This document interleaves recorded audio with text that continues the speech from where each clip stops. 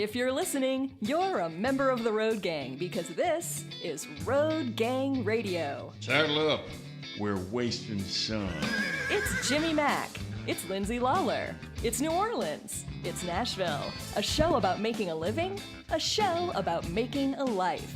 It's the biggest... Is that a fat joke? And the best collection of voices in trucking, transportation, and travel.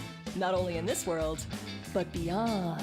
We're looking at you, Zebulon 5. Let's turn this sucker over. I think that's your cue, Phone Master Dre. Man, and that's your cue to get up and get down on this hump day. Hump day. Hump day. Oh, because, Jimmy, this is Road Gang Radio, and we're live from the House of Fastport, also known as Degas House. How are you doing, buddy? Over the hill and under the dale, duck your head and lift your tail. Na, na, na, na, na, na, na, na, na, na, na, na. Hey, guys, good morning, by the way.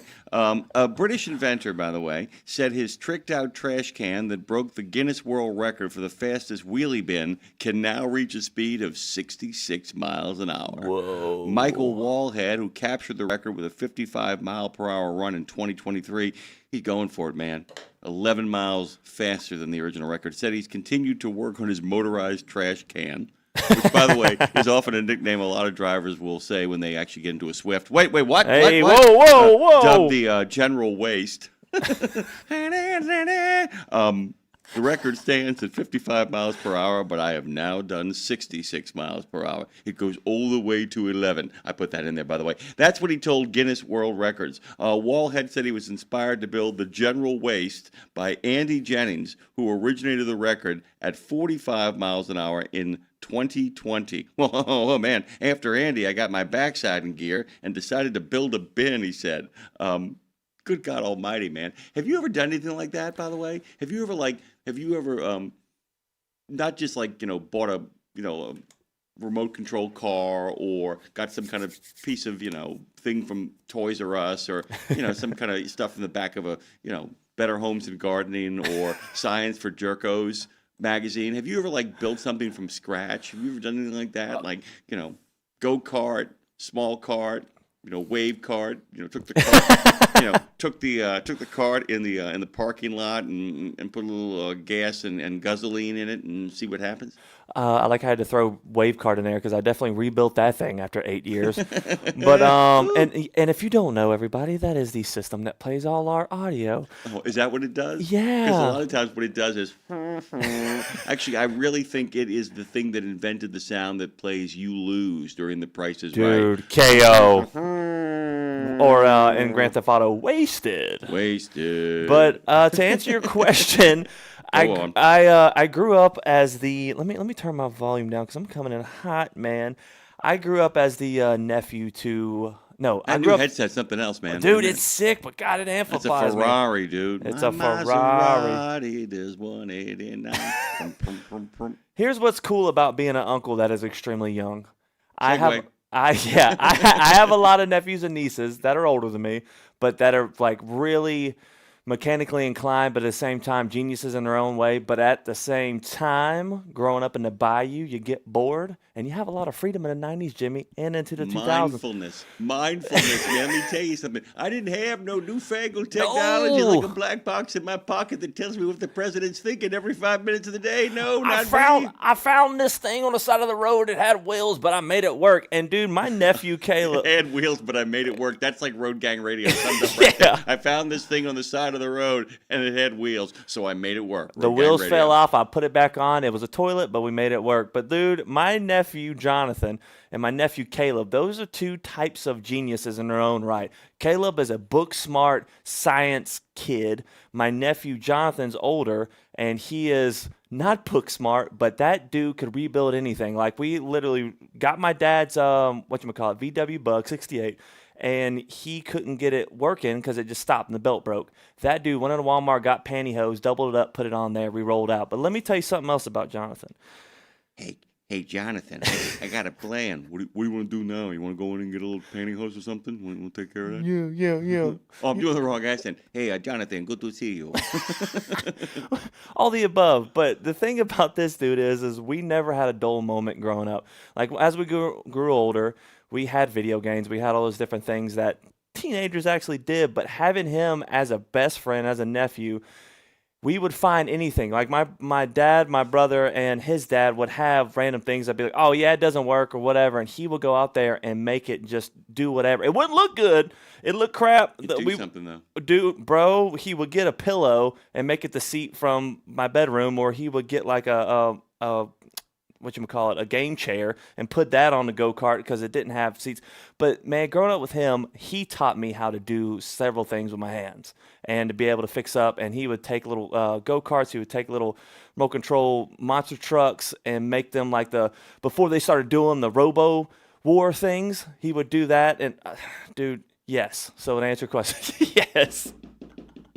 Hey, Eustace, we're going to go blow some stuff up. You want to come with us? Hey, speaking of people we want to come with us, we got the first Paranormal Pie Man of the day. You ready? All 1, right. 2, 3. Yo. Marshall Platter is here early, by the way. Where is he at? He's Is right he at on the there? top, man. Good morning. Morning, hashtag RGR.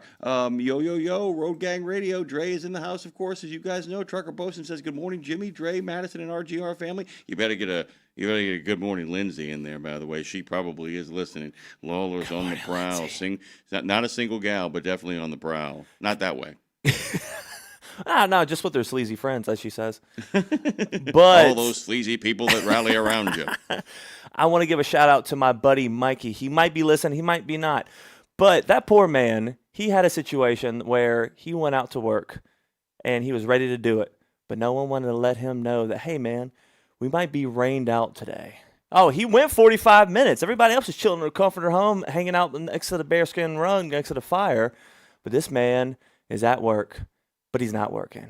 I have to tell you, I'm of two minds about that. Yes. Part of me is like, man, that's just the pits, man. That is beyond the requisite amount of suck. That is just awful. And part of me is like, the guy drives up and it's like, oh no! And then you turn into the Kool-Aid guy. Uh-huh. Oh yeah! You turn around and you have a little peace and quiet, and you have your whole day to choose. You can get in bed, go back to sleep, or you can say to yourself, hey man, I'm gonna soup up a garbage bin. Yeah. I'm gonna get the general waste going on here, man. Maybe he's got a day. Maybe big things will happen today for him. I hope it works out. I hope he gets some work in, and because at the same time, that's a hard-working fella, but he also works in the situation to where, hey, man, if it does rain, he can't do nothing. But he's in a situation where he's friends with the coworkers, and he works with family, so they're like, oh, yeah, Mikey will understand. No, man. Mikey's going to come up there, and he's going to throw some hands. You got to get up and get down, by Yep. the way. Our good friend Trucker Bosun is headed to Chicago for 2 pickups and then down to Tulsa and then delivery for Friday morning. Brad Bentley, BB the King of Fastport, says, good morning, Road Gang. And by Hey, the way, Brad. By the way, speaking of good morning to Road Gang and good Okay. morning to our friends at Fastport, this is the Fastport Studios. You know what they're doing, man. They are downloading people as we speak into the newfangled economy, by the way. Our good friend Brad Bentley, Gina Harrison, Dave Harrison, and all the folks over at Fastport are making it all happen at fastport.com and nationalapprenticeship.org. They got some big things brewing over there, by the way. Big things brewing over there, by the way.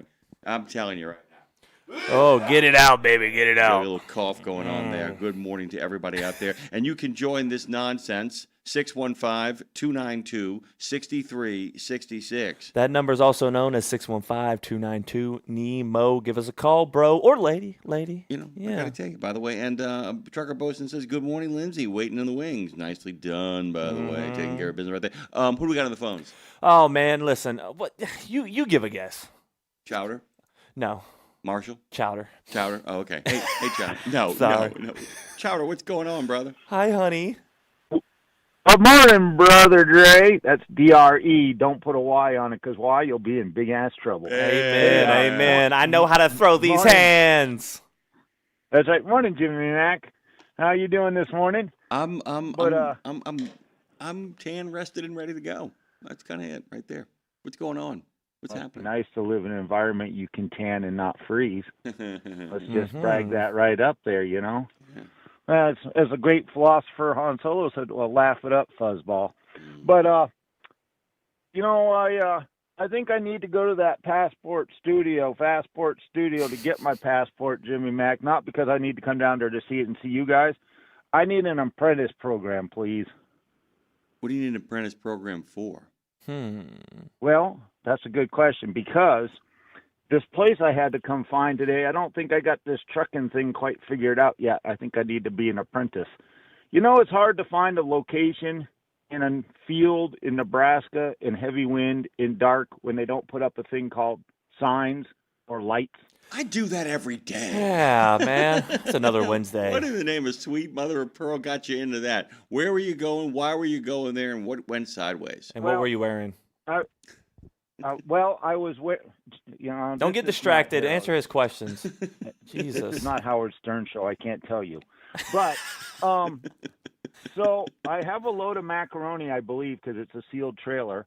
I'm going to a place called Von Rentzell, Rentzil, you know, and I'm sure they're fine people when they get here, but I'm not so sure putting your storage trailers out by the road with no lights and no sign is a good way to find places. So I had my flashlight out driving down the road, because that's what all of us backwoods hillbillies of Maine do. The oncoming traffic got a little mad, but I found what I thought was the driveway, and it kind of is, except for if I would have gone up about 100 feet further to where the real driveway is, it would have been a heck of a lot less of a problem blindsiding and around trailers in the dark, and mostly through what I believe is a grass ditch or lawn mowing place that grounded out. But we made her in here 4 or 5 tries later, but we're here. By the way, when you said lawnmower, all I think about is lawnmower engines, dude. I just think about how they can be repurposed to cause all kinds of mischief. I just keep thinking about putting a lawnmower. Big bad buggies out of them. Yeah. By the way, it's really funny. I've seen people actually attach a lawnmower engine to a grocery shopping cart, and that's a really destructive thing. Chowder, you know what I did as a kid? Well, This is not the Howard Stern show. We're talking lawnmowers. You said lawnmower. It brought it up, and I was going to bring it up earlier because that was going to be the segue. But, yeah, I saw a squirrel, and I went in a different direction, as I do. But, dude, I with my nephew and with my good friend, we got into lawnmower racing. And, dude, you don't know what thrill is until you're going 60 on a lawnmower, son. You remember going by the Jack Pine Gypsies hill climb area out by Sturgis? I think so, yeah. It's right by that second exit. It'd be on the. Oh, they have one there? The red. They don't do lawnmower races per se, but they do bar stools and stuff like that with lawnmower engines around that little short track. Oh, that's sick. I think you told me about that, and then I told my brother, I was like, dude, I want to go see the uphill, and we never did. So, hey, whenever I come back, man, you got to take me. I'll try. But, yeah, so I need an apprentice program to learn how to back around objects in the dark with both eyes open and a flashlight held out the window. Good. I'm sure it should have been in, like, Pet Detective or something somehow. I love it, by the way. It's such a great image, by the way. You guys know the movie David Lynch made, The Straight Story? No. No, I do not. It's by the way, dig this. It's like the one kind of mainstream normal film, although it's got all those Lynch touches. 73-year-old Alvin Straight, who after his brother suffers a stroke, embarks on a 370-mile journey from Iowa to Wisconsin on a John Deere lawn tractor, pulling a small trailer as he can no longer drive a car due to poor eyesight and health. Basically, you can do that legally. So he drives 370 miles on a John Deere tractor from one place to another. Maybe think about that, Trey. So this is the exact opposite of the lawnmower races, but it made me think of that movie. It's with Richard Farnsworth and Harry Dean Stanton. Come on, man. Come on, man. Come on. Come on, man. Give me something, man. Come on. But, hey, I watched a good movie yesterday while I was sitting around getting my inverter fixed for the second time, and finally it hasn't caught on fire yet. Finally. I watched The Fugitive again. I forgot how much I actually liked that movie. Don't forget. How much it's odd to see Harrison Ford kind of be, I don't want to use bad guy, but he is kind of the bad guy in the beginning. You know, he's the criminal that escaped, and he's trying to track down the guy that killed his wife. One-armed man. And I can't remember who's the guy that he plays. Tommy Lee Jones. Tommy Lee Jones. I forgot that he did that, and he did a couple others right in a row in Men in Black. And Tommy Lee Jones, I always think of him as that great villain, bad guy, and he does a really great job as like an FBI agent in that monotone. He's like kind of like Clint Eastwood. He's found that same voice texture that you can identify him with as that official. I forgot how good a movie that really was. There's a reason why I got nominated for Best Picture. It's one of it's one of the few. It's one of like there's five, maybe 6 or 7 pure action movies that were nominated for Best Picture, and it's one of them. You know what's cool about that movie, Chowder? Everything. We both seen it? That, and then it came out the year I was born. I didn't murder my wife. Feel old, Dre. I don't care. Dre, don't you have like producing to do or something instead of making us feel old? Oh, yeah, by the way, you need to get out of here. Yeah, we got to take a break, too. Yeah, dude. All right, it's time to go. See you guys. All right. Take the breath with me, Dre. 1, 2, 3. I pledge allegiance to the flag of the United States of America and to the republic for which it stands, one nation, under God, indivisible, with liberty and justice for all. Oh, say, can you see by the dawn's early light what so proudly we hailed at the twilight's last gleaming, whose broad stripes and bright stars through the perilous fight o'er the ramparts we watched were so gallantly streaming, and the rockets red glare, the bombs bursting in air, gave proof through the night that our flag was still there. Oh, say, does that star-spangled banner yet wave o'er the land of the free and the home of the brave?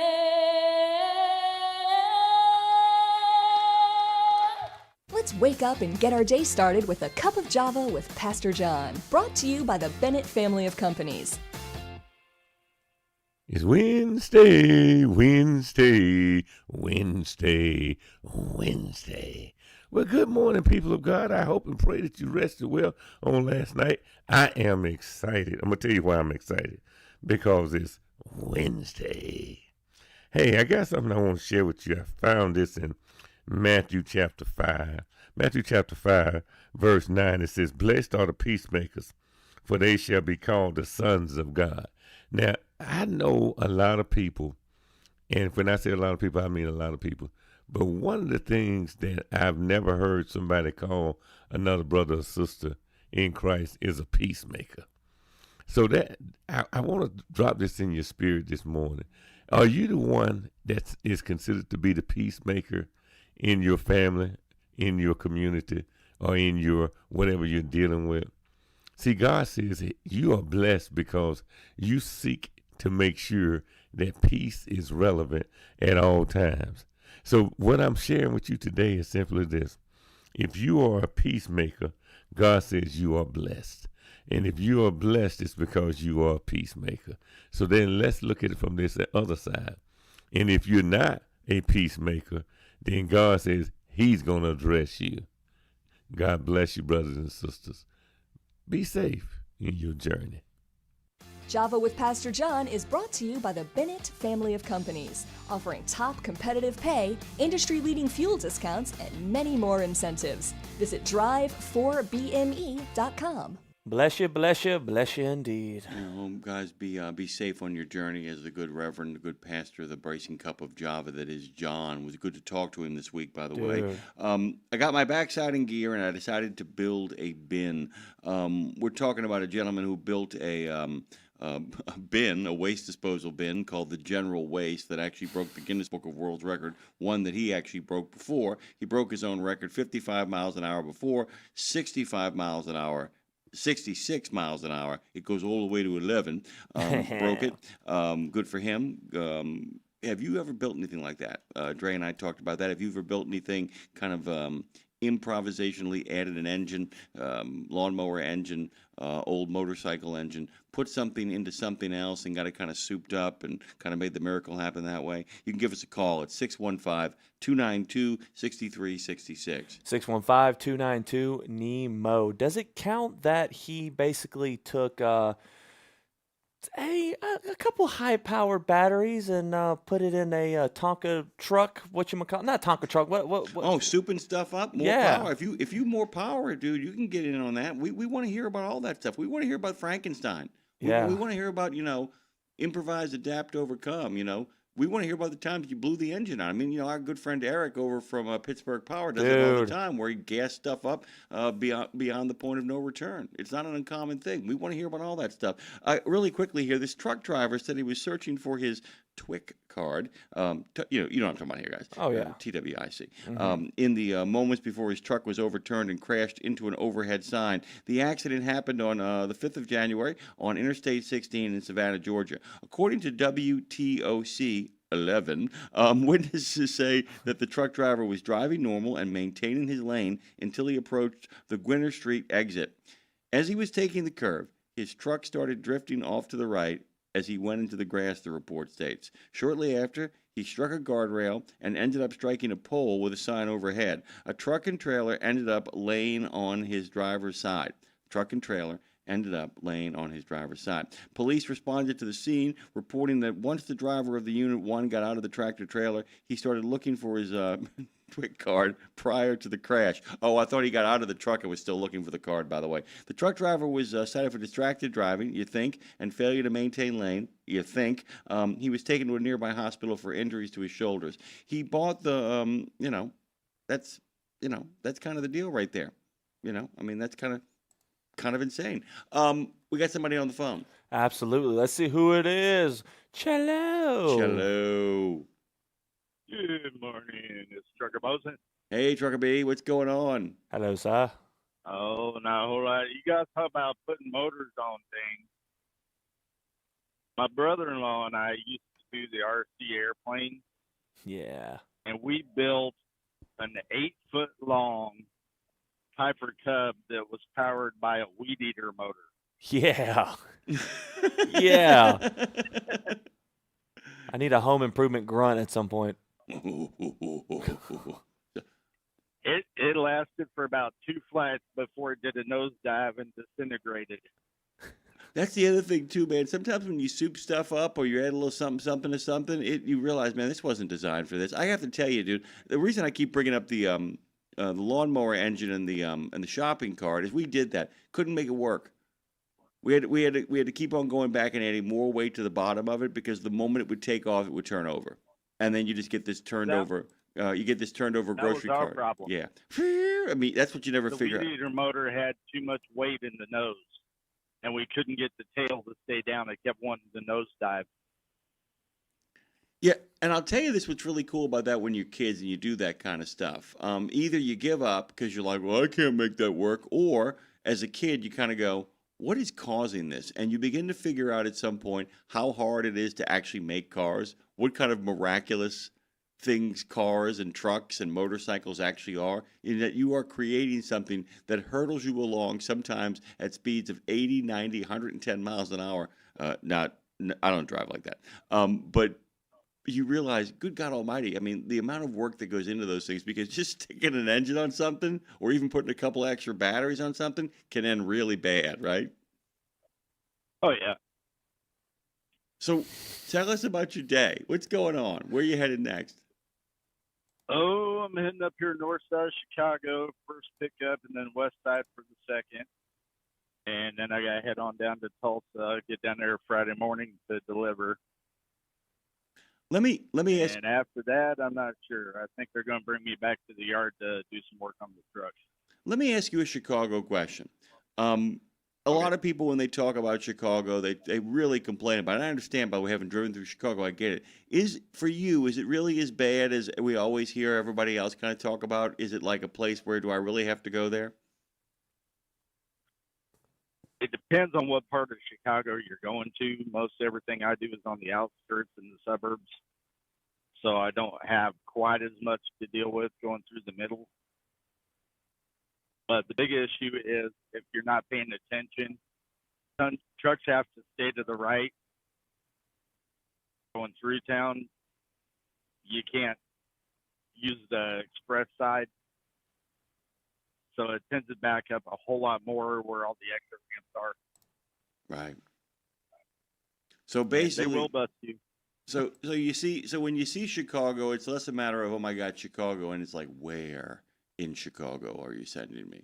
Because there's all kind of options here. That's what I'm getting from that. Correct? Yeah, and I used to go to Chicago 3 days a week hauling produce to grocery stores up there. And usually I was going through there late at night, so I didn't have any deal with traffic or anything being all that bad. But then coming back through early in the afternoon, coming out of Wisconsin, then I really had to deal with it.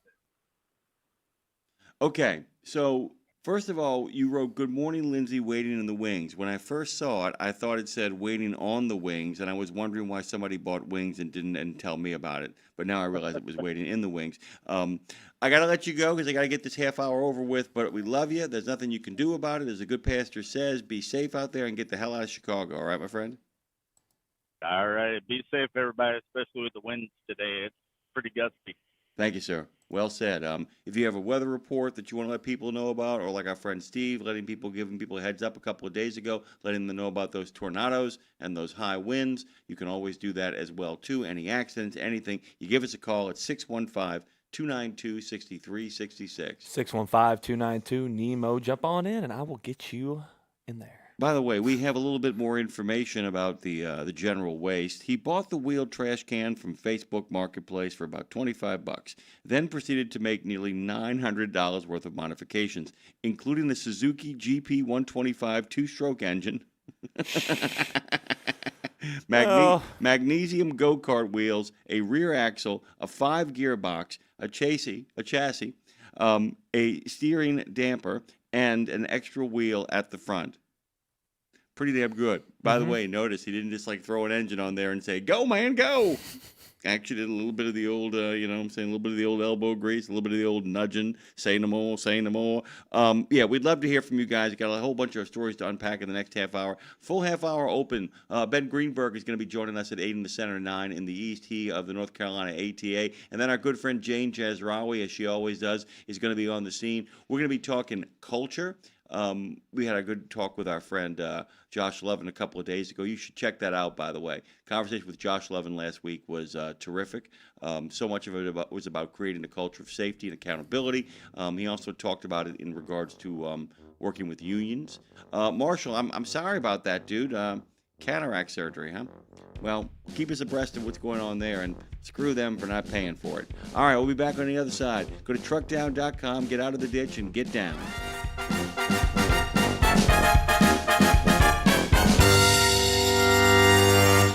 In a video game, if you get enough experience, you level up. And when you level up, you gain more skill. And with enough skill, you beat the boss and win the game. Sounds a lot like trucking, doesn't it? Except in trucking, you don't beat the boss, you become the boss. And if you want to be the boss, you gotta meet the boss. And that boss? Carrier's Edge boss, Jane Jazrawy. Want your drivers to level up? Carrier's Edge has the training, comprehensive safety, compliance, and best practices on one website. It's a simple subscription with no contract and no commitment. Learn more. Try it out. Level up. CarriersEdge.com. Hey, come on! We're starting the game! All right, I'm coming. Wait for me. CarriersEdge.com. At Radio Nemo, we believe in finding your tribe, your people, your gang. But you can't find your gang unless you find yourself, and you can't find yourself unless you're right. At Radio Nemo, we believe in finding your tribe, your people, your gang. But you can't find your gang unless you find yourself, and you can't find yourself unless you're right. Right? Lindsay Lawler's We Should Write is a podcast about the healing power of writing. It dives deep with creatives of all types to discover how putting a pen to paper helps them work their stuff out, and maybe gives you the permission slip to do the same thing. We Should Write, live at noon in the center every Wednesday, and then everywhere you get your podcast. Go to RadioNemo.com and learn how to write yourself to healing, creativity, and clarity. Right? 17 Sapp Brothers Travel Centers are known for great food, hospitality, and mom-approved showers and restrooms. But don't forget the service centers. Sapp Brothers ASC certified technicians can repair nearly any issue in shop or roadside, including axle repair. Dig into your free steak dinner with your oil change. That's a Sapp Brothers tradition to thank you for your business. Tires? Sapp Brothers will beat any competitor's advertised price on tires. And download the Sapp Brothers app for exclusive promotions in the shop, restaurant, and store. Your spot under the coffee pot is waiting for you at Sapp Brothers. Welcome back to Road Gang Radio. Join Jimmy Mack and Lindsay Lawler's Gang of the Airwaves by subscribing to RadioNemo on YouTube. We celebrate all kinds. Make it official. After all, if you're listening, you're already in the gang. The Road Gang. Hey, by the way, it is the 14th of January, so we're only not even halfway through the first month of this brand new year. There are 2 days of that are worth kind of digging into. And by the way, National Days of is brought to you by Truckdown. Go to truckdown.com. They've been doing this gig since 1997. 50 states, 8 provinces. They are basically connecting providers with truck drivers who find themselves in a pinch. Find the nearest person who can service you at truckdown.com. It's 2 days that I kind of found today. There's some other stuff that's going on that's interesting, but I thought I'd focus on these. People are always making New Year's resolutions. Mm-hmm. And, Lindsay talks about her word of the year. She'll be doing a lot of talking today on the latest edition of We Should Write, right? Mm-hmm. Right. Oh, thank you very much. I was like, going, that's the new name of the show, We Should Write. Mm-hmm.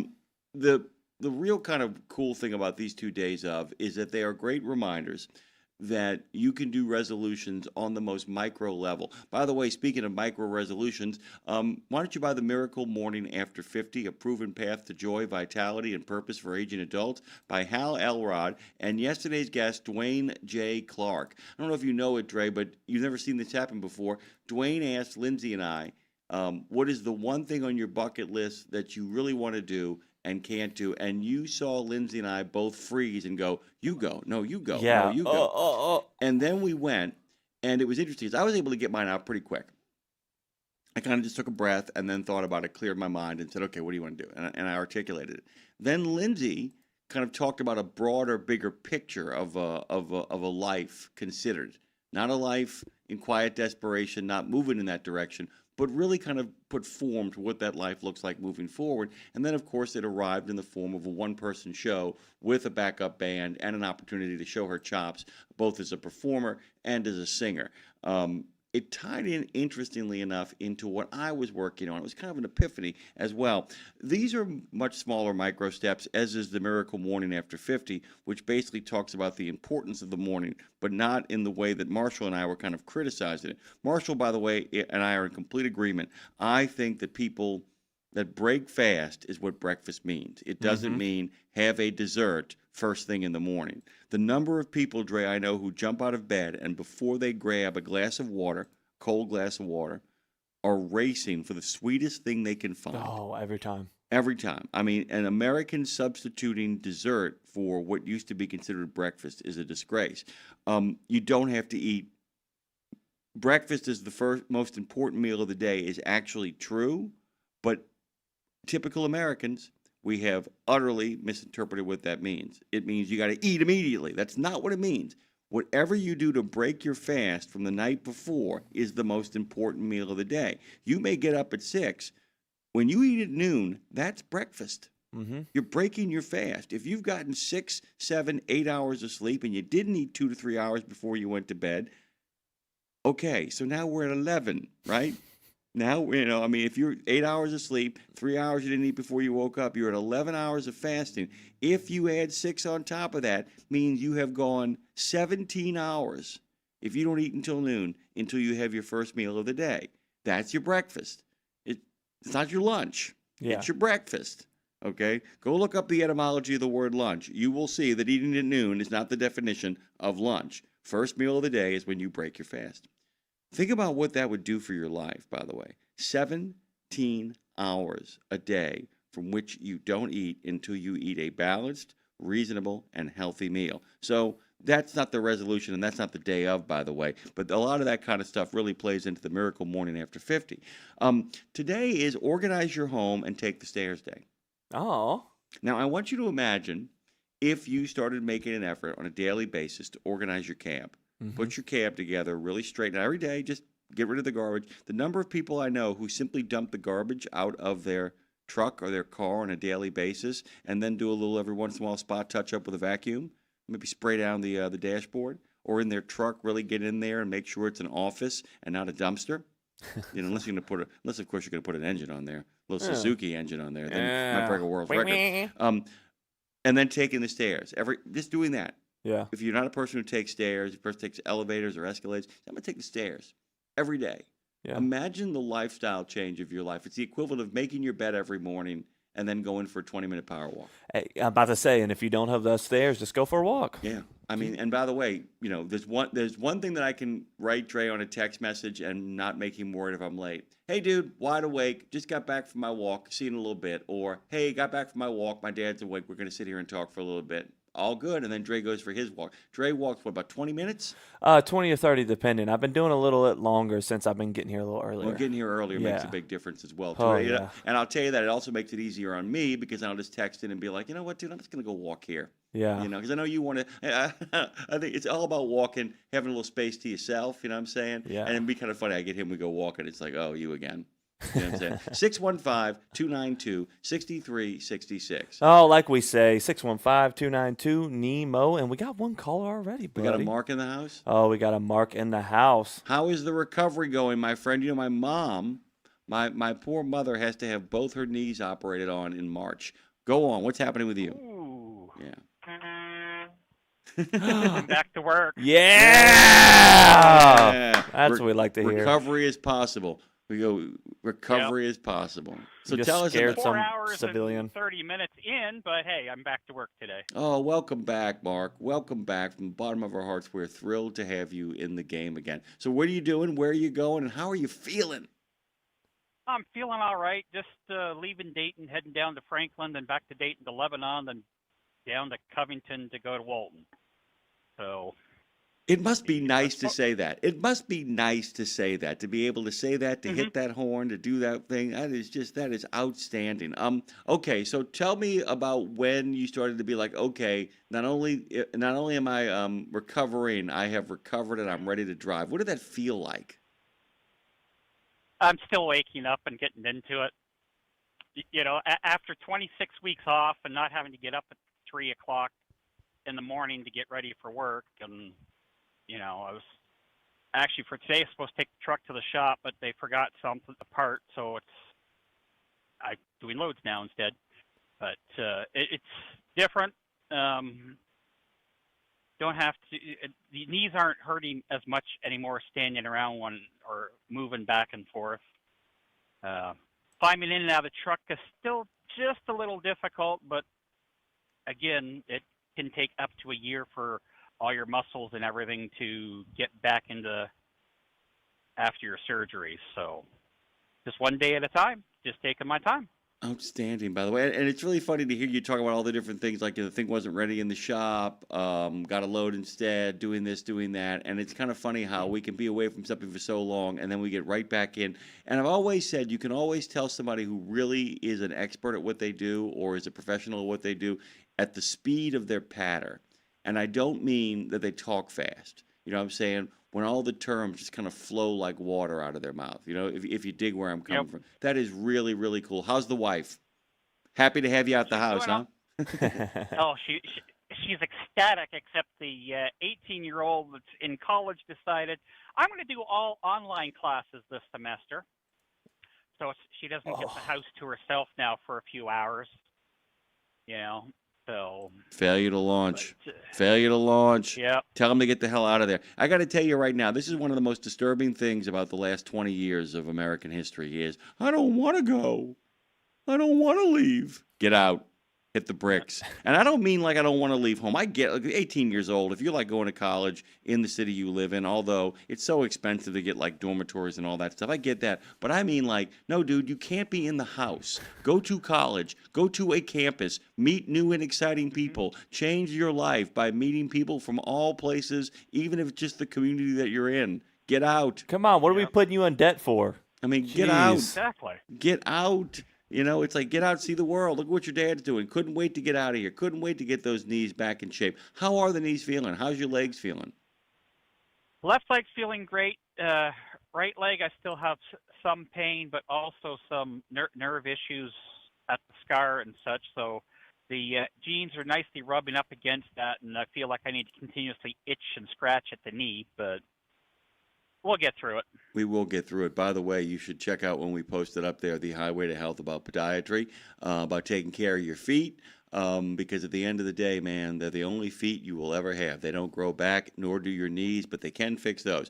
Mark, we got another phone call coming in. We love you. We're so thrilled to have you back in the game and back on the road. I'm glad to be back out here, and I'll be listening a lot more regularly. And, hey, Dre, hit the button. No, you don't tell me what to do. Yeah, he can. Okay, He sounds can. good. He can. I love him doing that. You love him doing that. I know. It's been a while. I just had to be resilient. I'm resilient. I'm coming back. Yeah. Who's my next caller? Oh, I don't know, man. Wireless caller. We don't pick them up and ask them on behind the scene. We ask them on air. We Hello. drop in. Who is this? What's going on? What do you want? No, it's a guy that hasn't been around for a while. No. Named Santa. Yes! Oh, ho, Yes! ho. God, it's a good Wednesday. Hey, buddy. Wednesday, hump day over the hill, Santa. How you doing, man? How's the recovery there? I heard you had a little bit of a slip and fall there. Oh, I was like, wait. What Oh, happened? Jimmy, what happened? Oh, no, Dre. Yeah, Santa, I guess a slip and fall is one way of putting it. Yeah, whenever you're hit by a Tahoe. I mean, it's crazy, dude. Or you hit a Tahoe. Well, you hit it, but they were in the wrong, dude. I don't know if you know what happened. Person basically just came out there. Dre, I mean, Dre showed me the charts based on what they saw in the video, and dude, it's a slam dunk. Dre wasn't speeding. He wasn't distracted. This woman was on her phone with kids in the car, right? Yeah. Well, I'm pretty sure that she had kids in the car, but yeah, dude, I took the back road. I was like, I'm not gonna take the beach and the interstate or whatever, and just take the back road. And one time I did, next to McDonald's, comes out of nowhere, locked my front brake, my back brake, and she still wasn't stopping. And then had to lay my bike down and went right into her rear driver's side door. Door, yeah. You doing all right? Did you get a new bike yet? Not yet, man. We got some things in the action going on here. We are doing what we can to figure it out. I'll tell you what, though, man. I will be investing in a full face helmet down the road. My bike could be in a lot worse shape. It will just need some new forks, and I'm gonna take the fairings off, and I'm gonna need some new handlebars. But I'm gonna need some paint job as well. But the Silver Steam will be riding yet again. Got some new teeth, thank the Lord. The full face helmet will be used heavily. I'll tell you, look, man, I know you can't see me, but you know I had to be like full mouth open, that my nose or my lip, because I have a big schnoz, son. So the fact that my nose didn't get messed up, but my lip didn't get as well, but my teeth did, I had to just be going, just yeah, I mean, full mouth open. Got you, didn't? What's up? Did your handlebars get you? I'm not sure, man, because I'm going to be honest with you. The only thing I remember was seeing the car, and then I'm in the ambulance. But apparently I talked to everybody. So yeah, that's a really weird experience. I call it the foom, foom, foom, foom, where you actually have a moment where you get in an accident and you start to flicker frame, where, you go from one place to another. You're there for everybody else around you, but you're not there. Yeah. And like suddenly you're flashing forward through time and space because your body is desperately trying to fix you, trying to protect you. So it is taking you in and out of the, I guess, consciousness to a large degree. So you lose all kinds of space and time. You ever had that kind of accident, Santa? Never been in an accident in my life. Proud of you. I'm proud of you too, I'm just getting ready to buy a new Harley. So. Ooh, what you looking at? Talk to me. A Road Glide LT. Ooh, what year? Loaded. 226. Oh, brand new? Brand new. Son, gotta send me a picture of that. What's your color of choice when it comes to bikes? Like, do you switch it up, or do you have like a prime color that's just like moderate? I like green and black. Nice. Like the separate colors or together?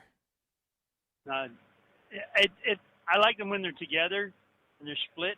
Yeah. They're hard to find when they're two-tone like that. Yeah, right? I like that Venom, that color Venom. Oh, it's a good color. Oh, man. That's a good color. I'll tell you this, too. A nice, solid green bike, and I'm talking about the kind of color you're talking about, is a really nice look. It's a really nice look. Jade. Amen. Hey, real quick, Santa, of all the routes that you've done in your life, because you've been riding for how long? Over 47 years. Oh, God. Okay, so you can just count them all day. And the fact that you've never been in a wreck gives me hope after this situation. But I'm going to tell you this. I'll tell you this. Hang on a second before you go too far. Go. I rode a rigid frame all the way from Texas all the way to Seattle. So if that tells you a story in a pan. So Have you ever done this? Have you ever done the Sturgis hike? Have you ever done that trip? Nope, I've never been to Sturgis. Oh, okay. You got to fix that. We got to meet, and that's where we're going to meet. But what is the route that you love, man? Out of 40 years of riding, what's that one that just it still brings tears to your eye thinking about it? I like going through Virginia and West Virginia. I love it. All through the backwoods of the Virginia and West Virginia. It's so beautiful back in through there. You know what my dad calls West Virginia? The nation's hunting lodge. He said you drive through. He said you drive through West Virginia, like going there's a hunting lodge, there's a hunting lodge, there's a hunting lodge. He said this is a really great place to hunt. People should hunt here. Oh wait, it is Virginia's hunting lodge. It's kind of fantastic. Santa, it's good talking to you. Hang on, Go ahead. before you go, I'm not rushing you off. I wanted to ask you what there's something always on your mind. What you got cooking? Yeah. Well, I got something on my mind. I listen to you guys at nighttime. Ah. I usually get the reruns. Mm-hmm. But the other night I was rerunning, and it was Thanksgiving, and I'm trying to figure out. That's a few months ago. What did you listen to? You listened to it on iHeart? Yeah, I heard radio. Oh, yeah, iHeart's got a mind of its own, bro. You got to take a shot in the dark when it comes to that. It was funny because I just turned it on, and it was like Thanksgiving. We passed Thanksgiving. Well, maybe it's a sign for you to give a little bit more thanks, Santa. Thank you, Santa, by the way. We'll get on top of that. We got a lot of work to do over here. We are, once again, rebooting and retooling because we had about 6 months to figure this thing out. And then we kind of shut down for about a week and a half to kind of figure out where we were going next based on the data that we were looking at.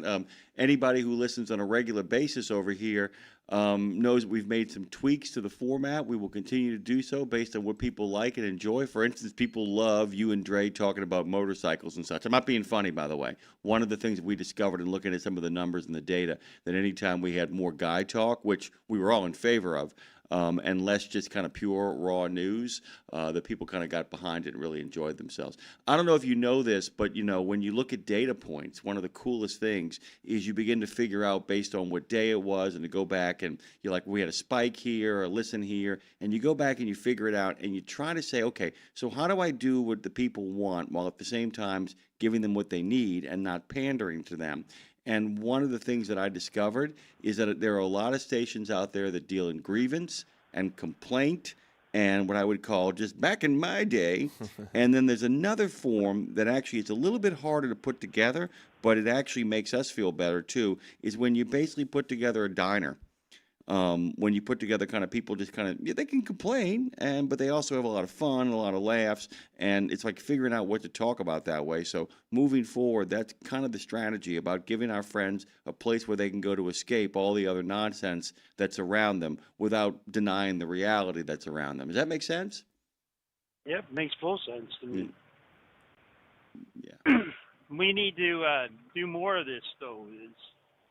Yeah. Camaraderie about old times and motorcycles and trucking and places to go. By the way, the color you were talking about is officially called snake venom. Oh. It is called snake venom, and it was what I thought it was, and it is gorgeous. It is I would tell people, look up the color Harley-Davidson snake venom, and if you look at it, it is a really beautiful color, Dre. There's a number of ones online when you see it. It is primo Rivera, as I like to say. It's nice look. Santa, Merry Christmas to you. Thank you for all the work you did over December. A lot of people were very happy. You guys have a prosperous New Year too. I hope you best of all. Thank you, sir. Works for you. Thank you, Santa. Same to you, brother. Good to hear from Santa. Hey, and take care of that woman of yours. I don't hear her much anymore. We'll be hearing more. We'll be hearing more of her in the upcoming weeks and months to come. There's a lot of fun stuff. I used to love listening to that Timeline? program yeah, it was awesome. We're working all on the it. time. We're working on it. We got it. There's one little crazy thing about the music rights. The idea of having to record all of those again is horrifying. So we're trying to figure out a way to get the music rights so we're inside of that show. Once we get it, Timeline will be back. Get out of here, Santa. We love you. See me. See you in the movies. All right, my friend. Yeah, Dre. Are you a take the stairs kind of guy? Yes, 100%. And especially if it's in a situation where it's a scenic situation. Yeah, because I sat there and thought about buildings. Here, guys. Yeah. We're speaking metaphorically here, guys. We're not talking about just like taking the stairs, although you should always take the stairs. But yeah, I'll make that judgment call all the time when it comes to like I will do stuff like, hey, I got to go to Walgreens, and I'll have the keys in my hand. I'm like going, dude, that's a 10-minute walk. I'm going to walk to Walgreens. You know, I got to go pick up, especially when I got to go pick up anything that's bad for us. Like my mom loves, there is a bakery by their house called Celtica. Yeah. And I'm telling you, dude, French pastries. You know the place that you used to work?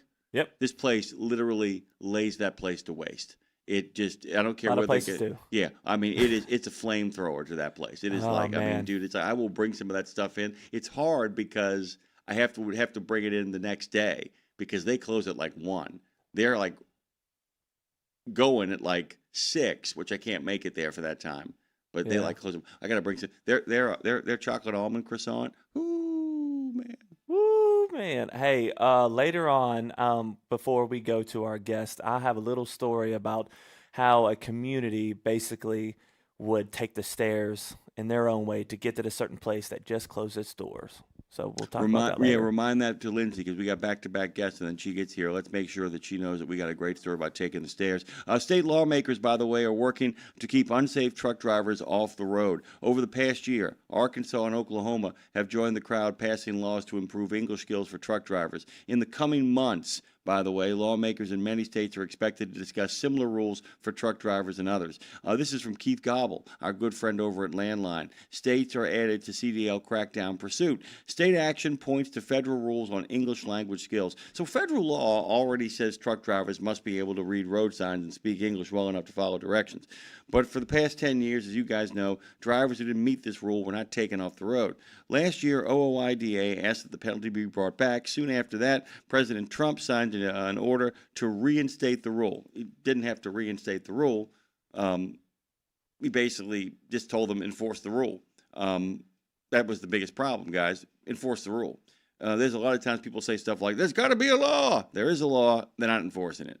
They enforcing it now. The CVSA then brought back penalties for truck drivers who do not meet the English requirement, by the way, and making our good friend Louis Pugh very, very happy. Over in Pennsylvania, efforts are underway at that state house to deal with concerns about truck drivers' English skills. The legislation follows a warning last November from Transportation Secretary, you might have heard of him, Sean Duffy. He said the federal government could hold back $75 million in funding if Pennsylvania does not fix problems with non-domiciled CDLs. About a month later, Senate Transportation Committee Chairwoman Judy Ward, a Republican of Blair, Pennsylvania, held a hearing on CDL licensing and road safety.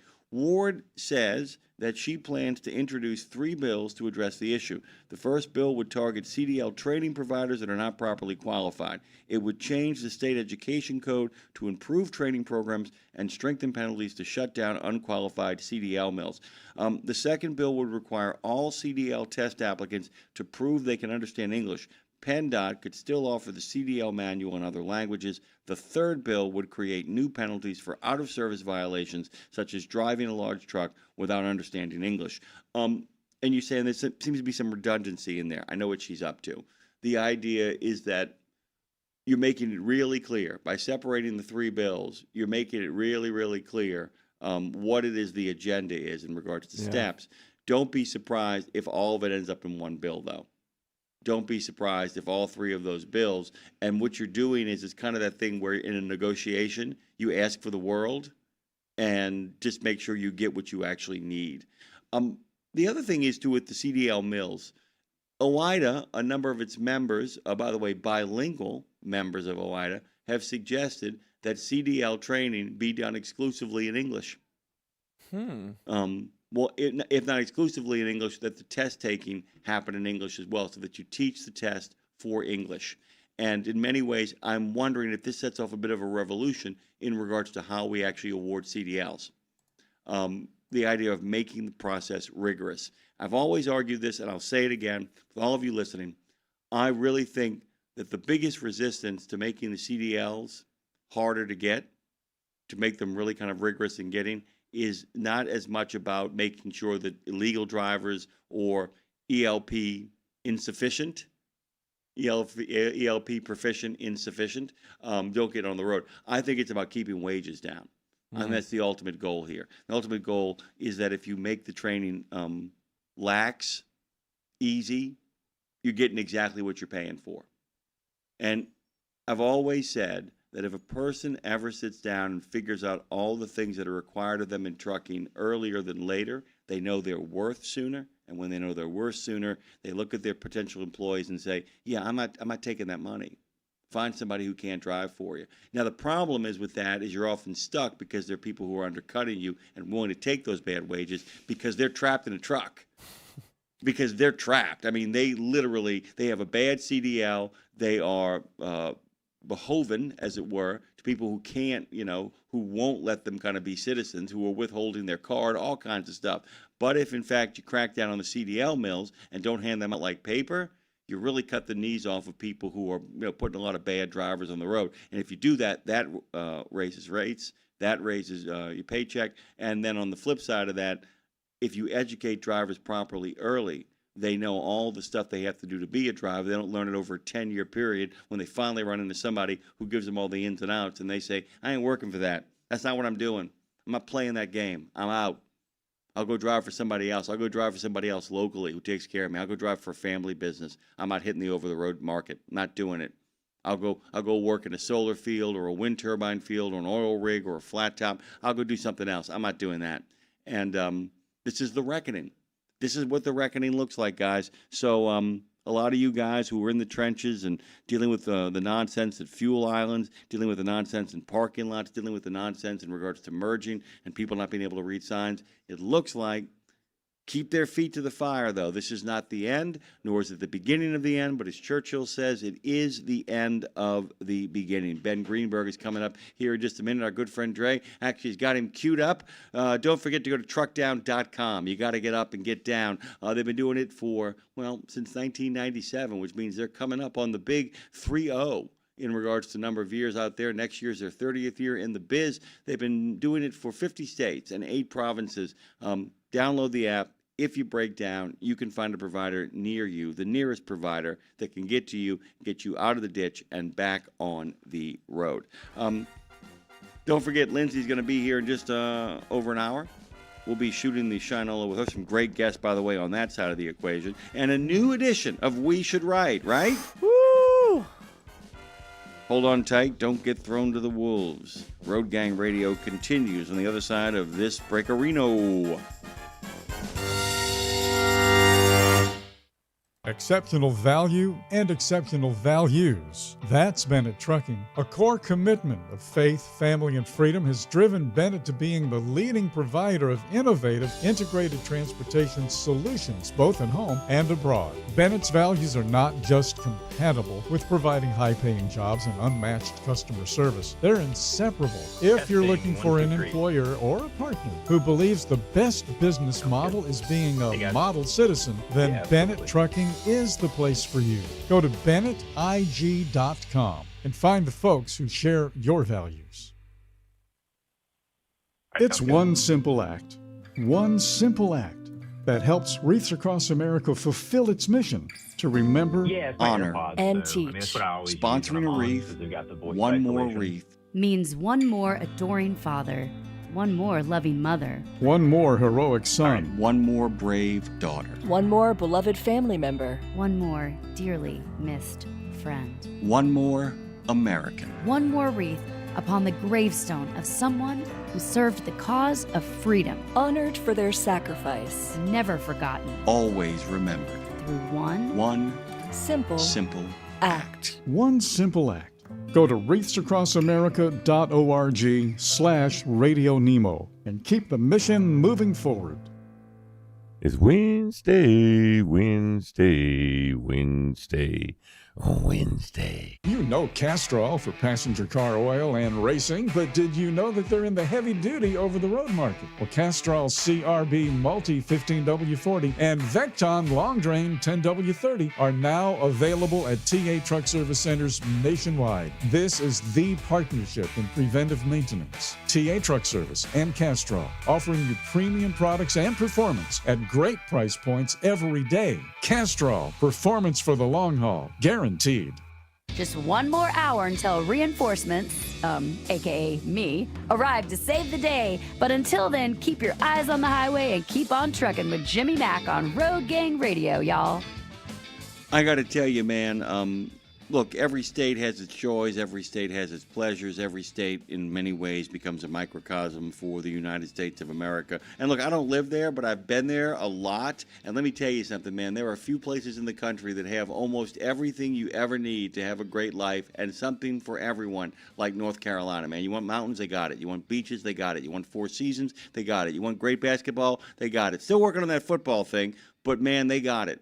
They even made the playoffs in the NFL. Lots of great stuff, rumbling, bumbling, and stumbling over in North Carolina. It really is God country, land of blue skies, a place that's been through some hardship recently. Been dealing with a lot of stuff in regards to the transportation industry. The transportation industry has been racing to save the day in North Carolina, figuring out what roads to take, what roads are coming back, how to help people who are recovering from terrible things. Man, North Carolina is literally the action writ large. It's a purple state, which means it's got people of all different sorts of beliefs and all sorts of different backgrounds, big immigrant population, big what I would call people who ain't never leaving the state of North Carolina population. It is America, man. And in the middle of all of that is one of the friends of the show, a guy who I actually got a chance to meet not in North Carolina, but in Georgia. I met him at the NCTA's.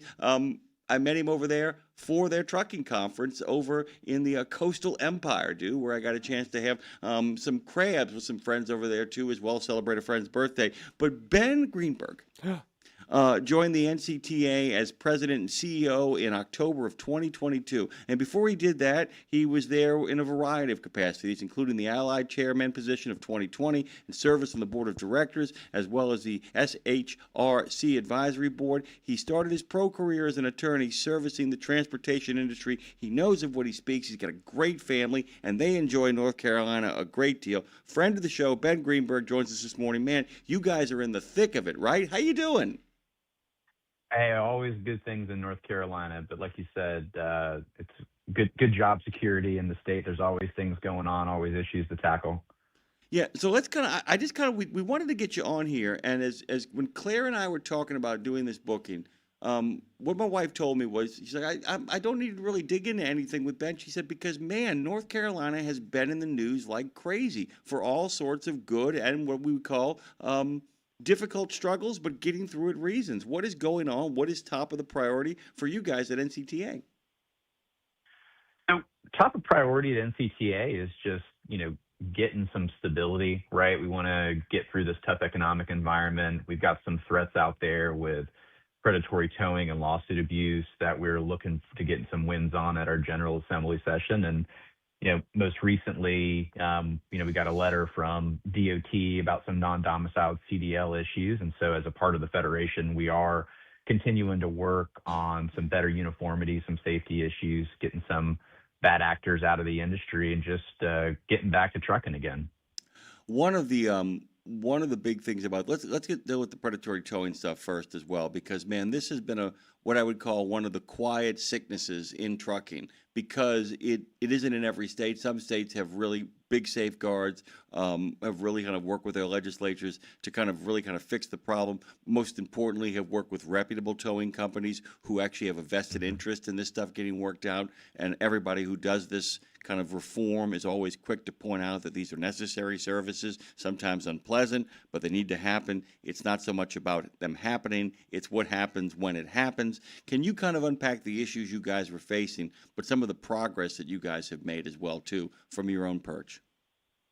Yeah, sure. So, a couple of different buckets, right? We talk about predatory towing. Like you said, I always qualify. There are essential services that towing companies provide, and there are a lot of reputable towing companies in North Carolina that we are excited about partnering with. With that said, the regulatory environment here was such that it led to some bad actors taking advantage of the industry. And That was largely in the Charlotte market where we have our bottlenecks, have a lack of truck parking, and sort of led to a situation where there were no rules or regulations on booting commercial trucks in North Carolina, period, but it was particularly bad in that Charlotte market. And so we saw a significant amount of abuses happening. We were able to get legislation passed last year that became effective on December 1 of last year because it added some criminal consequences for booting a commercial truck. So that's in full effect right now. We're still massaging some issues, a little bit of a cat and mouse game with some of those bad actors, but largely we've been successful in curbing that practice. The next sort of piece of the puzzle is dealing with the wrecker rotation where, God forbid, a listener is involved in a collision. The roadway has to get cleared to avoid secondary accidents. State Highway Patrol is calling the next wrecker on the rotation, and some of those charges that we're seeing from that are just absurd, would put most companies out of business that are not really tied to reality. Yeah, and by the way, you bring up a really good point. And look, I'm a guy that lives in a city. Dre and I broadcast this show not too far from the Port of Orleans. So I know of tows. I mean, I know that there are councilmen in the city of New Orleans who have lost their jobs or have gotten their jobs simply going against what I would call predatory towing. It really is a city problem, and I think about the fact that when we have Canada calling on the show, one of their favorite refrains is the Toronto towing wars. Because the other big problem that happens with a lot of these towing situations, we'll start with the urban stuff first, as opposed to the accidents. What people don't realize, it's a public safety issue too, because a lot of these people, predators, often vie with other predators or legitimate business interests, kind of struggling to see who can make the money that way. When it becomes a competitive market as opposed to a rotational market, as it does in the cities, that's the kind of stuff that absolutely needs reform, because with the rotational market, you can remove people from the rotation. When it's the Wild West of booting and basically borderline thieving and holding trucks hostage, that's a different environment. So my question is, along with working with the state legislatures, when you work with places like Raleigh and Charlotte and other cities that have a little bit of population in them, do you have to work with the municipal authorities as well to get that reform in place? Not really. We've been attacking it from the General Assembly standpoint, so casting a broader, blanket coming from our legislative body. And there's actually been some case law that came out probably about 7 to 10 years ago that our Supreme Court in North Carolina limited the municipal city ability to regulate towing, saying that certain aspects of it were not within their inherent police power. And won't go into the weeds on what all that means, but long story short, we had to get a one-size-fits-all centralized solution, which we prefer anyways, as opposed to what you would imagine having to go to the big cities and then talk with their city councils about the problem. It would be a much longer road, educational effort, require more resources than going in for sort of one sweep at once. Yeah, it makes a lot of sense, too, because there's a better way of kind of saying, you know what, guys, we love you. We hope you can pick up the trash and make sure people get the proper police. But when it comes to an overall kind of blanket policy on truck towing, you guys shouldn't be involved in this. That makes a lot of sense. And it's good to see that you guys are actually got enough muscle to get up there and tell some of those municipalities that's not how this is going to work and play itself out. The rural stuff's a little different, and the accident stuff's a little different. And I was kind of hoping you would explain that for listeners too, because a lot of people end up getting frustrated and don't know what they're dealing with.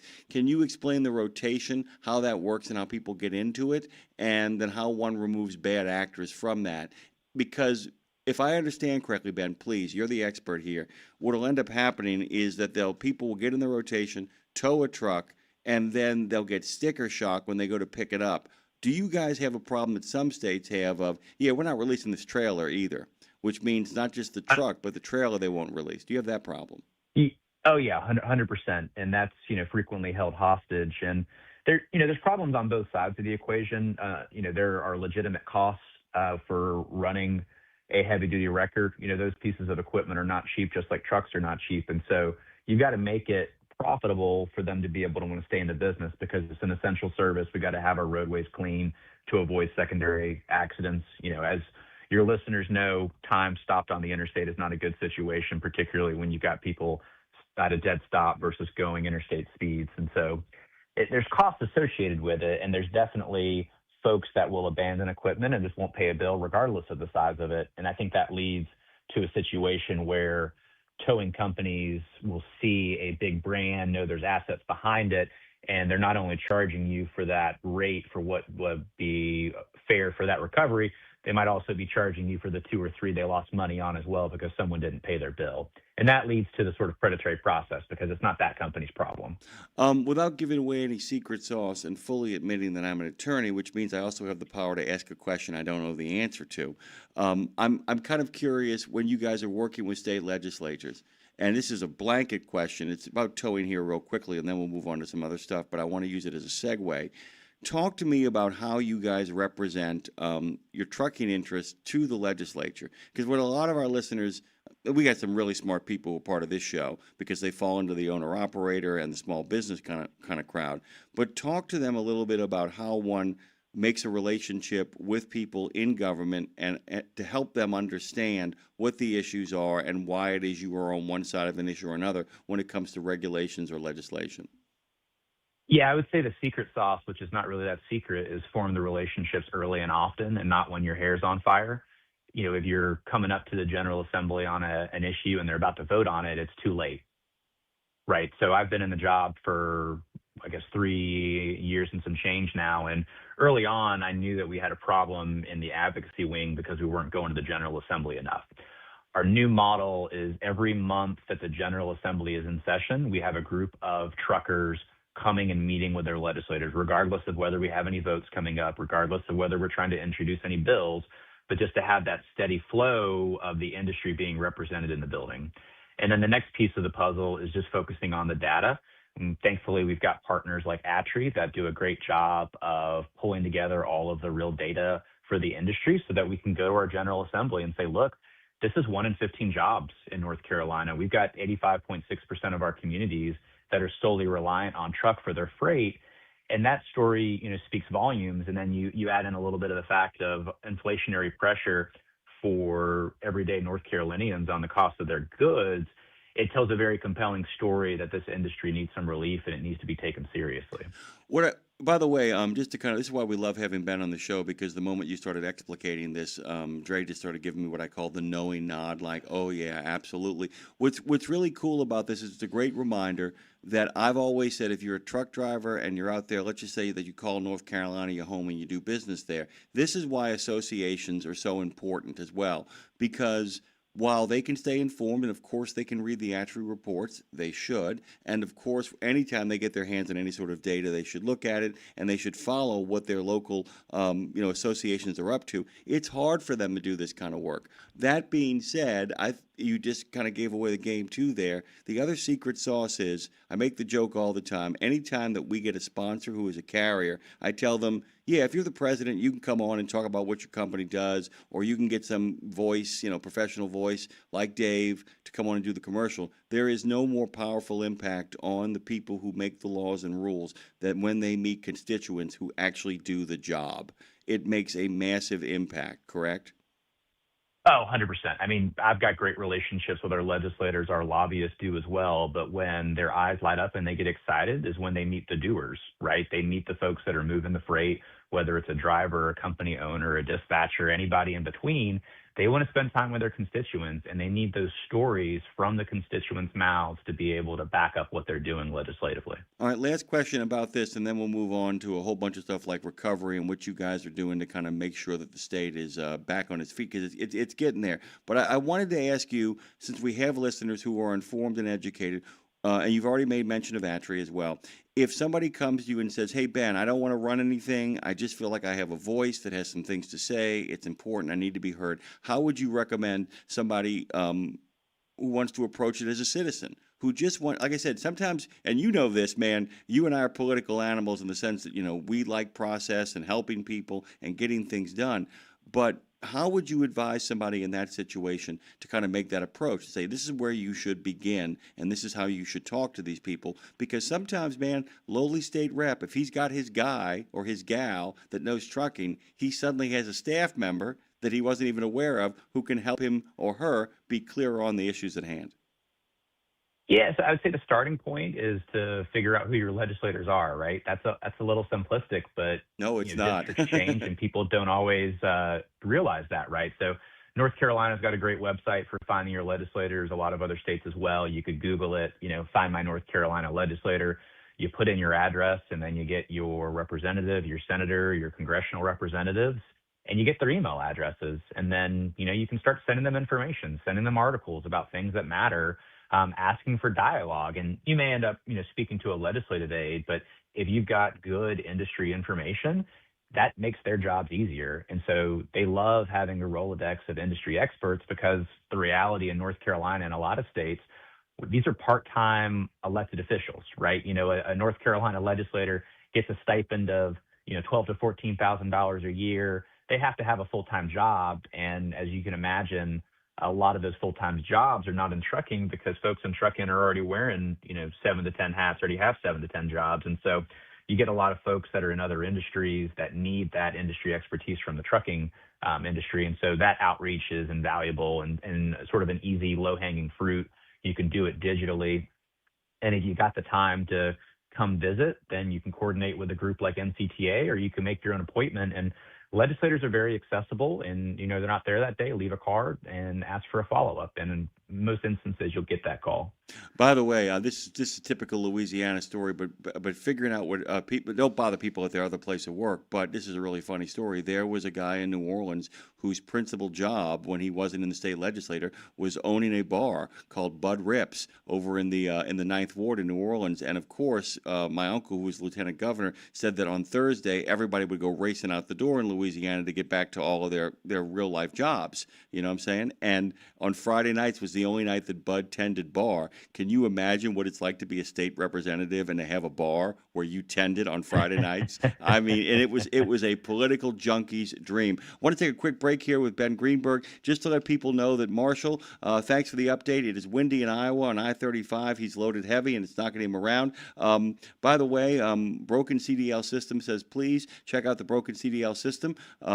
We're on it. We're talking about it. Lovey and Earl say good morning to my family in RadioNemo land. Guys, have a great and fun day. And Tom Bray said, back in the day, I had one of my trucks towed off a private lot when the driver was on vacation, and the bill was just shy of $15,000. That, by the way, is the literal definition of predatory towing, by the way. Ben Greenberg, who is the head honcho over at the NCTA, joins us this morning from what David Gergen, the late political advisor, called God's Country, land of basketball, a land of wonderful music as well, too. It's great to have you.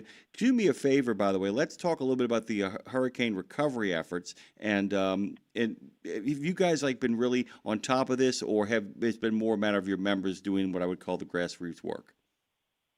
Yeah, so we were really active early on just with those coordination efforts, getting trucks into impacted areas. And that was in, the day after the hurricane was gone. Relief is still going, but, thankfully a lot of the roads, pretty much all of the roads are back up and online. And so, trucking's gone back to normal. There's obviously still a ton of work that's being done, and that's mostly being managed by the industry right now. When you talk about rebuilding projects, debris removal, all of that, that's going on truck in some form or fashion. And so industry's kind of taken the reins of that aspect of it now, and we're kind of monitoring and providing guidance and assistance as we can to the state. I noticed a couple of weeks ago, I saw a notification that they really feel like, and you guys are kind of doing it right, by the way, of making sure that all those back roads that a lot of people used, that were people were being told, hey man, guys, if you don't want to not have your stuff, you got to keep these back roads open and clear for these guys. It looks like, though, that the major corridors are now open for business, and it is not smooth sailing, but much better to get in and out the state from East Tennessee and all the other areas, correct? Yeah, that's 100% accurate. All right. I want to pivot now. I left this for the end of all of this. I want to talk about the non-domiciled stuff and what it is that the federal government's doing, the warnings that are being issued. By the way, they're being issued in California and Texas and Florida. There's a lot of places that we're talking about this. Talk about how you guys are monitoring this situation and where you are at in working with both the state and the federal government to make sure that the issues that are important to the DOT get honored by your organization. Yeah, so North Carolina was one of the more recent states that was under the target of a letter in regards to an audit of our non-domiciled CDL program, and it got a lot of headlines. I've been kind of running the news circuit, just kind of bringing some facts to the situation. As you said, it's a nationwide challenge. Guidance came out with the IFR from Big DOT in September of last year, making it real clear on what their guidance was for the rules for these issuances. And no surprise, with some added clarification and then a sort of a quick audit, issues popped up, and it's popping up in red states, it's popping up in blue states, it's popping up in purple states. Most states are having some challenges, but I will say we at NCTA have been working with our state DMV. We've been working with Big DOT over the past couple of months on ironing out a significant amount of CDL issues, and everybody's working tirelessly on it and doing the best that they can under the situation. The current status in North Carolina is that we are not issuing non-domiciled CDLs. That process is stopped upon receipt of the letter, and NCDMV is working through kind of a final sort of audit to figure out whether any have been issued outside of the guidance from Big DOT. And if so, those are going to be canceled, and then it'll be up to FMCSA on whether North Carolina gets the green light to continue to reissue non-domiciled CDLs. Let me ask you this, because everything, as you know, man, anybody in your position knows this. I've always said that everything is interconnected. We were talking about this before you came on, the idea that the non-domiciled CDLs often bleed into training, which often bleeds into CDL issuance and all of that kind of stuff.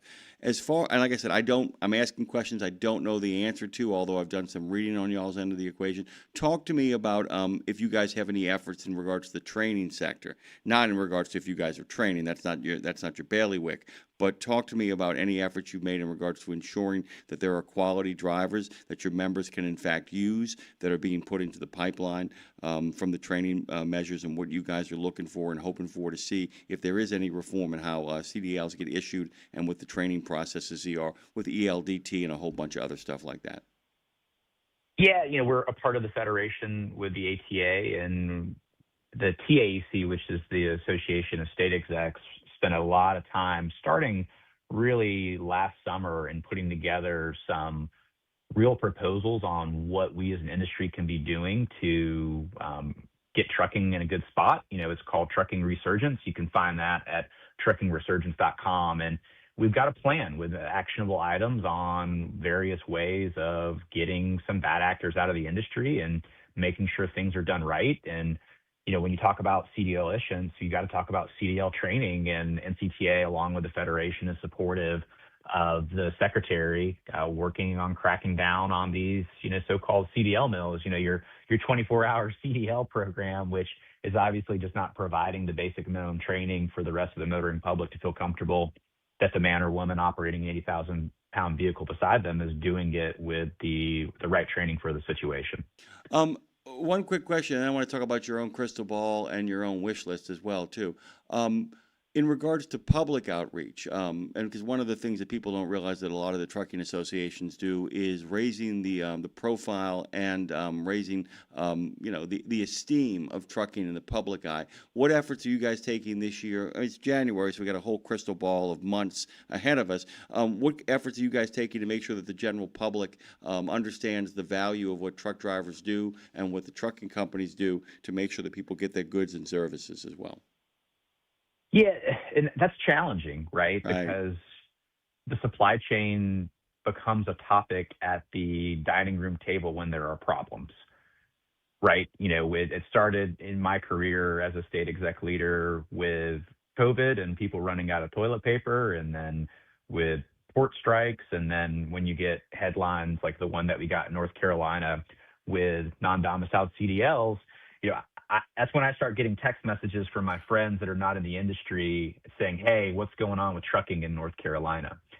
And so it's challenging because all the good work that gets done frequently gets done under the radar of our sort of everyday non-transportation professional citizens. And so, we're usually out there when the headlines support the media cycle. But as an industry, we're constantly trying to educate folks. We put out a lot of information on our website, and we do media blitzes when we can to kind of just, update people and say, look, North Carolina is one of the list of states that's growing. And with that, our demand for freight will continue to grow. And that means there are going to be more trucks on the road. And these are good jobs, and that it's a critical industry. And you might not like driving around the big truck, but I'm confident that you want all the stuff that's on it, right? And so, we got to fight that mindset of I want my packages within 24 hours, but I don't want to see a truck. I was laughing about it the other day because we were at a Christmas party, and I swear I am one of 32 first cousins on my mom's side alone, and all of these people now are full-blown adults. The youngest, by the way, is 41, so you get a sense that all of these kids have kids. And somebody was complaining about trucks, and I actually didn't get angry. I laughed. I said, where did this happen? And they told me it was on the I-10 corridor, and I said, yeah, that's not your workspace. And he went, what do you mean? I said, yeah, you don't work there for a living. I said, it wasn't built for you. It was built for military transport and the goods and services that you get. I said, if you don't like it out there, you can go someplace else. I have the ability to say this because I'm not speaking for my members. And that's the other thing, too, because the frustrations that you guys must deal with, it's about tempering it to understand that these people in many ways will end up electing the people who then have to have an impact on what it is that's happening there. So it's this tough game where you actually have legitimate grievances, and I almost hate using the word grievance, legitimate concerns about what's going on, with the understanding that people have to pay for what they get. The problem with the job always seems like it's the same thing. I don't know if you notice, is when you watch a movie, the only time you notice anything technical, unless somebody is really amazing as a virtuoso, is when something goes wrong. And it's the great dilemma of the easier it looks, the better it goes, but when it's going well, people don't even know it exists, is the issue. So I wanted to kind of ask you, with that in mind as well, too, what are some of the things that in your crystal ball, but also your wish list, what do you expect to see this year in regards to North Carolina trucking and how that affects the U.S. in regards to trucking? And then what are some things you would like to see that your members get to make their lives and their jobs easier going into 2026? Yeah, we'd love to see some relief in the economy. That's one of the big, things that we can't necessarily control at our state level. But we want to get additional relief in the predatory towing space because those cost inputs continue to go high, and that impacts our motor carriers in North Carolina and also the motor carriers that are based elsewhere that travel through our state. And we know that the end result of those higher cost inputs is higher costs of goods for everyday North Carolinians. And so that's incredibly important for us. That's on our wish list. We'd love to also, get some additional relief in the judicial fairness space. These nuclear verdicts are out of control, and the cost to insure a fleet properly is just not really tied to that individual fleet's operation based off of the litigious environment that we're in. And so we've got to get some relief there, and we're really excited about those efforts that we're working on in Congress in that space. And so we're excited to get to D.C. as often as possible to meet with our congressional body and talk to them about how this is really just unsustainable. By the way, nctrucking.com is the place to be. You'll also notice that they're going to have an Adapt and Accelerate conference leading the charge at the Omni Homestead in Virginia, July 19th through the 21st, 2026. You can find out a lot of great stuff about membership, calendar and events, advocacy, resources, and the NCTA Foundation. There's plenty more to talk about, Ben, but we are out of time. Guys, by the way, big shout out to Ben. Don't know if you guys know this. We didn't have any notes. We just know each other, and we just said, you know what, we'll get through it together. Terrific, Ben. You're welcome back anytime. Please enjoy that wonderful family and that beautiful state that y'all live in.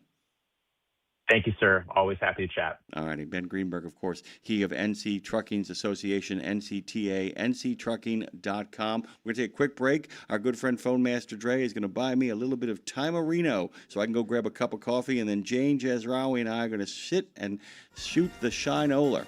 We'll be right back on the other side with Education Station, brought to you by Carrier's Edge. Talk to you soon.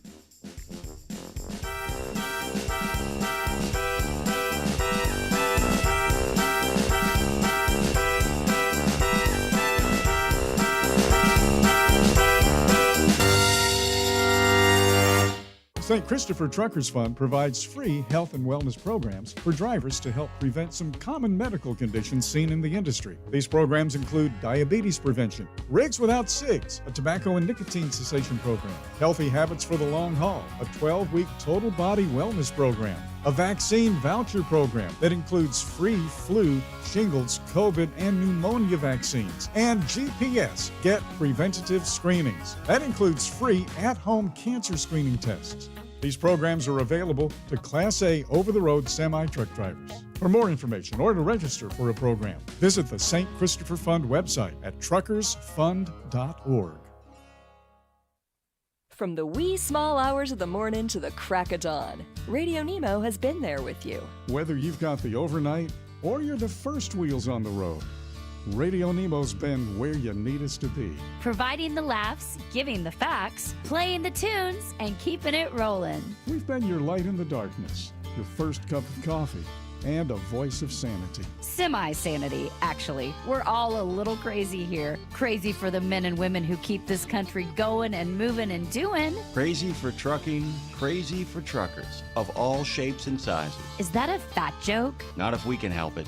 Because it isn't just about the rules and regs, it isn't just about the day-to-day, it's about your health, your homes, and your hearts. So we wanted to say thank you. Thank you. Thank you. Thank you from everyone at Radio Nemo for sticking with us, standing by us, and keeping the traditions rolling into the future.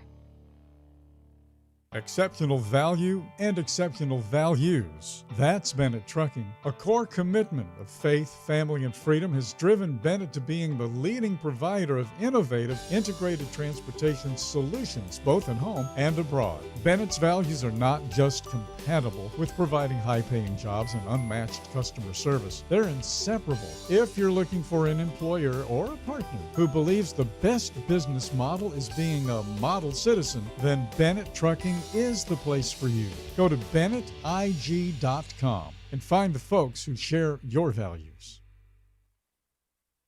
It's Wednesday, Wednesday. Back to Road Gang Radio with Jimmy Mack, Lindsay Lawler. Give me a minute, y'all. I'm coming. And you, because if you're listening, you're in the gang. Take it away, founding member Phone Master Dre. Is Jane. Maybe it would help if I unmuted. You're a part of the gang, and so is Jane, and so is Jimmy Mack. Good morning, sir. Good morning to you, by the way. And I got to tell you, we're going to have back-to-back what I would call improvisers, Yes. back-to-back people who know how to think on their feet, think fast. And the sponsor of Education Station, of course, is Carrier's Edge. We have last week's Education Station already up there with that Carrier's Edge logo on it as we head into the new year with new plans and new ideas. There are snow squalls warnings in Chicago and in the greater Chicago area. That's the Paranormal Pie Man, so we say yo. Good morning to you, Marty Ellis. Great to have you. Our friend from OOIDA, as always, checking in. Snow's coming down in the bands between 39 and I-80 in Rockford, Illinois.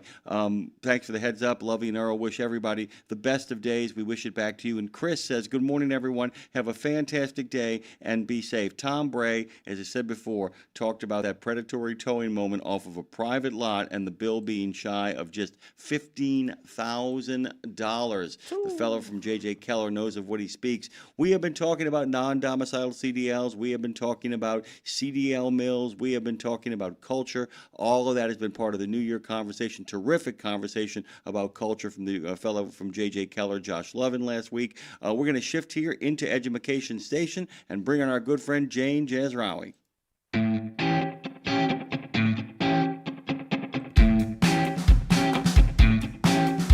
I still say that? Can you still say what? Can I still say Happy New Year? Yes, Happy of New course Year. you can. Good to have you. Welcome back. How are you? I am not too bad. But I always wonder when you have to stop saying Happy New Year. Is it February? I think February 1st is a good place to kind of get rid of it. I think February 1st. I think you can keep saying Okay. I think you can keep saying it up until February 1st. I think if you shut it down on the 15th, I think you're okay too. The 15th of January. You know what I'm saying? Once you get through those first 2 weeks, I always say the 15th, it's the midpoint of the month, number one, and then number two, it's 2 weeks have passed, so you're kind of set up and good to go. Happy New Year to you, by the way. We've gotten a chance to talk from time to time in between then and now.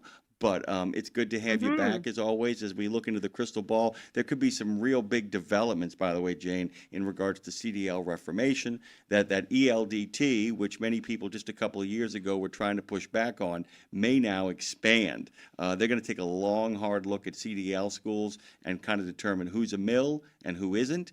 And I wouldn't be surprised. And it's something I want to talk to you about, but I know you got some other stuff on your mind. I do want to talk about giving your own space. And given what you guys do over at Carrier's Edge, I wanted to have a conversation about what you think a properly trained truck driver is to enter into a space where they can actually properly absorb a healthy trucking company's culture.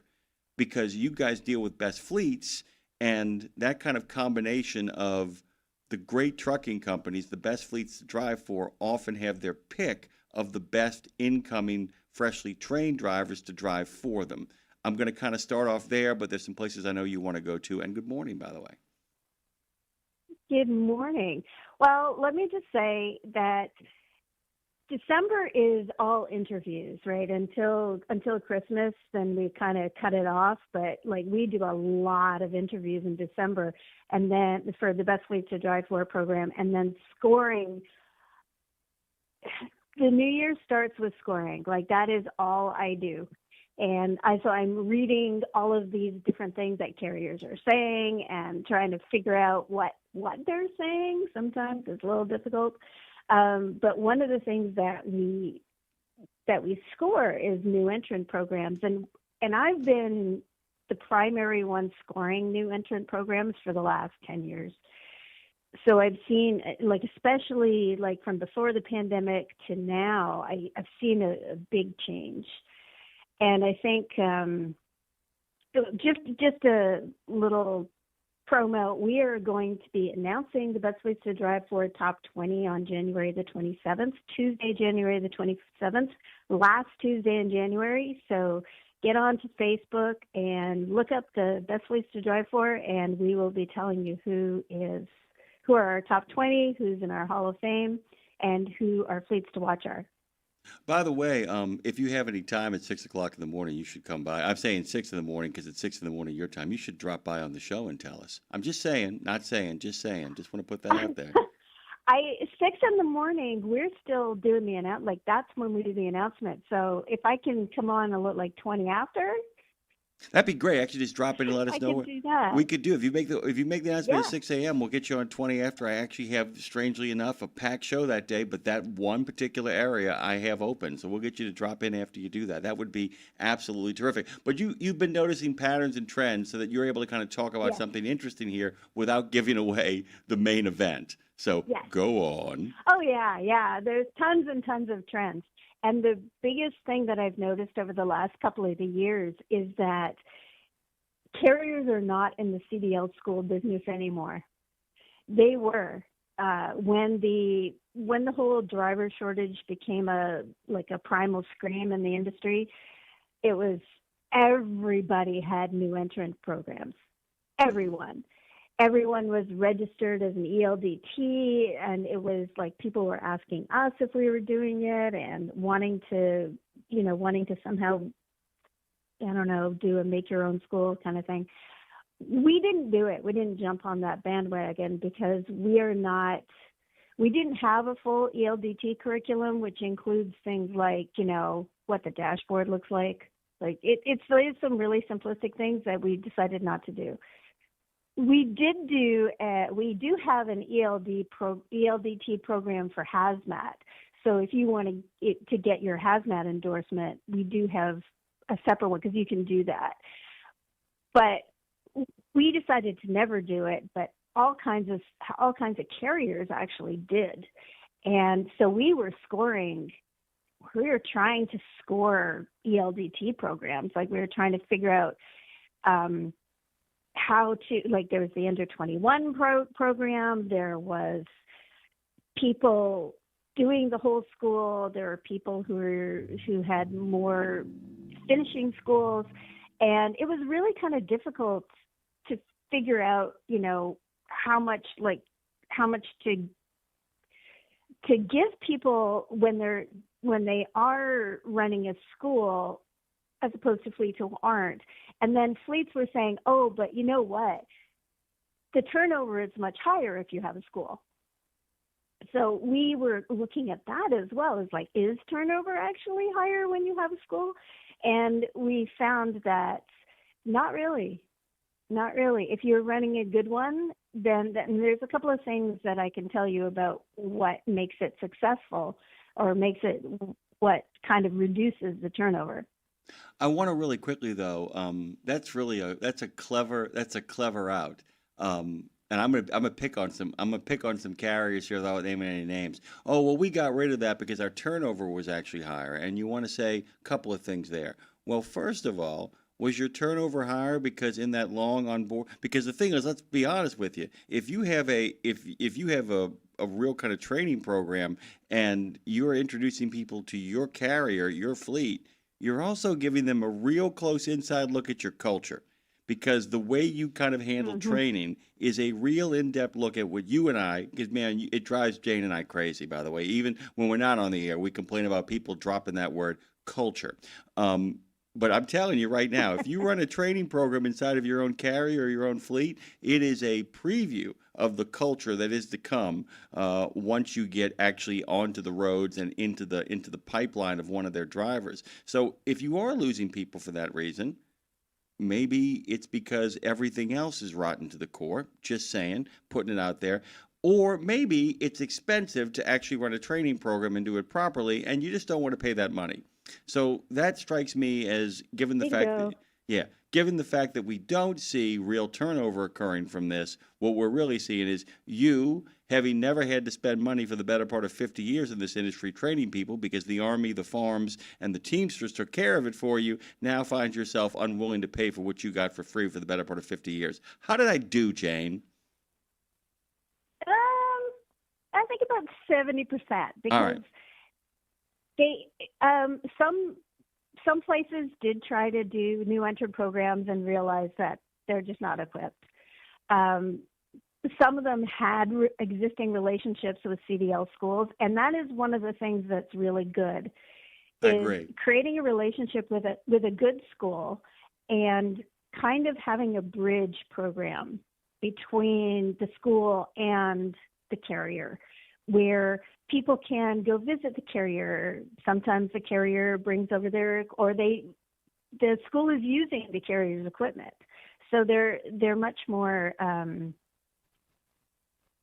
linked, I guess, is a good thing.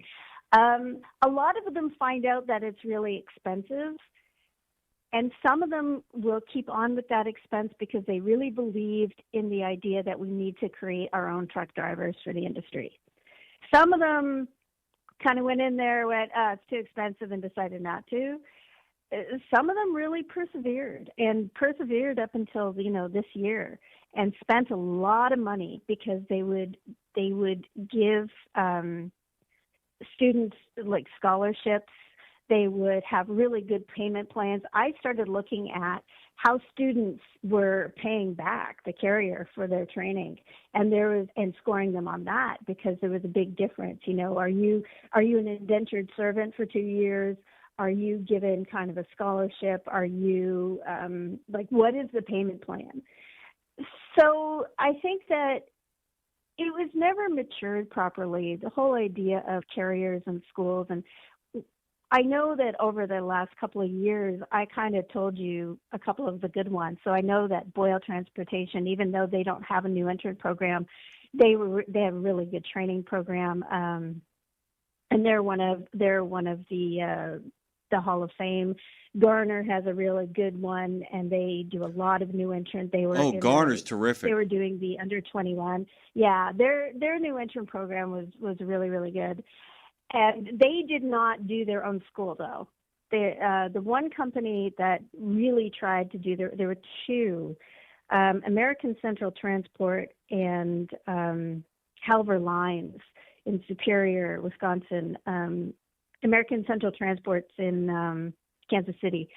And they both were really putting a big effort into and spending a lot of money on trying to have a new entrant program where people were really learning the industry properly. And both of them have stopped it now, just because the expenses just, from everything getting expensive now, they stopped. They were kind of the holdouts. I think there's one left in the best fleets, and they're actually sort of it's a wholly owned subsidiary. So it's really changed. Yeah, and by the way, like I said, I want to make sure I not correct myself, but kind of clarify myself here too. I also, as you know, I mean, you've listened to so many of these episodes. How many times have we had the conversation with one training program, whether they come from the CVTA or the NAPF TDS, or actually have like legitimate, like foundational kind of learning programs? How many times have we actually talked to them about the partnerships they've forged with local trucking companies? That model, by the way, I think is successful. And I'm glad you brought up the indentured servitude thing too, because there is one model that I think is completely okay and another that I do think is an indentured servitude. The one I don't have a problem with is you guarantee us 2 years of your employment here, stable employment, we write that bill off. If you decide that you want to bolt for greener pastures, you owe us money. And I don't have a problem with that if it's a contract entered into. Where the problem starts is when they start deducting stuff from your check. You know what I'm saying? That's when those kind of deals and those kind of operations, it's just a matter of a great reminder as well, too, that nobody except for Dean Croak, yourself, me, and the people on this channel remind people when they first start into this industry. I have a joke that says, if you begin with lawyers, you stay as friends. If you end with lawyers, you don't. You know, and it's a... Yeah, yeah. Go ahead. Well, I think that it's all kind of experimental. You know, the CDL schools that were being run by the carriers, it's not like they had a business model that were tried and true for 30 years. They were trying to figure it out. They were like, okay, everybody's told us there's a driver shortage, and we see it. We see that it's more difficult to hire a good driver. So how do we do this? How do we help out the industry? How do we make this happen? So, and that's what, like, a lot of trucking companies are like that. They're like, okay, we'll do this ourselves. So it never matured. It never really got a chance to kind of fully be formed. I wanted to ask you this question, and like I said, you've done a lot of deep diving into this, and this, by the way, it's invaluable. And like I said, I hope that there are other people out there in the industry, particularly in the CVTA and the NAPF TDS, who actually are, you know, doing the same sort of work. Because the thing is, too, acquisition seems to me, you know, like finding a partner. Were there any models where somebody saw a couple of schools in their area and like, man, these guys really know what's going on. Why don't we just purchase them, or why don't we form some kind of really bonded partnership with them? Now, you've mentioned that, but was there ever any big attempt to say, you know, rather than trying to start a training program ourselves, why don't we go buy a training program and attach it to that? Was there any models that followed that particular approach?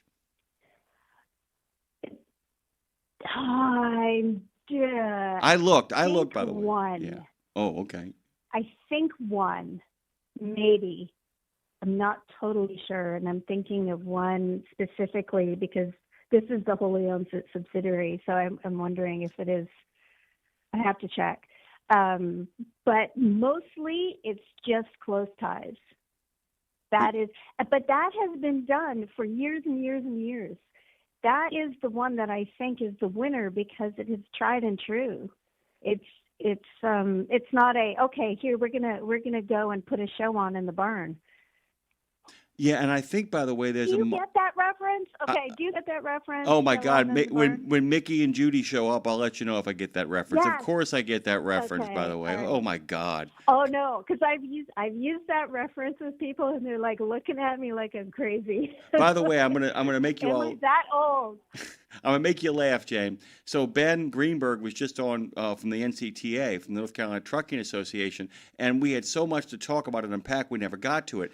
My first real experience with North Carolina was the Highlands Summer Playhouse. Was actually a beautiful theater up in Highlands, North Carolina. It was a renovated barn.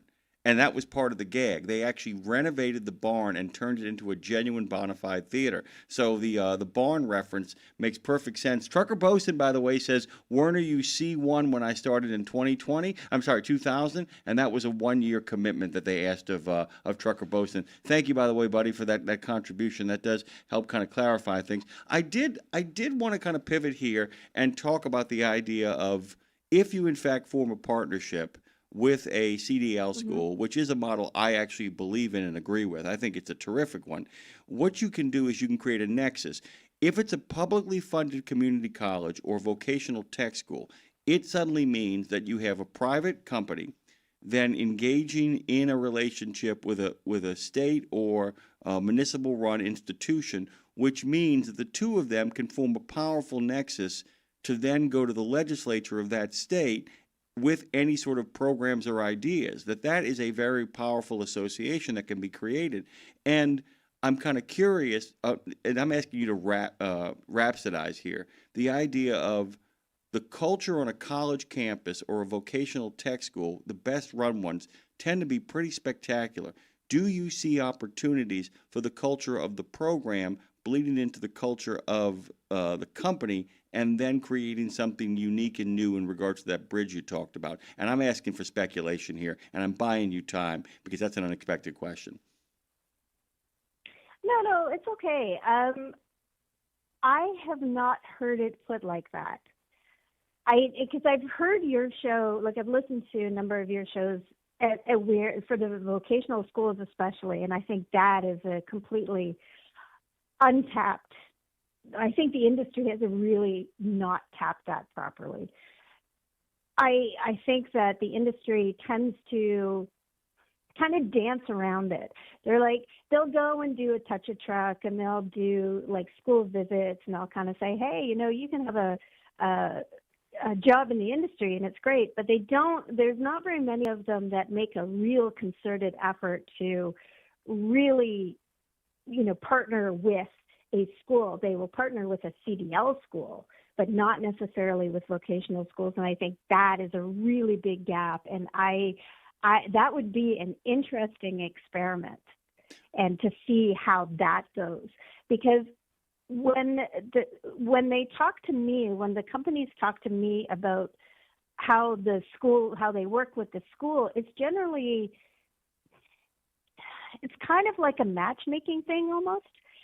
They kind of go to they'll visit the school, they'll talk about their culture, they'll talk about what it's like, they'll have the students visit their terminal and talk about what the job's like and that kind of thing. But I don't hear that much about kind of merging the cultures. What I just want to tell you that what I do hear about a lot is that to be really successful, you have got to talk to them about the life. Students will quit in 2 weeks if they have not been properly prepped for what it's going to be like on the road. And that is a secret to success. By the way, I have an idea that I've bounced around in my head, and since I don't do this for a living, I don't feel like I'm giving away like a gold mine here, but I do think it's something that is worth an experiment. Do you know what a professor of practice is at a university, a college, a VOTech, or any sort of trade school? Have you ever heard that term, a professor of practice? Is that someone who's still working in the industry? You're getting there, and by the way, that's part of it as well too. A professor of practice is exactly that. It's a person who's been brought in to a university who actually practices to some level the profession or the major that is being taught. They, in turn, are not expected to publish. Their publication is taken care of by the fact that they are actually working in said industry. I think that there's an opportunity through that model for a trucking company and a vocational tech or a college to set up where, let's just say that you have an expert trainer or on boarder who works at your company. What you do is you enter into an agreement of partnership so that half the salary is the professor of practice salary and the other half of the salary is, in fact, because they're allowed to do that as a professor of practice, make money elsewhere, that they in turn have a job with the carrier. They are then given an office as an instructor on staff for the CDL program, and they become that the bridge you talked about, so that you're helping the company out by giving them a trainer who moves back and forth between both places. They function as a trainer and an on-boarder at the company while at the same time functioning as a resource for the students going on the CDL program, which means the partnership is then emblematic of the human being who is then given an office and who's also able to kind of merge both cultures to a large degree. Am I making sense? And I'm wondering if that exists already, and if anybody knows of those kind of models, let me know. But that's one of the ideas after all the conversations we've had that I wanted to bounce against you. I think there are programs there definitely used to be. I'm not sure if there are any more, because ELDT really muddied the waters, and everybody had to start doing things a certain way, and so they were trying to meet those criteria. But there used to be a more, I think I've heard of that, where somebody from the trucking company was actually teaching at the school at some level. So it is not unheard of, and I think we could do more of that. I think we have so many driver trainers now, like driver trainers have really, like an actual driver doing on-road training, that has skyrocketed. Like that has become a career path. I actually was calculating how much money drivers were making, and that's all over the place. That needs to be standardized.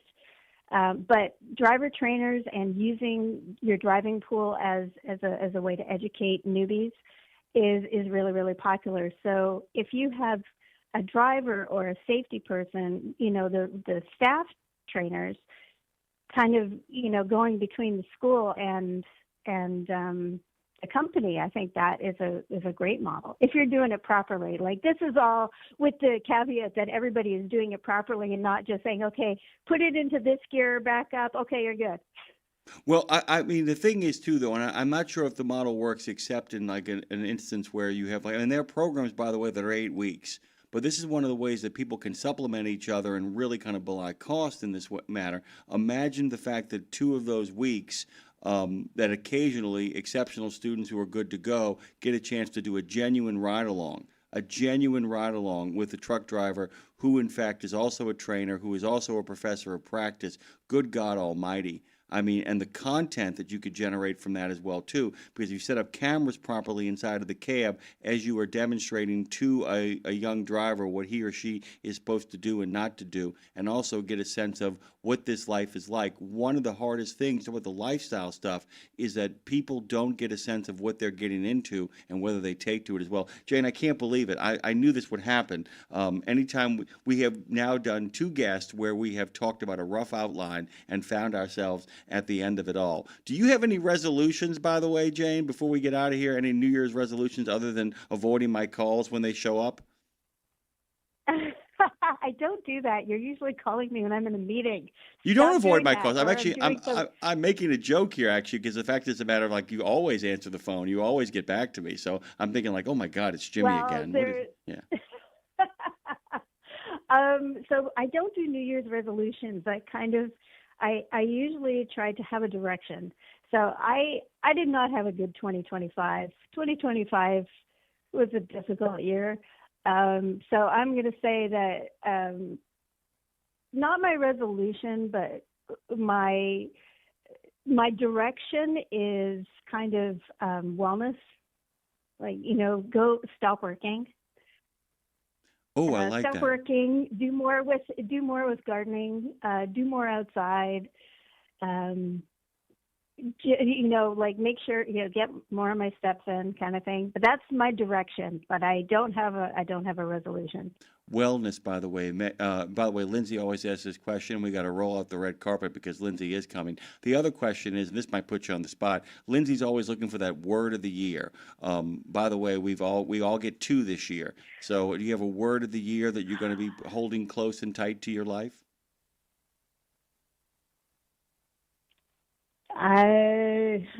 No, that is putting me on the spot. I can't think of it. But if I think of it, I'll email it to you, and then you can. But I think wellness, that's the word. By the way, I was going to say you got it. Well, I tell you what, we'll use wellness as a placeholder unless it takes, and then we'll just substitute something else out for it, by the way.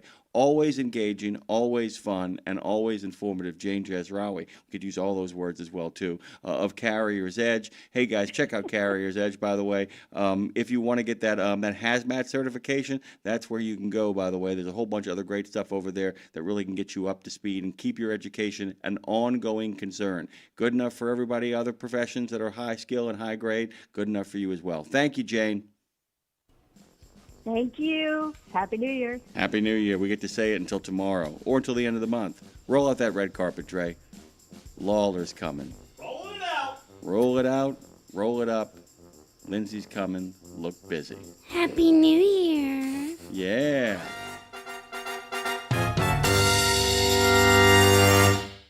17 Sapp Brothers Travel Centers are known for great food, hospitality, and mom-approved showers and restrooms. But don't forget the service centers. Sapp Brothers ASE certified technicians can repair nearly any issue in shop or roadside, including axle repair. Dig into your free steak dinner with your oil change. That's a Sapp Brothers tradition to thank you for your business. Tires? Sapp Brothers will beat any competitor's advertised price on tires. And download the Sapp Brothers app for exclusive promotions in the shop, restaurant, and store. Your spot under the coffee pot is waiting for you at Sapp Brothers.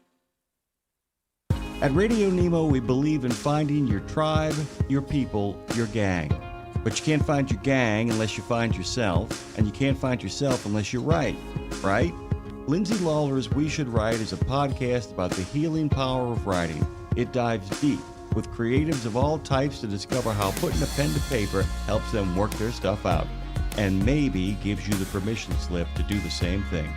We Should Write, live at noon in the center every Wednesday, and then everywhere you get your podcast. Go to RadioNemo.com and learn how to write yourself to healing, creativity, and clarity. Right? It's Wednesday, Wednesday, Wednesday, Wednesday.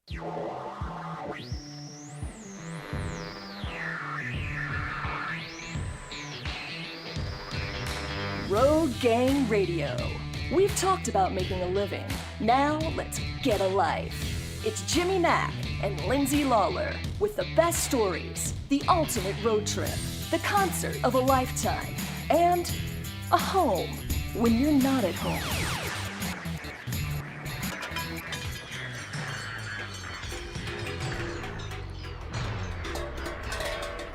The wheels have come off, but we're still rolling.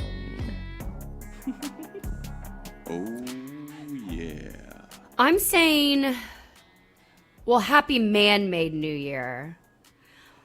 But I'm really not fully shedding my snake skin until February 17th. If anyone feels bad that they haven't accomplished 243 things yet in the new year, I'm here to give you permission to lay off yourself, cut yourself some slack, because the year of the fire horse starts February 17th, baby. So this is a time for the final skin to shed and come off. It's not time to run yet, though. So everybody just take a breath. Let's do it together. Through your nose. No, I also have to talk about y'all's breath work. Let's take it through our nose. 1, 2, 3.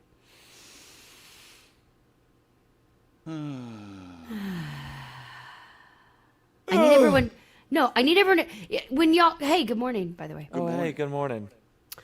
When y'all take a breath at the beginning of the show before we pivot. I keep meaning to tell y'all that you stress me out because you go, you'll do it like that, and I already can't breathe when I hear you do it. So through the nose, boys, through the nose. That's why we had the cough at the end, though. We actually, it is a deliberate choice. But but it's not my people out there. It's making them feel or more stressed. So Hey, they can't hear my nose breathing sometimes, so I got to do that. But duly noted, Mama. Duly noted. As a matter of fact, even though we are acknowledging the fact that it's a joke, we still need to encourage good habits among our friends out there. Thank you. And, that's what I'm trying to say. Thank you. And rather than add an undercutting comment at the end, being like, "We're coughing and you're coughing too," because take you're not the breathing note, through the boys. Nose. What we're going to do is we're going to take the note and make the magic happen. Speaking of taking the note, I just wanted to share something here really quickly, and then I want to pivot. I want to pivot, of course, to what we're going to be talking about at noon today, and by we, I mean you and your guest. I want to talk about preparing your mindset. I'm just going to read here really quickly. It's a single paragraph from Hal Elrod, and, of course, our new friend who changed our lives in the blink of an eye, Dwayne J. Clark. Changed our lives. We'll get to that in a little bit. Prepare your mindset. That's dramatic. It was very dramatic for me, Lindsay. It set off one of the best conversations you and I have ever had because it clarified a thought. Our mindset going into any experience sets the tone for the experience itself. itself. Remember, the primary objectives of visualization are to see and feel what it will be like to achieve what you've committed to in your affirmations, generating the clarity and motivation to fuel your drive to follow through, mentally rehearse taking the actions needed to achieve your ideal outcome, and get into peak emotional state to feel more compelled to take the necessary actions. And remember that the science shows visualization really works, and it goes back to breathing through your nose, because in many ways it is bringing things through in a device that is designed to do just that, and then releasing what is toxic, because all of this that he's talking about is all of that is pre-game and pre-trip for actually taking the action, because once the action starts, you're in it, and if you haven't visualized it properly and haven't set that route in place, you're not going to get anywhere but the bad place that you've imagined. Welcome back to Road Gang Radio, and I got to tell you, speaking of imagining, Lindsay Lawler has imagined a world where people should write, right? Right. What are we going to be writing and thinking and dreaming and scheming about today on your show? I'm not gonna lie. I've got some nerves, some anxiety around today's episode. I mean, it'll be fine. Not that I can't do it and pull it off, but I'm nervous about the conversation because, not nervous, that's the wrong word. I'm just cautious around it. It's a beautiful woman named Kelly Jean Torres who's joining us today. Her husband is a music producer here in Nashville. She is a wife and a mom, and has now dipped her toe back into songwriting now that the kids are a little bit older, that kind of thing, songwriting and singing. But she has a new book out called Saving the Lost Girl. There's a picture of her as a little girl on the front. And she and her 3-year-old at the time sister, at 3, and I think she was about 5, were somebody called CPS on them, on her birth parents, for some negligence. They ended up in foster care. They find themselves adopted out to another family later, and grew up in a very abusive family, this family she was adopted into. I'll unpack it obviously between at 12 o'clock today. But what's interesting, it's 2 very different perspectives. She is adopted and had a horrible experience. I adopted my daughter, and it is a beautiful experience. Now listen, I am not living in some sort of bubble where I don't think there aren't going to be things we have to talk about with Freya. There are going to be difficult conversations. She will certainly struggle with some identity things. There's a lot to unpack, and I understand that. But I did do a deep dive on Kelly these past couple days, and in particular last night before I went to bed, I watched some videos where she's very against adoption, just kind of period. She's like, it's not right, it's not natural. And yeah, it's not natural, but you know what's also not natural? Me being told I can't have kids. Not my fault either, right. You know? And so it's going to be a little tricky. It's going to be fine. I know I'm going to navigate it. It's going to be fine. But I had to really think, here's the thing. Here's why it's going to be beautiful, Jim, and here's the power and beauty of the show. Because I don't want it to get combative or defensive by any means. What I came to understand when I let go of some of the when I would get tight around something I watched from her, I was like, here's the deal. She's coming at it from her perspective. Her perspective is valid. My perspective is valid. And that's all we can do is share our stories and be like, I'm not trying to tell you how to do it. I'm just telling you, here's what happened to me. Here's how I dealt with it.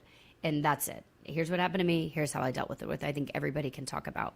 But it is going to be a fascinating conversation. I know she really wants to talk about that. I'm going to try to lean on, how is songwriting? How is writing? How is writing on a napkin? How is journaling? How has that gotten you through all the things you're starting to unpack now as an adult and as a mom now herself? So, yeah. Woo! Her name is Kelly Jean Torres. It's going to be quite the conversation. She's lovely. She's beautiful. We had lunch, and so we know the ground. You're not walking into a cold interview here. No. And actually, we were set up through a mutual friend who said, and I trust that very much because this is a woman that I trust. I'm going to talk about that as well. When somebody and let's talk about that here for a second, Jim. When somebody says to you, I'm really careful. I have people say to me a lot, I know you would love this person. You have to meet him. I always take that usually as a compliment that you thought about me when you thought about someone else. However, I consider the source. I'm quickly like, who's telling me I'll like this person? What do I think about the people you hang out with? The person who connected us is a wonderful, fabulous human. And so I trust it. But you know what I mean? When someone's like, oh, you got to meet Tim. And you're like, well, hey, Bobby, I don't even like you. Why do I like some guy that you know? It's interesting, by the way, the last time I had somebody not set me up, and by the way, Lindsay, of course, is not just referring to a date. We're referring to people who they think would be fabulous friends. The last time I had that happen, I got one of my best friends ever.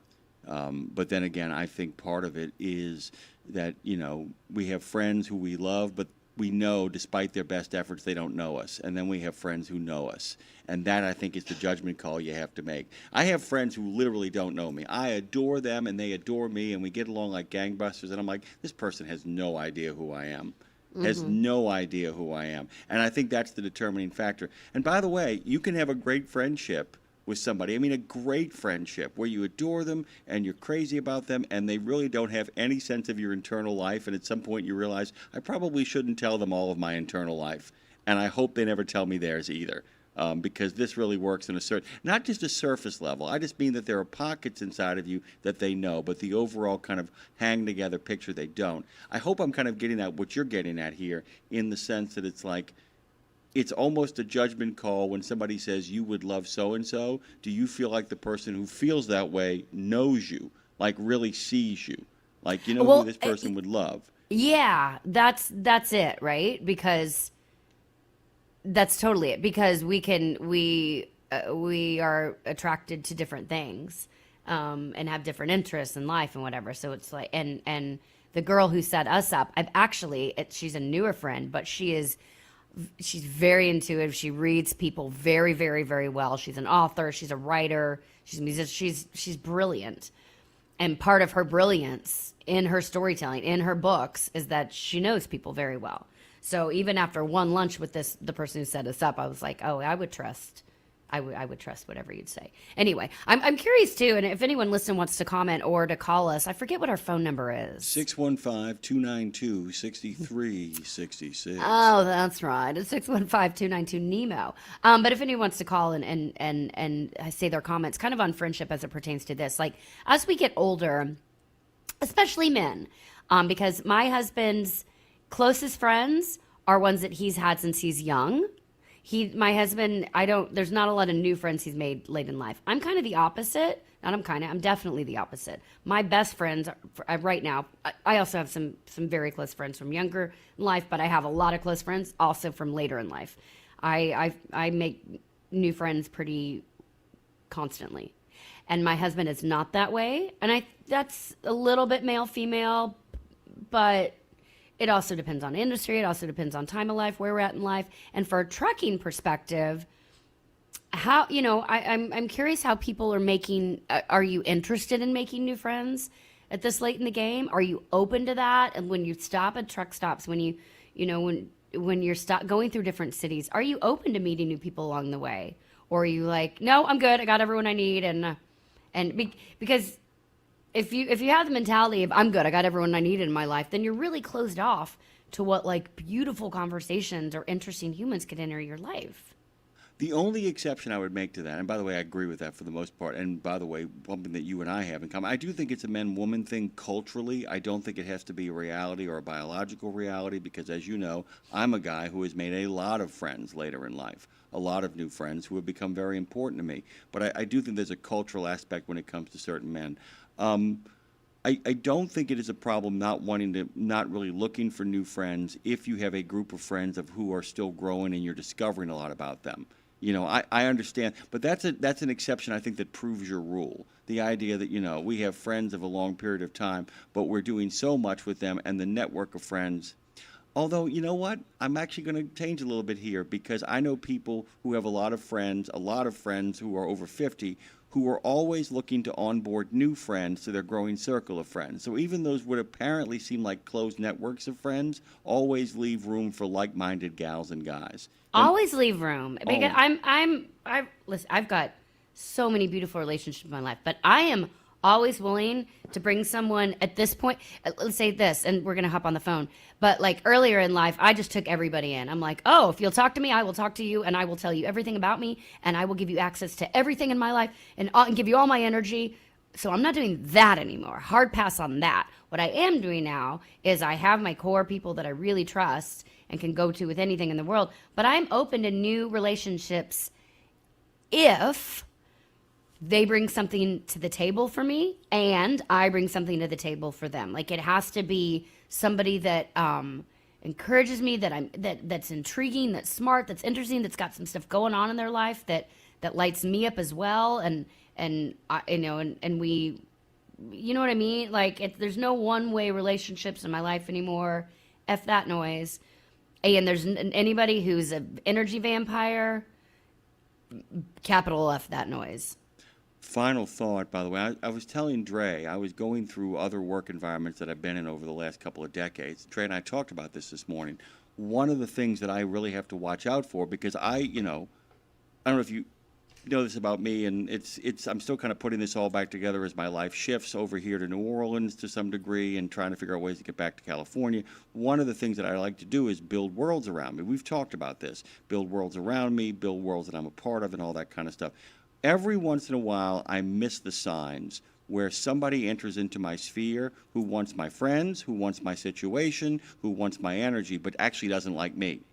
Who wants all, I'm not kidding. That has happened in my life, and you've often got to be careful about that. I was thinking about that last night and telling Dre this morning how fortunate I was that is not part of my life right now. But there have been people where, you become the entrance gate to a life that they want or a situation they want. They just want you out of it.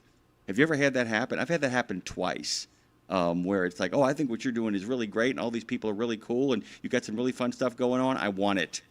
And that's one of the few places where I kind of fall victim to that. The rest of the time, I'm pretty good about telling, like, this person, is just kind of hanging around, and I'm not that interested. But every once in a while, somebody has really kind of insinuated themselves into my life and done that. And it's a very subtle thing where you realize I'm not the point. It's not the friendship with me you want. It's what the friendship with me brings. Oh, and you often have to be careful That's about why we're different. I am always the point.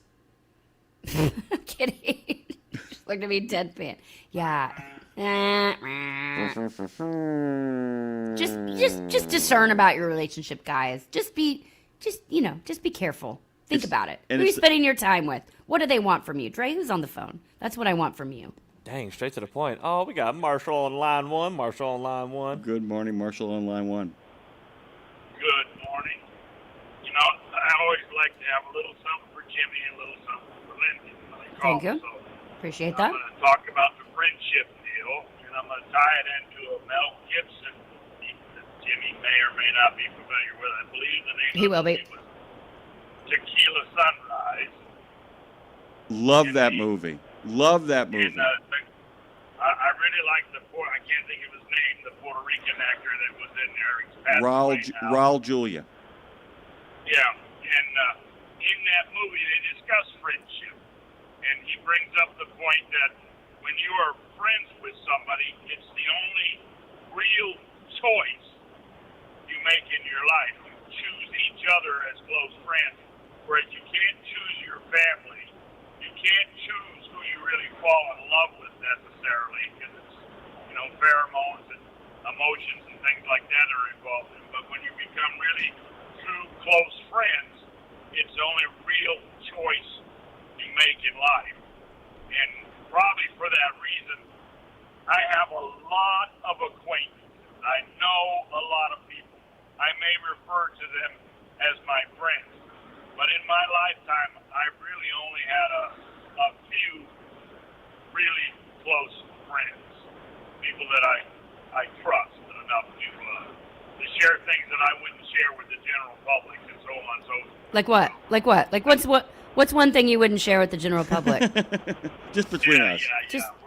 We're not going to go down that road today. Keep trying. Going down the roads, I mentioned this earlier, you brought it up. If you guys are on Interstate 35 in Iowa today, be cautious. Because I'm at 75,000 pounds, and this wind is it damn near knocked you from one lane to the other when it gusts. So, good grief. It's not snowing or icy roads up here, but it is windy. So, by the way, that's my 2 cents. Those are good 2 cents. Thank I'll call you. it 3. I'm going to call it 3. 3 3 cents. Up the ante. I'll get change back then. So. Thank you, Marshall. Except for they're not making pennies anymore. So. All right. Have a great one, everybody. You too, brother. Thanks for the call. The pennies have no longer come from heaven. They actually have gone there. By the way, here's the line, Lindsay, that he's referring to. I won't use the expletives. I'll shorten them. You SOB, how could you do this? Friendship is the only choice in life you can make that's yours. You can't choose your family. God damn it, I had to face that. And no man should be judged for whatever direction his D goes. That's like blaming a compass for pointing north, for Christ's sakes. Friendship is all we have. We chose each other. How could you F it up? How could you make us look so bad? That is a quote from the character of Carlos, played by Raul Julia, from the wonderful movie directed and written by Robert Towne, who is the screenwriter of Chinatown and Days of Thunder, with Kurt Russell, Mel Gibson, Michelle Pfeiffer, and Raul Julia, Tequila Sunrise. Lindsay, you'd love that movie, by the way. The dialogue is just spectacular. And watching Kurt Russell and Mel Gibson and Michelle Pfeiffer hold her own with them is a really, really fun movie. And it's about friendship, and it's about the directions our lives take when we choose friendship or choose love. And it's about all those dilemmas as well, too. Brings up the other question I wanted to ask you about, too. Have you ever in your life had to choose a relationship over friends or vice versa?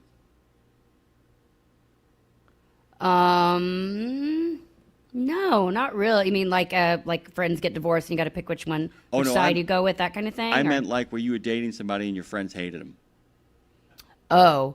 Oh, yeah. Certainly the other way. I will tell you what, it's funny. My current husband, why did I say current? My husband. The only one you ever had. You have a detail you want to reveal? It's like I'm already planning for the next one. No, my husband, and my one of my best friends in the world, Amanda Herdina, who you know, when she and I met online, kind of actually. She was living in LA. I moved to Nashville before her, and we met online through this creative group, whatever. And she hired me to host something for her the job she was moving to Nashville for. She hired me to host it, so that's how we met, and we were instant friends and have been ever since. For a very long time. That being said, when she first met, so we had been hung out several times, both in work and friend times before she met Seamus. The first time she met Seamus, she pulled me aside and was like, "Girl, we're going to have a problem.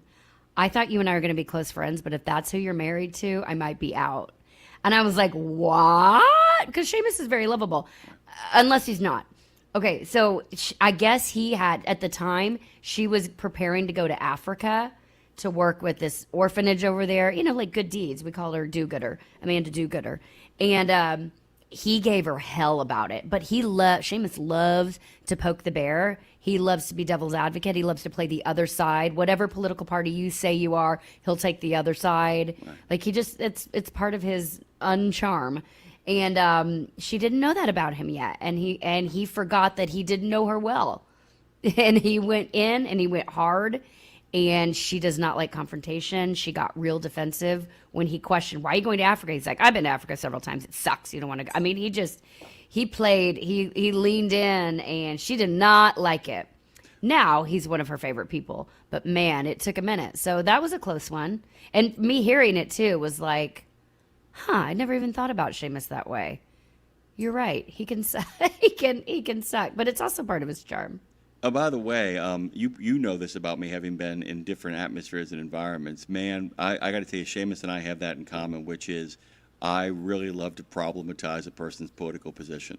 So any place I am, I tend to take a contrarian position to the majority of the people around me, just to kind of see how they react.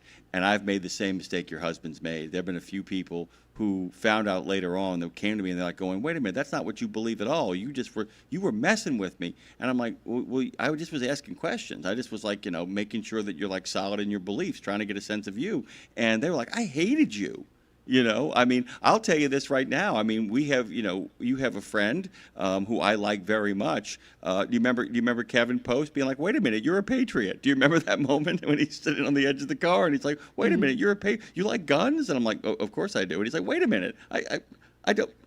Yeah, and so I get what Seamus is up to, but every once in a while, you got to read the room, and you can't just drop on somebody who's going to Africa and is deeply in love with the romance and the energy of doing that, and then be like, yeah, that sucks. Well, and to be fair or not fair, he was probably 17 whiskeys in. We were watching the Patriots game. We were watching football. She's a Patriots fan. So he was probably many a cocktail in at a football game.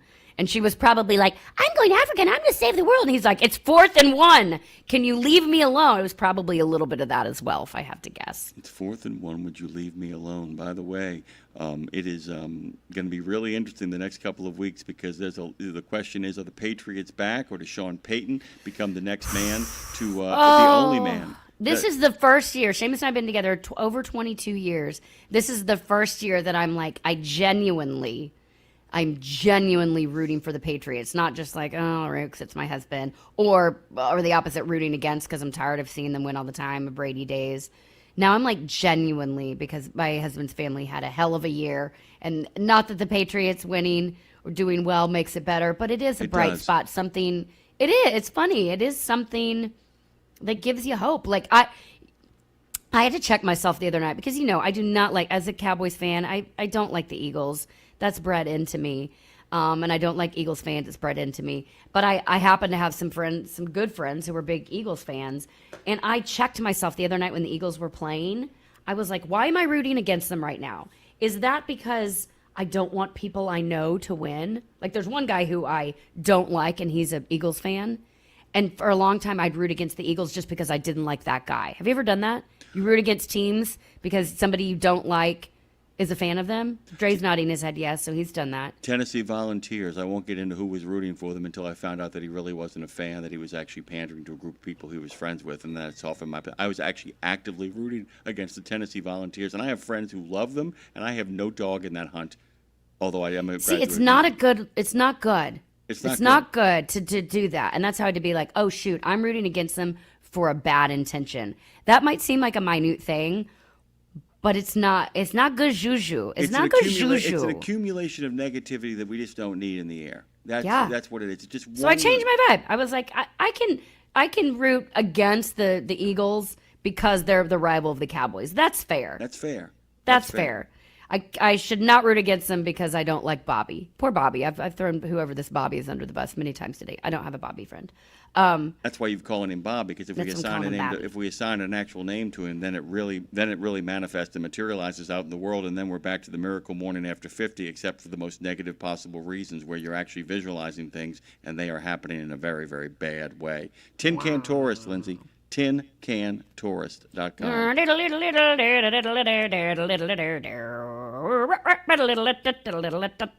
That's what I think their horns probably sound like. Tin Can Tourist Route 66 Centennial Caravan update. We're going to talk about the schedule of the trip, the number of attendees from east to west, the caravan convergence at the midpoint in Adrian, Texas. Lots of stuff to talk about, by the way, guys. TinCanTourist.com isn't the only place you can go. You can head on over to Facebook, where they have a big group with 51,000 members. And Terry Bone is coming back to us, the Royal Chief of the Tin Can Tourist, man. That's a real title, Royal Chief. That's his actual title. Yeah, because I always say the head honcho and the grand poobah. This is a real thing. Absolutely. Real. The Royal Chief of the Tin Can Tourist is going to be joining us.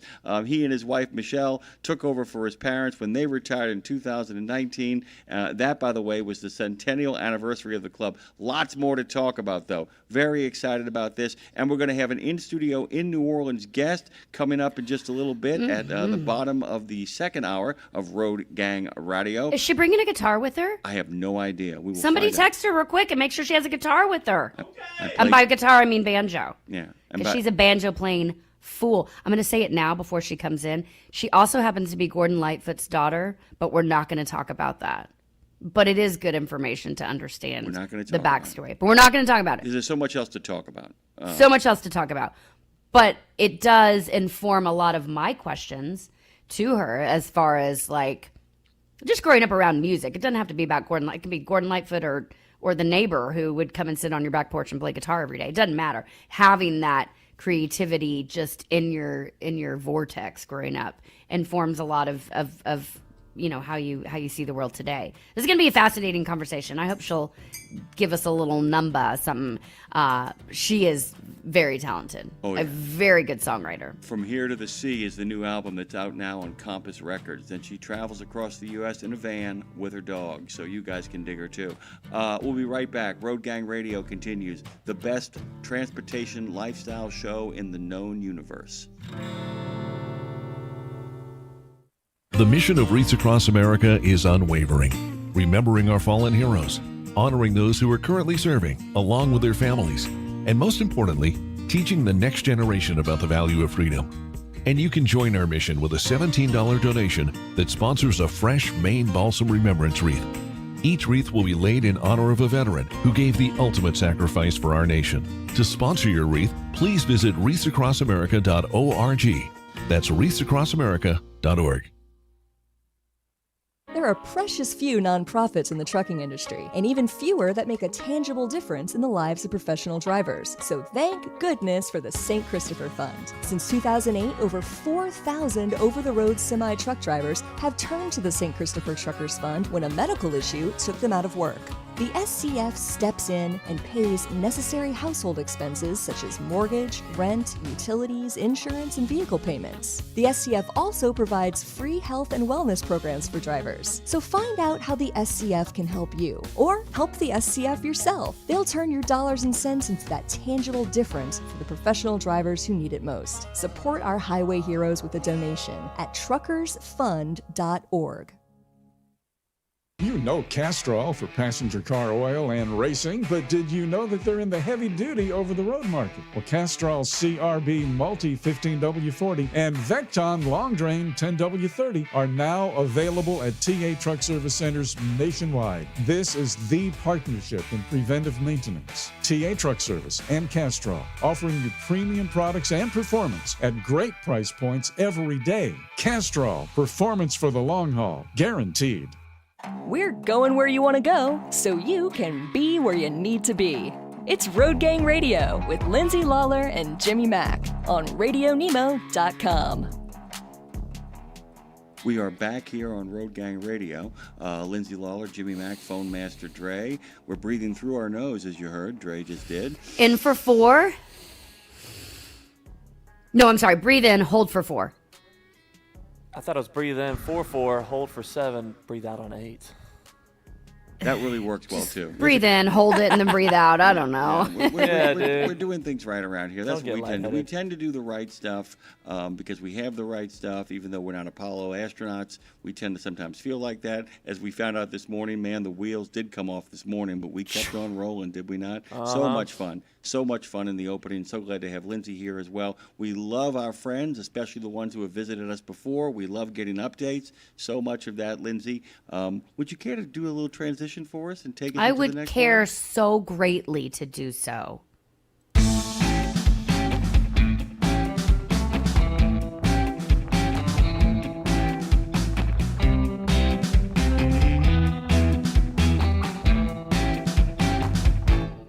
Hey, okay, so our next guest, guys, if you have ever felt the pull of the open road, I feel it. And I'm guessing 200% of our audience has and can identify with this. Identify. If you've ever seen a gleaming vintage trailer roll by and think, well, who are those magical nomads and how do I join their cult? Well, you can. Cult, not right word, but you feel me. Okay, you're going to love this. Our next guest is Terry Bone, who is the Royal Chief. Yes, that is a real title.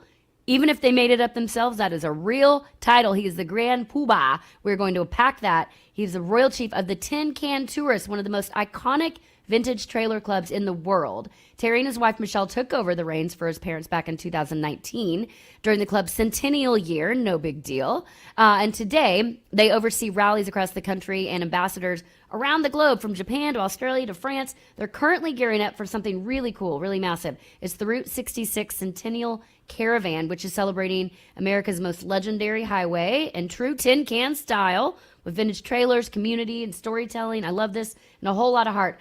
By the way, sidebar, Terry's also a retired IT manager from the Ford Motor Company. We could use his help fixing a few things around here. He understands. Help us, Terry. Save us. What I'm trying to tell you is he understands both systems and soul is what we're looking at here. So Terry Bone, please make welcome to the show our new friend. Terry, good morning, friend. And our returning friend, by the way. Good morning. Hey, good morning, Lindsay and Jimmy. It's nice to be back on the Road Gang Radio. I am not offering IT services. I'm totally consumed by helping my parents with their IT. Yeah, fair. That's how Is this thing on? Is this the people that look right into the lens on the camera during Zoom? That's your current your current state of life. I get it. You setting my mom up? Yeah, that's about the level that I will solve right now. Setting my mom up on Zoom for her book club is one of the great kind of half-hour experiences of our life once a week. I totally understand. Yep. I'm going to throw you in the deep end and say, how is it going? And you know what I mean when I say that. How is it going? Where are you going? Where are you right now? And what's next? Yeah, so we are currently in the middle of planning the Route 66 Centennial Caravan. We have, 31 trailers coming from the Eastern Route. And so Eastern Route being starting in Illinois, and we have 28 trailers traveling the Western route. And that means we have 112 people that will meet in Amarillo, Texas, and this is happening in June. So it's there's a lot of activities. There's a lot of planning that has to occur. I think last month we did a Zoom call for all the participants, and so they could meet and greet each other, and we could talk about the event. Well, since this is so big, we live in a world that's obsessed with new and faster, and everything's become so disposable. So why do you think vintage trailers kind of stand the test of time? Vintage trailers and slow travel, why did they stand the test of time, and why are they having such a moment again right now? Yeah, I think when we have our events, we invite the public to come and check everything out. Normally our events are from Thursday to Sunday, all over the country, and people can see where they're at our website. But on Saturday, when the public comes, the most common comment we hear is, boy, I loved my memories as a child traveling in a vintage trailer, it was a modern trailer back then. And so it brings back so many memories. And then when people step inside the vintage trailers, they see the craftsmanship, the woodwork that was involved in making them. And I think that's why they've held up so well. And I think the third thing is there really isn't all the modern conveniences that you have today with the trailers. So what that means is people don't sit in them and watch TV. They get out, they have campfires, they bring the banjo to the campfires and sing along. So I think that's the allure of that. And you mentioned slow travel. One of the goals of our Route 66 is to really kind of take our time. No one wants to travel 400 miles, just rush to get where we're headed. They want to have enough time to be able to stop and see all the things they can on Route 66 as we make our way down there. 31 receptacles, 112 stories contained in those receptacles. And I'll get to the logistics here in a second, by the way. How much of an effort when you guys do these things together, and I know that an effort is made, but I mean, are there active ways of saying how do we get to know each other, or do you let it organically happen? I know you have a Zoom meeting. That must have been crazy, by the way, to have that that many people on Zoom, even if it's half of that, to kind of get together and get to know each other. Logistically, there are ways of doing that. But I was curious, what kind of efforts do you make to make sure that people know each other and that nobody on this route ever feels isolated, especially when there's somebody who is kind of new coming to you? Yeah, that's an awesome question, because that's something we always think about, and especially even not just a caravan, but a rally, because we know I'm doing a rally in May, and I think right now we have 80 trailers signed up, and we got a great year this year for first-timers. So 11 of those 80 are going to be coming to the event for the first time, and we want to make sure they feel welcomed and they feel they're involved. So one of the things we do at the beginning of each event is we do a new member orientation. And it has history involved in it. We teach them the secrets of the club, the motto of the club. There's a song, there's a secret handshake. So we get them up so people who have been there for a long time, and maybe this is the 20th time they've come to the event, can see who the new members are. And we encourage the folks that have to take them under their wing, right? Because it is a challenge. In any organization, cliques can form, and people are more comfortable with those they've been around. So we encourage them to invite them to a campfire. We play a game with them the first night. We try and break the ice, get to know them a little bit, and it's also a two-way street. When you come to something for the first time, and I talk to our first-timers, that they need to take some initiative and put themselves out there. Don't just necessarily hang at your trailer or be inside. But we try to encourage them to get involved. We play games. We have a cornhole tournament. We have group meals. So we get folks together. We have a live band usually on Saturday and dancing. So there's lots of opportunities for everyone to be involved and to be active. We're talking with Terry Bone from the Tin Can Tourists. You can head over to tincantourists.com. Well done getting that domain. We were talking earlier on the show, Terry, about kind of friendships later in life and how I said, at least myself earlier in life, I would say, if you would talk to me, I would bring you into life, and I'd be like, I will give you access to everything. And then later in life, I'm a little more discerning, but open to meeting new people that have interesting stories to tell and people that expand your horizons, which I think this can really do. Like, you're getting out and meeting so many different kinds of people. So that all being said, two things here. I'm curious, what's the most kind of surprising type of person, if there is, who ends up becoming a Tin Can Tourist? But also with that, have you noticed any sort of shift in like who is showing up compared to 10 or 20 years ago? Do you see younger generations carrying this forward and changing it? And and do you see people really making lifelong friendships from this? Yeah, the most surprising type of person is an interesting question. I'm not sure I have an answer for that one. Because I think the demographic is very wide and varied. It's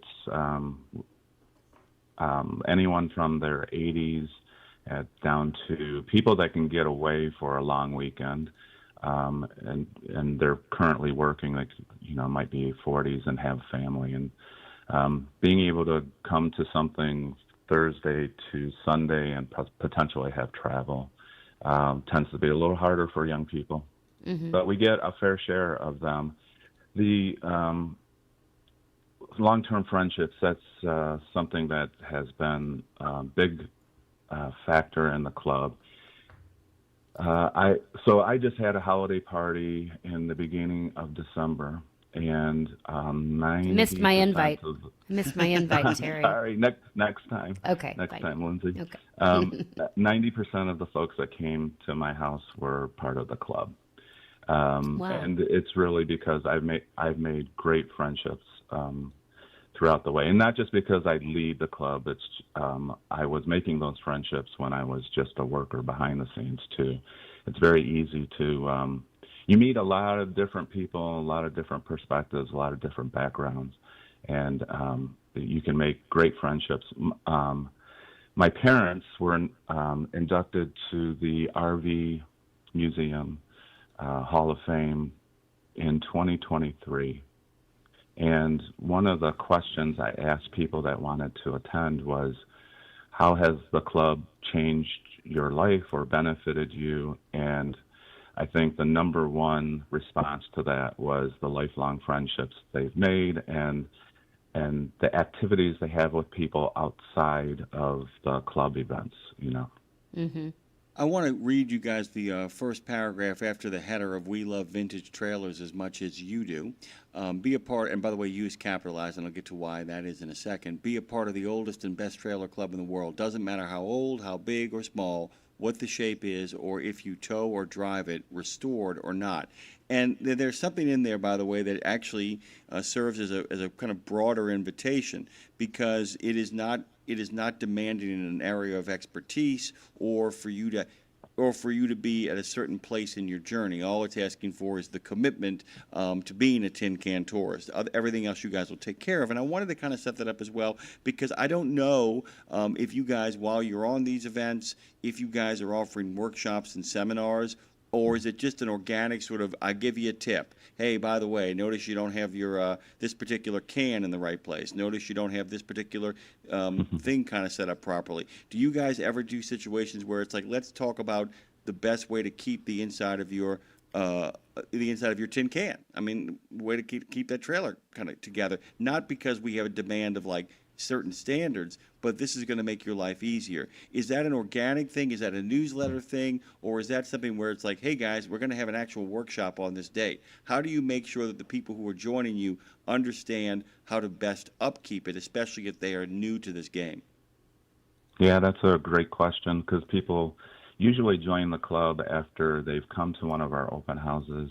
They've seen the trailers, they've fallen in love with them, and then the next year they go out and buy one, and now they have to deal with renovating it and making sure it's just safe to drive down the road. So it's both. The answer is it's both. When people come to our events, they walk around during the open houses and they have a chance to ask questions to a lot of people that have done this themselves. So the open house is a huge advantage for people that are just getting started to ask as many questions. And our club members are, that's one thing they absolutely enjoy, is to talk about the effort involved and the things that people need to be aware of when they take on this kind of thing. But then on the formal side, there are rallies that we host where we have technical sessions. So they're, formal, and we might, we've had rallies where we've taught people how to pack their bearings, check the systems, check your battery systems, check your water systems, check your propane systems, all those things to make sure that it's safe. Because, a vintage trailer may have sat in the same spot for 10 years when somebody buys it, and that's probably the worst thing that could happen to a trailer, is just kind of sit and rot a bit. So we try to educate. Our website does that too. You can search our website for those types of things. There's other websites that are out there that are really good at providing these kind of details. Vintage Camper Trailers is a magazine and a website and forums that also provide those things. We have a Facebook forum that people join where they can go in and ask all those questions as well. So let's talk a little bit, by the way, over in the chat, Bruce Mighty says that he's putting your visit, it's going to put the visit to Amarillo on his calendar. We have a vast majority of our audience are over-the-road truck drivers and spend time on the road for work, but certainly like to still travel in different other means when they're not working. You did a real shift. I want to talk about from Ford to freedom, if that's fair to say or not. But you made a pivot, and you spent your career as we mentioned up front, in IT at Ford, which was, obviously I'm assuming all the systems and structure one could ever ask for.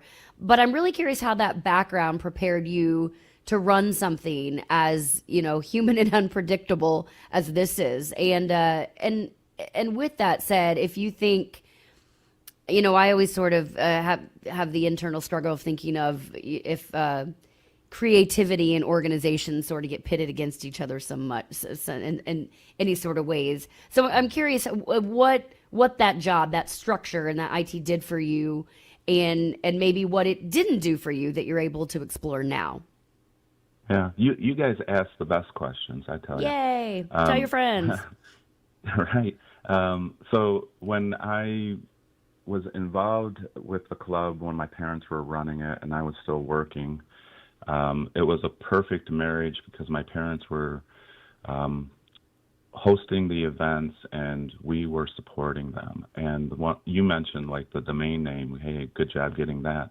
Well, that's because that's what I did at Ford. I was involved in our internet division and things like that. So in '98, when the club started, I took care of all of the internet, the ability to pay for things online, the ability to find information online. That wasn't something my parents were used to doing, so I did all that. And I think that the combination of the two really led to a lot of growth in the club, because that was pretty early in having social media or having any kind of internet activity.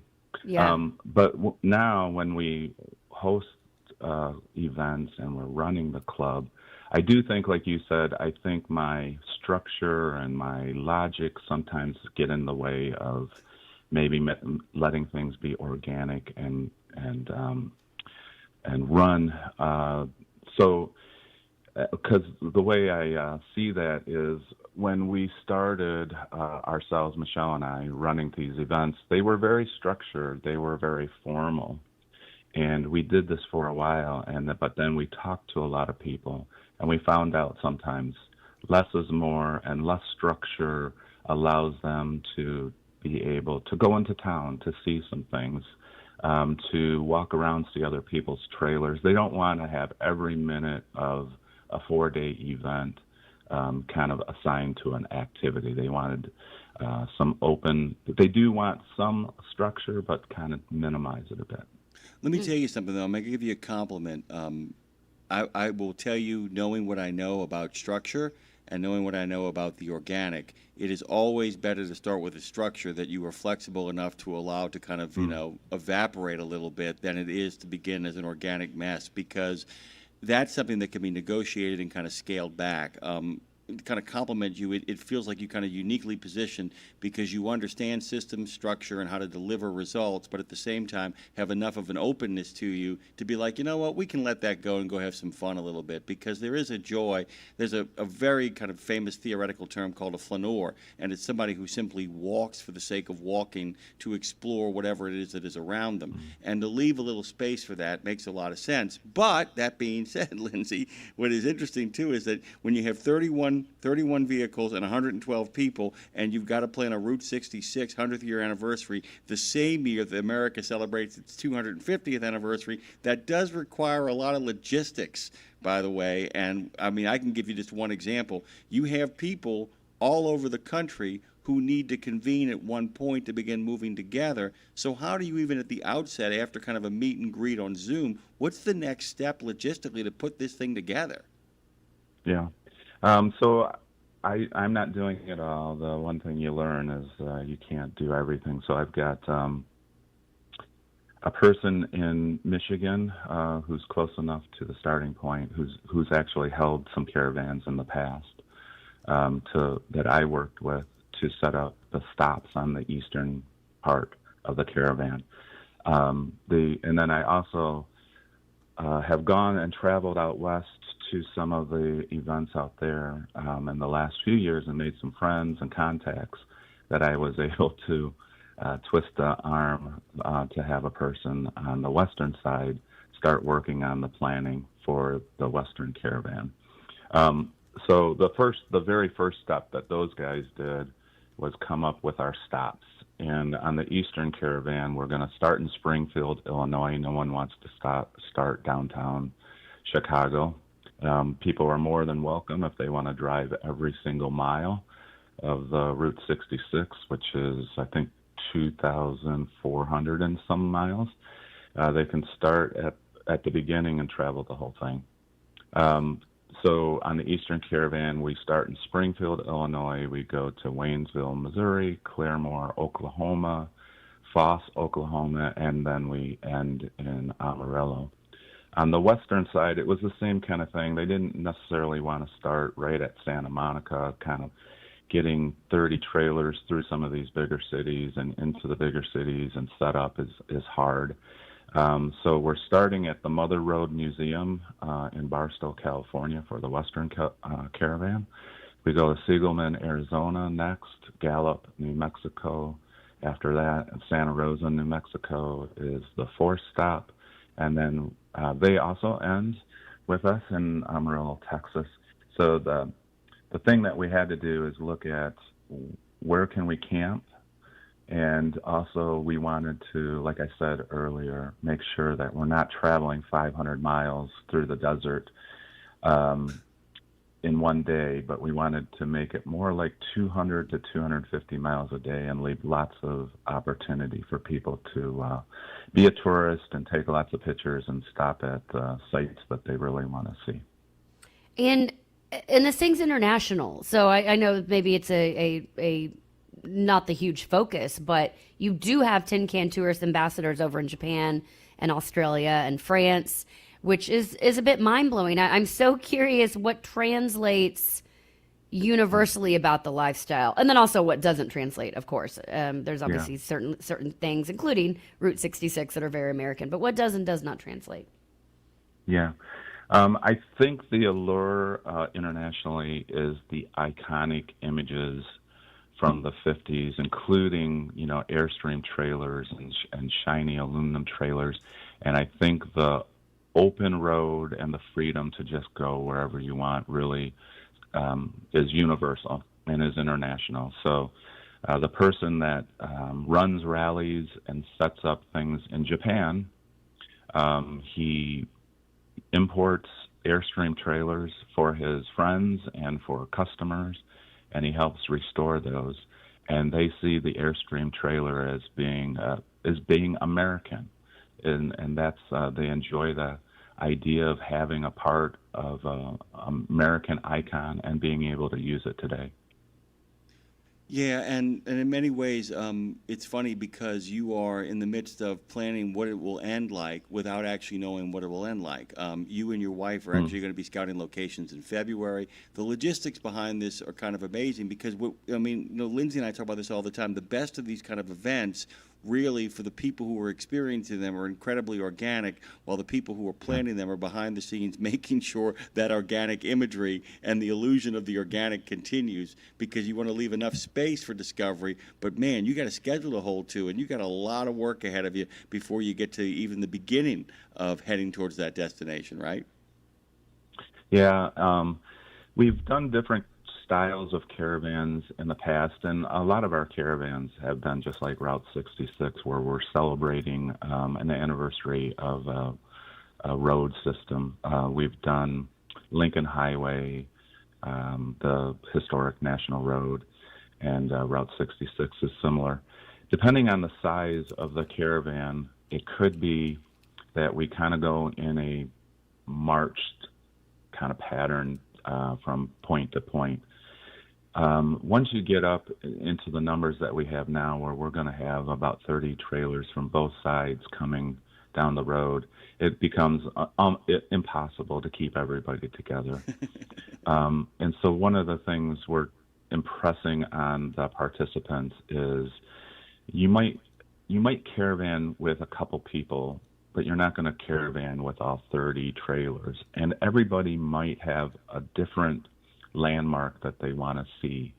And Route 66 doesn't have the best roads at this point, too. No. So you might want to really do your research. So we've provided the books that they should probably buy. We've provided the websites and apps that they can put on their phone. And in advance, you might only want to pick out 2 or 3 things that you want to see. And many of these places on Route 66 can't handle 30 trailers and tow vehicles showing up at the same time. So you may have to bypass something because it's already filled up. So we're trying to make sure people set their expectations appropriately and can make it all the way down to Amarillo in one piece. Well, we appreciate that being an intention behind it as well. And as we wrap this up, Terry, I always like to pick a word for the year ahead. And my word, actually this year I picked 2. Mine were vision and expansion. Jim, what's your word for this year? Oh my God, I actually froze up on Jane, by the way. I completely froze up on it, and I have it on the tip of my tongue, and I can't get it out my Okay, you mouth. can't remember his word. What was your word, Dre?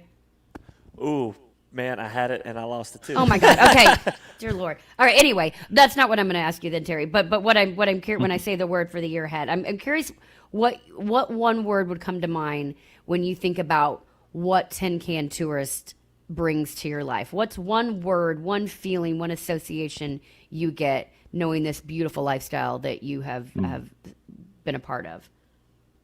Yeah, I'll go back to one of the earlier things we talked about, and that's friendship, because that's been a huge part of Michelle and my life is making friends through the group. Awesome. Friendship. Looking for friendship, looking for expansion, looking for creativity and broaden your horizons, but do it slow and peacefully. Then tincantourist.com is the place for you. Terry Bone is the grand poobah over there, the royal chief of the Tin Can Tourist. Thank you so much for making time for us this morning. Now go have a slow rest of your day, my friend. Thank you, my friend. All right, perfect. Thank you very much. I enjoyed it. As always, by the way, if I ever was planning a trip with a big event at the end of the destination in terms of people, I know I'd take Terry, and then I would have Molly at the end of the road, by the way, waiting for us all. Expansion, by the way, was my word. I wanted to say wellness because it was Jane's. Expansion. Good God, God Almighty. God Almighty. Who's Molly? Molly Pitcher. No, I'm just making up names. Something I take. In a video game, if you get enough experience, you level up. And when you level up, you gain more skill. And with enough skill, you beat the boss and win the game. Sounds a lot like trucking, doesn't it? Except in trucking, you don't beat the boss, you become the boss. And if you want to be the boss, you gotta meet the boss. And that boss? Carrier's Edge boss, Jazrawy. Want your drivers to level up? Carrier's Edge has the training, comprehensive safety, compliance, and best practices on one website. It's a simple subscription with no contract and no commitment. Learn more. Try it out. Level up. CarriersEdge.com. Hey, come on! We're starting the game! All right, I'm coming. Wait for me. CarriersEdge.com. At Radio Nemo, we believe in finding your tribe, your people, your gang.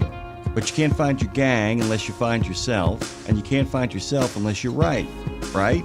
Lindsay Lawler's We Should Write is a podcast about the healing power of writing. It dives deep with creatives of all types to discover how putting a pen to paper helps them work their stuff out, and maybe gives you the permission slip to do the same thing. We Should Write, live at noon in the center every Wednesday, and then everywhere you get your podcast. Go to RadioNemo.com and learn how to write yourself to healing, creativity, and clarity. Right? It's a trucking, transportation, and lifestyle show like none other. Man, you call this a life? Road Gang Radio is back for another half hour of the best transpo show in the known universe. We come in peace. Well, actually, we're falling to pieces. Whew. Get us out of orbit, Madison with a T. Nope, no out of orbit. It's Dre here, just hitting the wrong buttons, but happy to be here to rejuvenate the last hour with you two lovely people, Jimmy Mack and Lindsay Lawler. My word, I actually had Jane's word in my head. My word, of course, is expansion, and also No, that's my word. My word is vision expansion. Your word is not expansion. It's galvanized. Mine's by the bowel way. movement. It's galvanized, by the way. My word is galvanized. Oh, galvanize. Galvanize. No, I was being funny with that. Hey, good morning. How are you? How are you in Good terms morning. of expansion? Hi. How's the Is that a expansion? fat joke? Yes. Yep. 100%. I'm good. I'm great. I have today, we're finishing this show, then I'm doing We Should Write. Then it's early release day, because they like to throw that in just to mess with parents' lives as often as possible. And then I'm heading to the airport. My very dear friend Laura Tremaine comes in. She's a wonderful author and podcaster in LA. She was my college roommate, and I'm producing a really cool event for her in April. So we're doing site visits all day tomorrow after we get off the air. So I'm very excited to see my friend Laura.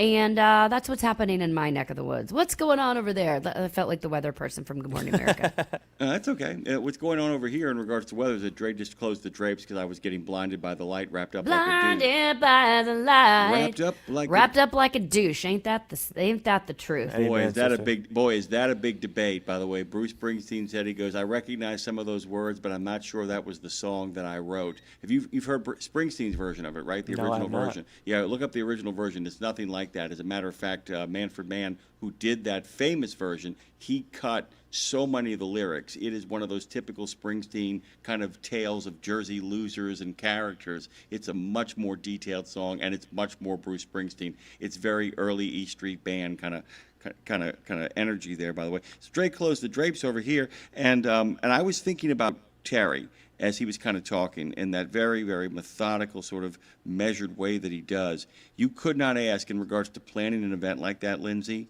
a more perfect person to kind of assemble that, because you get a combination of two things: a very logical, logistical mind, and also incredible warmth and patience with other people who might not have that. And so much of when you're putting together events, it isn't just about the technical acumen or the skill that people have, but it's also the energy they bring into it when you're going about the business of doing it. And a lot of people don't understand, it's all culture, but particularly when it comes to any kind of event, that there's a certain kind of personality that if they don't have a certain temperament, no matter how good they are at what they do, they shouldn't be involved in that. And you've been on enough tours and you've been in enough events to know that a high-octane stage manager or a high-octane planner, in regards to the energy they bring into the room, can be a disaster. And I just kept thinking about that. It's like, I would go on something that Terry planned. I would go on a trip, particularly with his later revelation that everything doesn't need to be planned and that there's actually space to kind of breathe and live, which is a really kind of cool thing. Picking your partners and picking your friends when you're putting together things is such a crucial point. Just don't pick your nose.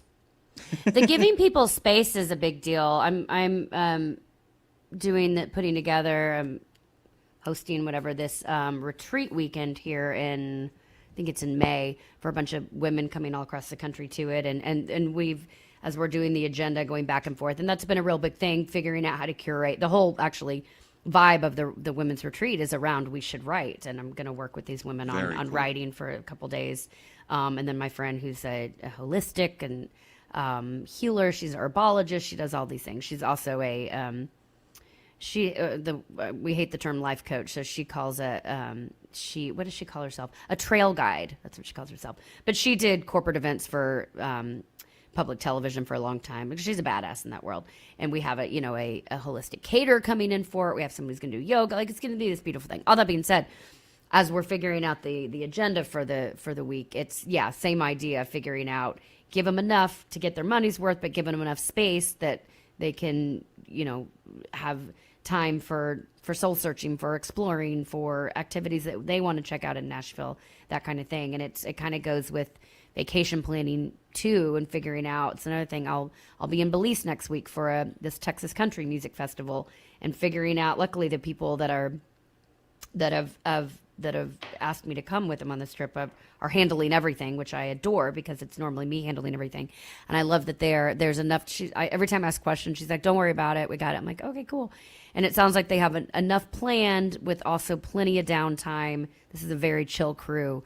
I just love the combination of having, I don't want to do everything, but I also don't want to do nothing. And so having the space to figure that out, like have enough planned to give you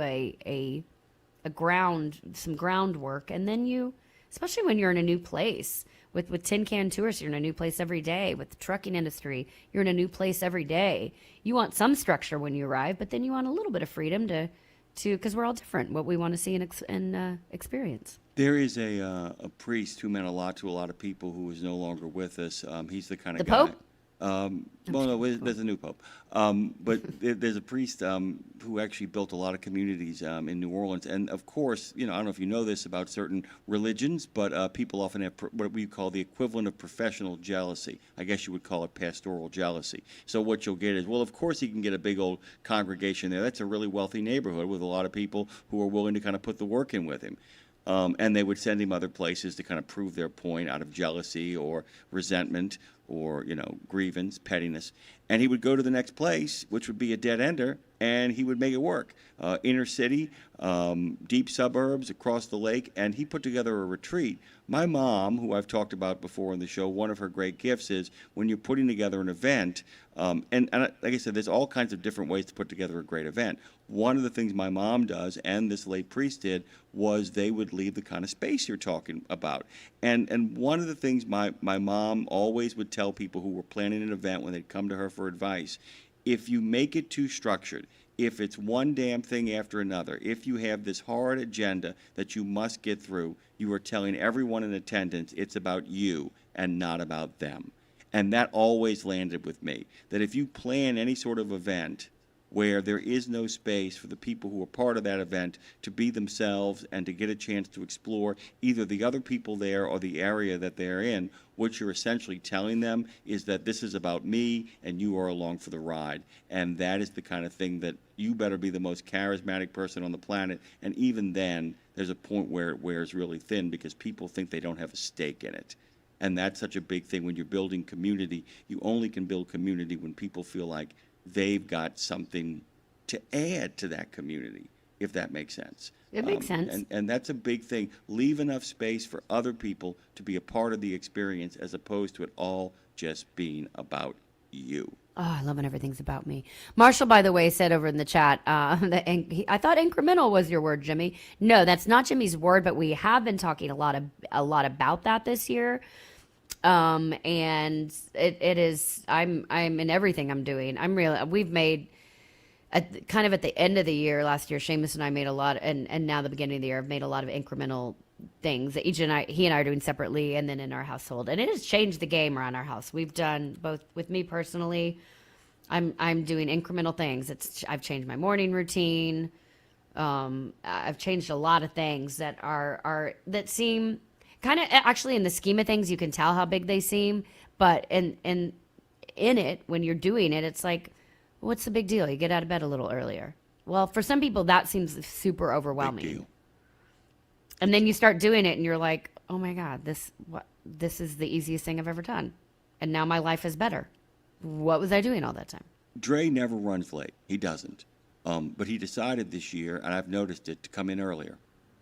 He's made that decision. Like I said, he wasn't running late before. It wasn't like I will tell you honestly, I have never, since we began this adventure over here in New Orleans, I've checked in just as a friend to be like, hey dude, how you doing? But I had no idea where you were at that point. It was 4:15. There's no reason to check in. Just how you doing? And I'll get a comment. Yeah, I'm going to be like this time or that time.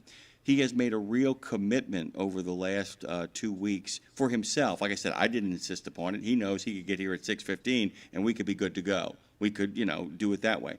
He gets here now. Good to know for but I mean, you future. could. I mean, if you walked in here ready to work at 6:15, we'd get this show set up and be cooking. That's not a 100%. problem. But there are things that he wants to do and that he wants to take care of. And I know part of it, as knowing myself, I'm guessing that he could do that walk before he gets here. But I know that if he does the walk when he gets here, he takes the walk in the comfort knowing that he is here. Mm-hmm. And that makes it very easy. And just watching the difference it has made. And look, you've made note of it too. I'm going to say right now, this show, which I thought began really, really well, I think the opening of this show now, whether it's Dave, myself, and Dre, Dave, myself, Dre, and Dean, or just Dre and I think it begins like gangbusters. And a lot of that has to do with the fact that we're both in a more centered place. We have more time to talk about how the show is going to open. It doesn't mean that we're planning it. It's not scripted. It just makes, and it's just one little simple thing. And like I said, it's not a thing that was like he was doing it wrong before. He just made a decision to do something different and to see what kind of impact that would have. And, I wouldn't mind hearing that from you. Do you feel like it's made an impact? 100%, yeah. Because I come in more clear-headed. I come more at ease. And then just being able to do an exercise beforehand, it just gets me ready to be able to sit here for so long.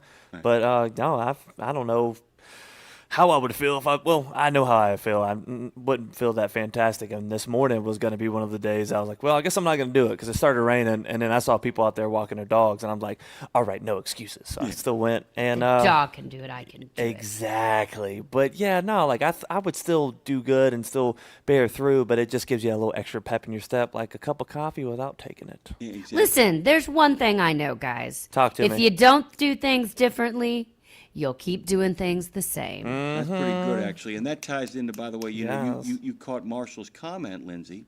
You caught Marshall's comment about the incremental thing, and that's exactly, it's a well-made point that you just made. That's exactly what we're talking about when we say incremental. Please stop trying to conquer the world.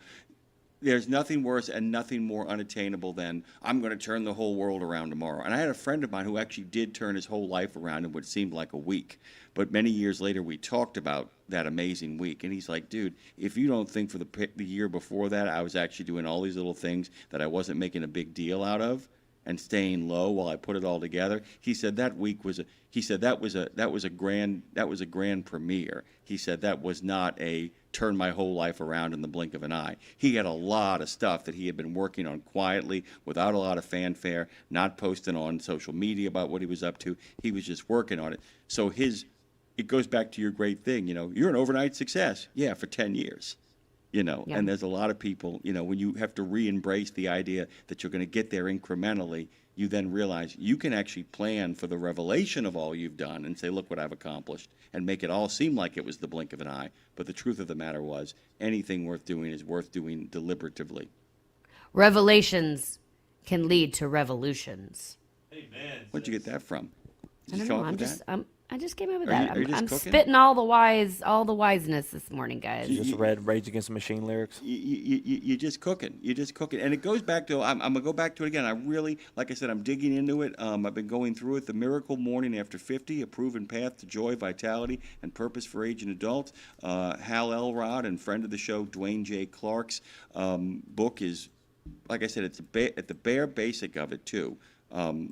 That slight thing of getting a little bit of a head start on the day is really about turning off the end of the day as well, too.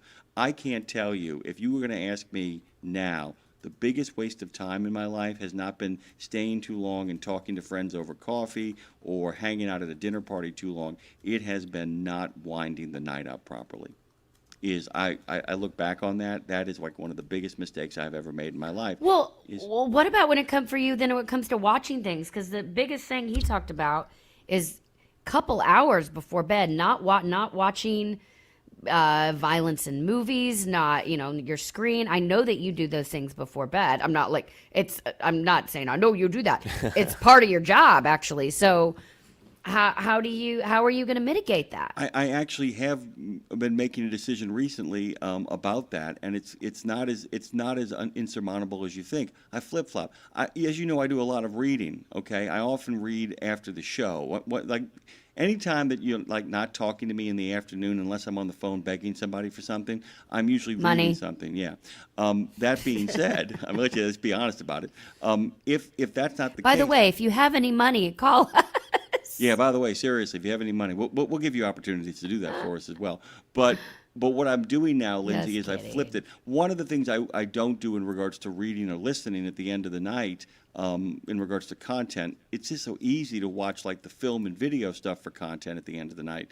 But what I've been doing recently is I will deliberately read books of poetry, books of essays, stuff that puts you in a really positive mindset. And what I do is at the end of the day, I'm choosing to do that rather than the film stuff, which I will watch here in the office on my computer screen in the afternoon sometimes now to get that content out of the way. I can't, there's too much to watch and too much to do to make that a guaranteed thing. But that's the experiment I'm trying, to kind of flip-flop that narrative and just move when I consume. And hopefully maybe that will make some kind of incremental improvement. Because it's a really good point. But, dude, I got to tell you, man, there are things that I got to watch. You know what I'm saying? I got to kind of dig into. So figuring out that space at the end to really bring the temperature down and to remember I can always watch it. I've done that too. I don't know if there's been a couple of Westerns that I've actually watched the morning of by getting up at 4 and going to bed early the night before. And just kind of sat down. All the other work is done, and then sat down, put it on, had breakfast, and watched the Western to familiarize myself with it. So there are ways of kind of honoring that, but it's a damn good question. And it's one that when I got to that part in the book, I was like, oh, God, this has got me written all over it, you know, especially when you love horror movies. Yeah, I mean, I'm thinking about Seamus, who I usually go to bed before, or I'll go get in bed before him, and I'll read or write, and he stays up and watches something. Now, he has started, by the way, doing journaling, which he's fought it tooth and nail. but he's being told to do so through a grief counselor, actually.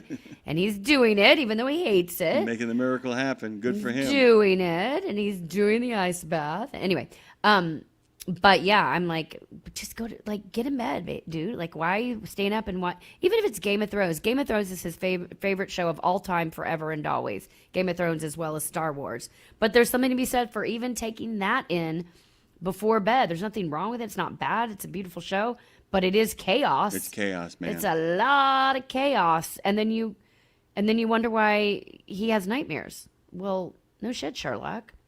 Yeah, I mean, I have to tell you, there are things that I stopped watching. I mean, and I will tell you that one of the things when I watch a scary movie at night, I'll tell you point blank, it's not that I'm like scared, but I will deliberately like read something or listen to like really kind of soothing music for about a half an hour before I actually go to sleep.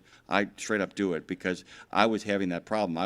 It was a moment when I watched like dozens and dozens of horror films at the end of the night. And Lindsay, I mean, it has if you think it doesn't have an impact on your dreams, get ready, man. Buckle up. Because your dreams get really interesting. And you find yourself sometimes waking up screaming and not even know what the hell you're screaming out of. So Listen, I've stayed in an Airbnb with you, separate rooms. You wake up screaming. Yep.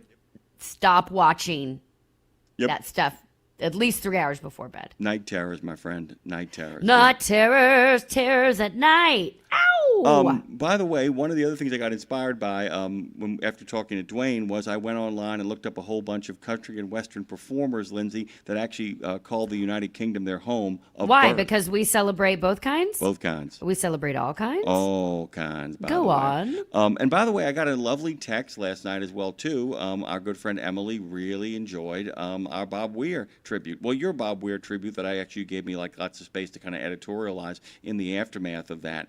And it goes back to one of your other favorite questions, is that who is the next generation of that? Because you always love to ask the question with the way that media has changed and the world has changed, is there an opportunity for anybody to ever recapture something like that? Or... Yeah, Meredith Moon. I believe Meredith Moon is the next generation of the Grateful Dead. Maybe so. I said it. I said what I said. She's our next guest coming up, by the way, in just about 12 minutes. And good stuff too, by the way. This is like Holy one of those crap, occasions where, so like, good. you know, I'm so glad that Claire booked this. I can't encourage you guys enough to check out Meredith's work. It is really good. Hey, she just walked in the door. Did she have an instrument with her or no? I did not notice it because she and the man she walked in with, they're sitting in the back of the studio and getting ready to kind of jump on the air with us just here in a minute.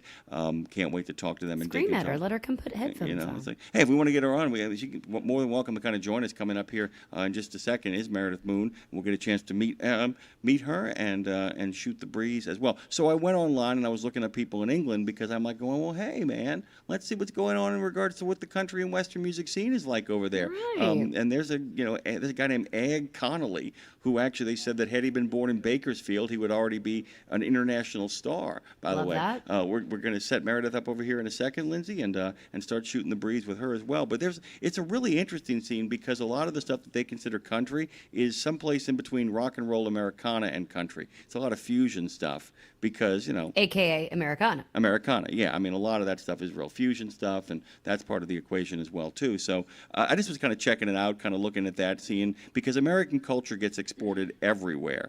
And I think that a lot of our friends out there, we've said this on the show, that if you were to go over to certain rural parts of France, you would find that both the cultural influence of it, number one, is immense, but you would think that you were in certain parts of Ohio or rural Kentucky, and it's only when people started speaking French at you, you'd be like, wait, this isn't the same place. At you, by the way. Speaking French at you. Yeah, fair.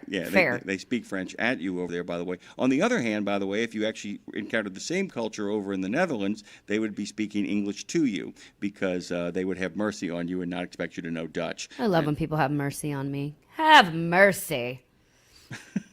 I need it. I need it. I'm excited to pivot here in a minute. I know Meredith just pivot. Meredith sat down with us. We'll do a proper intro for her in a bit. But what's cool, this actually conversation fits in obviously beautifully with the Tin Can Tourist that we just had on. It fits in beautifully with the unfortunate passing. I'm not even say we lost Bob Weir, by the way, because I believe I have. Listen, here's what I believe. Call me the woman, the woo woo annoying lady. I have more access to Bob now than I did when he was alive.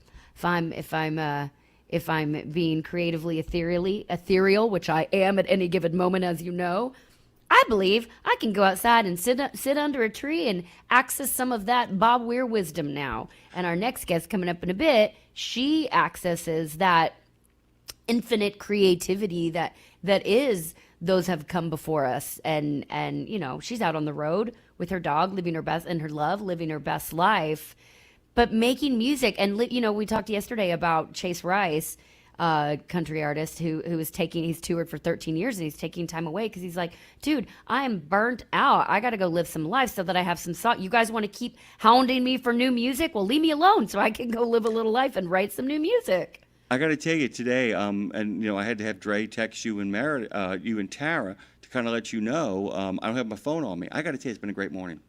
I have to tell you, it has been a great morning. I don't have my phone, Meredith, and it has been just absolutely spectacular. I've been able, and it's not that, and I hope that my partners here, Phone Master Dre and Lindsay Lawler here on Road Gang Radio, have felt my focus every day of the week. But today it's been really easy. There's been nothing to reach for. And I use it as a supplement for the show, that I can look up numerous things and have something ready to kind of give you content or context or anything like that. But I got to tell you, it's a liberating experience. And going back to the to our tin can friends, there is a point where you've got to say, you've got to give me some space so I can come back better. And we said this yesterday too. Sometimes the most selfish action you take ends up being the most selfless one you can take, because it gives you the space and time to rejuvenate, to deliver to your fans what you want to give them, to your friends what you want to give them, and to go back home in the best way to kind of be around the people you love. And it makes a big difference. And I'm gonna try, Jim. Mm-hmm. I would love to do a social media detox. Of course it's possible, but it's near impossible when, you know, I'm being a singer and a writer, and we have these shows we have to promote. So you have to go on, even if I'm just going to throw up a post to be like, make sure you listen to the show today. You kind of have to do it, but then you get looped in and you see other things. Now I've curated my feed, so there's, for the most part, only positivity in there. The minute I see something negative, I delete it. So that part I got going for me. But, you know, taking a social media or phone detox is really hard. Also, I've got a kid, you know, whatever. But there are ways to do it. I'm going to try my hardest. When I'm in Belize next week, it's a work trip, like a networking trip. That would be a week. I'm not on the air with you, although I will call and check in if you want on the show next week. Please do. But yeah, because nobody wants to hear about you going to Belize for a chance to get an opportunity to talk to people about how they should go about writing for therapeutic reasons. Well, why would anybody want to hear about that? That's not my bag at all, is it? No. But I'm going to try my best. Maybe I'll do a social media detox next week while I'm out. No one cares to see my toes in the water. Who gives a shit? Like, no one cares. Yeah, I've seen water. Send me the the pictures of your feet in the water. I actually will be very thrilled for you and rooting for you, but we don't need to all see that. That's no one cares that my view today. I hate this. People are like, my office view this week. No, it's not. You're a jerk. You just want to say you're at the beach and I'm not. Nobody cares. Like, I'm just gonna make money off you off feetfinder.com. That's all I'm gonna do. Listen, my feet are the last ones people would make money off. Let's talk to our guest before we'll do a proper intro. But Meredith, how pretty are your feet? Let's talk about your feet. That's a segue into music. Hi, Meredith. I'm Lindsay. Tell me about your feet. I'm going to point at the guilty party and whistle. I can ask you. Boys can't. By the way, do you ever? No, let her answer the question. Are you a foot person, Meredith? Not like I'm not asking a creepy fetish question like you're into them, but like, are you cool showing your feet? You're out on the road. Do you have some Frodo feet like me, or are you pretty? Or do you have pretty adorned with jewels feet? That's not really something I consider. Fair. Definitely not a question I've been asked before. I feel that. We try to do that around here. Ask those questions of people, those deep probing questions. Yeah, you got to get deep. You got to get deep. In the mud with your toes. Deep into the toe jam, guys. We're having real conversations. Yeah. This is real. This is raw, guys. It's raw. It's Murica. As are my feet. The soil. My feet are raw. Yeah. I'll just say. I do want to ask you before we hit this break, and good morning to you, Meredith. Good to see you. Good morning. I was curious. Have you, in regards to social media, it is the biggest pain in the ass of all time, because it just takes us away from everything that actually is important. And at the same time, if you don't do it, unless you're Christopher Nolan, who has a staff that does it for you while you act like not to do it, you got to stay out there, given what we all do for a living. How strong is the urge to simply shut it off completely, especially when you're on the road? It is an everyday struggle for me. So I've actually been looking for a social media manager for a very long time. They're actually very hard to find, and I feel like that has to do with the shift away from social media that's happening. I feel like a lot more artists are using social media managers because it is something that takes away from my ability to focus on art and be present. And definitely, I feel like when I don't have my phone, my connection to whatever it is, like the ether of creative, the creative access that you have without your phone is a lot stronger. And I feel like when you don't have your phone and you're not able to, you're asking people for directions. You're interacting with the world around you so much more. And I feel like for any creative person in any genre of art, not using your phone and not even having your phone on you is just such a liberating thing. So I really want to get back to that, and just, being able to leave the house without your phone is a wonderful and amazing thing. And it's crazy that, that is just such a wild inconceivable idea. Yeah. I got a great story from last night, Lindsay. I brought Dad over to go pick up some Chinese food that we ordered, and we had to do something before then, which meant we got to the restaurant early. And he turned to me and he said, "Let's leave our phones in the car. Let's just do it." And I'm like, absolutely. So we do it. We walked into that restaurant and we knew 4 different tables of people. And rather than sitting at the bar and waiting for our food, we actually were there for the 20 minutes. By the time we got through telling everybody hello at all the other tables, and whether they wanted it or not. Oh my God, there was one lady who was like going, "Who are you and why are you here?" And I said, "The egg rolls are great. Try the strudel as well." But after all of that, it was really, it was amazing. We got outside and he said, we should leave our phones in the car more often. I said, I am always down for that. Well, look at clear space. I know Dre will hit this break, but this might be a strange metaphor, but let me just tell you this quick. I've said this lots of times. I love it more. It's one of my favorite go-to things to say. If you're redecorating a room and there's a desk over in the corner, you can't put anything else there. And that is the same kind of energy around if I'm thinking about what's on social media, if I'm thinking about what's on my phone, if I'm constantly checking it, it's blocking space for, as Meredith said, what is to come through. That can be an idea, that can be an opportunity, that can be a song, that can be whatever, any kind of inspiration. But if your peripheral view, your vortex is blocked with just the crap, the constant influx of information, then you're not getting your own things to come through. So just consider it. And again, incremental. This is Road Gang Radio. Guys, we're going to take a quick break and we're going to come back and do a proper intro for our fabulous next guest, Meredith Moon. You can head on over to meredithmoon.com to find out what's going on before we find out what's going on here live. It's Road Gang Radio. That's Jimmy Mack. I'm Lindsay Lawler. Phone Master Dre keeping us on the ones and the twos. We'll be right back.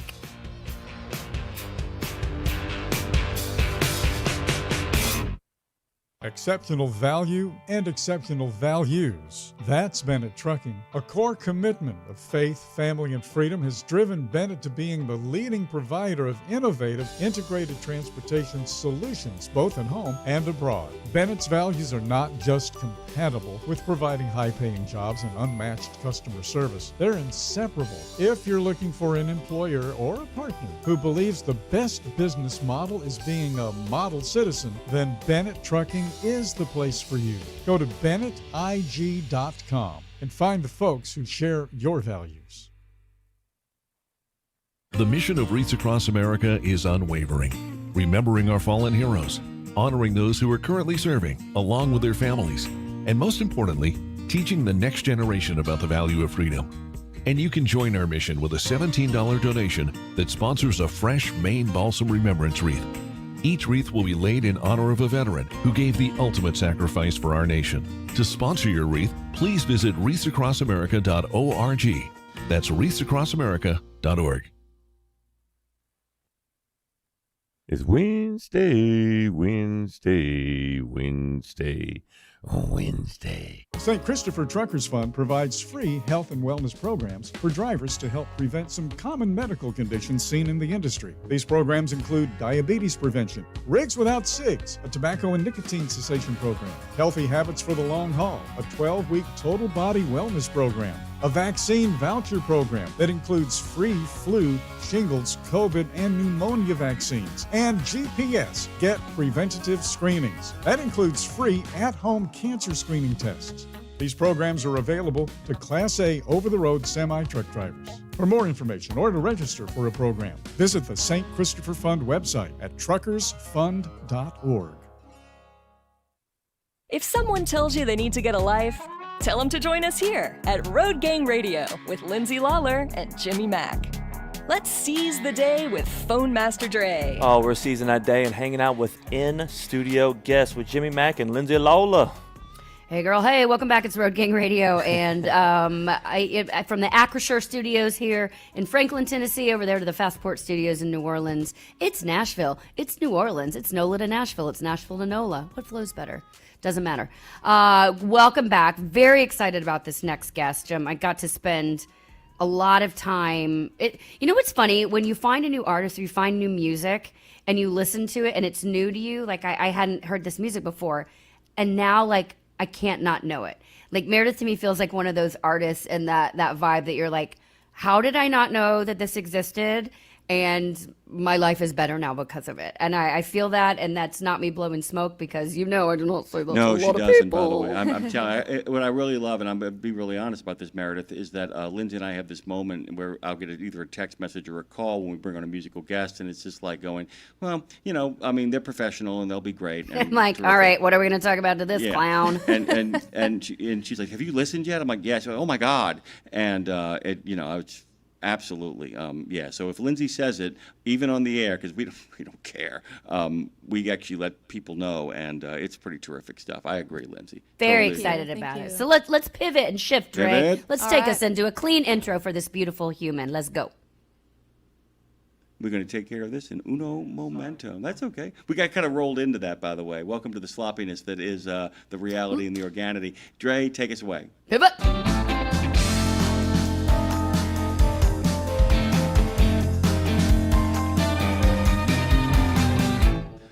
Clawhammer banjo, haunting vocals and foot-stomping rhythm. I really love when somebody's self-description on their website actually matches the moment. Meredith Moon delivers folk music that's both rooted and rebellious. Fair enough. Blending old-time traditions with raw storytelling, her performances captivate intimate rooms and festival crowds alike. She is a singular voice in Canadian folk and brings grit, grace, and authenticity to every stage. And what she's doing is she's blending the raw spirit of traditional folk music with a definitively modern edge. Powerful vocals, fair enough. Contemporary clawhammer banjo playing. She weaves fingerstyle, guitar, piano, and lap dulcimer into her performance. And while rooted in old-time tradition, she brings a fresh, boundary-pushing energy that has earned her recognition in international folk and old-time music communities. She is a regular on the folk festival circuit, but she's also a regular of doing her own thing with her own voice Queen. and setting a course for herself. Lindsay and I, as you can tell, are very excited about this. There's so much to talk about, and we're so thrilled to have you as an in-studio guest. Good morning, and how are you? Good morning. I'm doing great, especially after all of these incredible compliments that are getting thrown my way. Well, we're trying here. We mean them, by the way. You can go to meredithmoon.com. It is as simple as that. And I just want to say something, too. Lindsay, I always love when the website actually matches the music. When people often just have websites that go, dude, this is not who you are. There is a real kind of what I call postmodern nostalgia that's wrapped in here. And Very different from Post Malone. Yeah, very different from Post Malone nostalgia. There's a postmodern nostalgia really here because while there is a hearkening to the past, I've talked about this. There's a Raymond Lowry thing where he says that if you want to introduce something new to people, you need to wrap it in the best version of something old. And there seems to be that you're using a lot of the elements that you do when you write the songs, that the form is actually a comforting device that allows us to kind of deal with other issues and other things that you're interested in. Is that a fair place to begin? That is very accurate. And adding to that, I feel like the whole sort of idea of Americana music is building something on the roots of something greater and older, and with sorry to use the word roots again, but with deep roots in folk music, and then you sort of build on that and create your own sort of thing. So yeah, very accurate. Well, and the name, because I happen to see, I think your mom's last name is Moon. Is that your actual last name? No. No, okay, fair. Love it. It's beautiful. Anytime you say the moon, I'll have to turn the camera in a minute so you can see. I have on one wall in my studio here, it's a massive moon over the ocean. So I'm going to put your picture up there now. But you go by Meredith Moon, and like Jim said, you go to the website, and it's first of all you sitting on the moon playing your banjo, and it looks like toe shoes with a cherub over on in the stars. I'm like, this is I want to be in her world. That's just me playing around on Photoshop at 2 a.m. I mean, as one does, as one does. But I have to know, with all that said, and do you feel like your music is? I think I know what you're going to say, but I'm curious to see if I'm right. But do you feel like your music is speaking from another world? Because your music feels otherworldly to me. Your website feels otherworldly to me, and I mean that in a good way. Do you feel like your music is speaking from another world, or rather, is it pulling people into yours that is here and grounded? Because you kind of have to balance the ethereal and the grounded to connect with people. So how do you sort of attack that? I think it's a little bit of both. I am a bit of a woo-woo person as well. I know that you mentioned that earlier, and I do believe that when somebody is creating art or music and you truly find yourself lost in it, I do believe that we are channeling something. And I do believe that there are, ancient songs that were never sung, that never got to be sung, and maybe, those people or those things are reaching out to us to channel those and share them with the world and share their story. So I often think that the songs that I don't really know where they came from or who they're about, or it's a story that just sort of, and they come in fast and they take, 10, 15 minutes to finish the song. Those are often the songs that I'm happiest with, and they're the songs that I'm just like, I don't know where these came from, but somehow I was supposed to write this. And I've spoken with many friends in my line of work and in visual art as well, and they feel the same way. So the other thing is, there are songs that are about my personal experiences directly. So it's a little bit of both. Yeah. Yeah, I mean that's that's the perfect balance. It's stuff that I'm channeling or getting, and stuff that's happened to me. I just say, Jim, while we're here, to unpack that a little bigger, because I know there's people listening, the practical people in the world, like, these girls are talking about channeling. They are crazy. I hear you, but let me tell you, you channel too, you, whoever you are listening, and just to maybe ground it for you, listener, who thinks channeling is strange. If an idea pops in your head, that's channeling. Like, it's coming from somewhere else. You didn't, period. Meredith moved out to the woods a couple years ago. It's the first time I haven't lived in like the city or suburbia. And I walk outside and have an entire song, verse, chorus, melody in my head.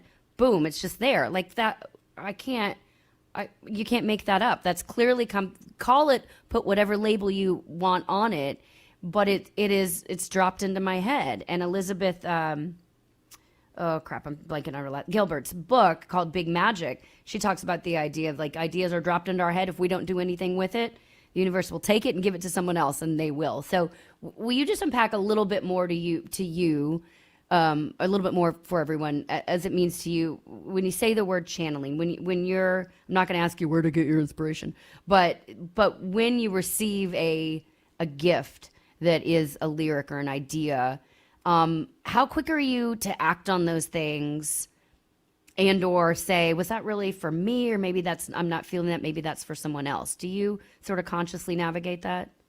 I feel like, yes, that's part of it. I mean, if there's like a lyric that just I absolutely cannot relate to, even in like a metaphorical sense or something, I'm likely not going to sing it. But I am very quick to act on any idea. There's a certain, when I try and sit down and write a song, I'm not going to write a song. Like, if I have to, pull an all-nighter to write a song, I'm like, okay, maybe this isn't the one, But if there's something that it's different, it feels like it's just kind of like all coming to me at once, and I can't grab a paper and pencil fast enough. Those are the ones that I'm like, okay, I gotta get this down now. And I think it was Neil Young who said, when the source comes, never ignore the source, because it will go away, and it'll, give that to someone else, or it'll come out somewhere else. So when a song comes to you, you have to, take that time. And I mean, I'll be at a red light, I'll be driving and I'll stop at a red light and I'll get out my phone recorder and I'll just sing these like random words of this song that has come to me or whatever. And I always keep a journal on me in case, a line comes to me or whatever. So it's important. So if you're listening and you're a songwriter or an aspiring songwriter or a writer or an artist, always have a book and a pencil or a pen with you, because you never know when it's going to come to you. So You brought about the idea of talking to other artists that you know, visual artists that you know. And I got a second question that I want you to answer first. I want to buy you time for the first one. I've always found that the artists I find the most interesting as musicians are the ones who talk to me about, why'd you write this song? Well, I was reading On the Road. Why did you write this song? Well, I was reading Joan Didion's The White Album. Why did you write this song? Well, I went to the Modern Museum of Art and I saw this. Or I saw installation art while going down Route 66. So I'll get to that question in a second, but I'd love to hear about inspirations for songwriting that come from places other than other songs or other music or traditions of that. The thing I wanted to ask you really quickly, though, first of all, congratulations of the September release of your new album. Thank you. And, so good. And I wanted to kind of talk about the process of putting that together. It's your third, and what that album means to you, and to kind of unpack that so our listeners have a chance to kind of check out an album that Lindsay and I both think is so very good, and talk about how you feel you're developing. I think it's always good to ask people about the albums they create once they get to 3. I think 3, it really is the magic number, because your first one, it's often stuff you've had stored up forever. Your second one, sometimes people do some amazing things, but it's often, I don't want to do the same thing, and that has its own sense of problems. The third one is when everything kind of starts coming together. But I wanted you to talk about the process of creating an album, and then we can get later on to any inspirations you might have. Cool. I feel like that's interesting. That's like the third album is kind of like your 30s. It's when you kind of find who you are a little bit, and you've kind of come into true adulthood. So I definitely feel that way with this album. It feels like I'm finally channeling my own sound, and I feel like I've finally found my own sound. And I've also learned that sound changes a lot, and that sound is many different sounds. So this album kind of goes all over the Americana map, and it was very much when I was writing, like getting this album together, getting the songs together, I thought, I'm only going to have one traditional song on this album, and that song is Lulu Gal. Of course, it's the only banjo song. And I decided that I want my albums to be, go more into the vein of original music. I have like so many songs, and I'm like, why am I, because the last 2 albums before this were half traditional, half original. So I guess on this one, I just really wanted to push my original music. So that's really the main difference. Yeah. Let's get to the artist inspiration question. Go ahead, Lindsay, what you got? No, you had a second question. Yeah. What's the artist inspiration? Just give me one in terms of a painter or a Oh writer. boy. Well, recently I'm going through my first Cormac McCarthy phase.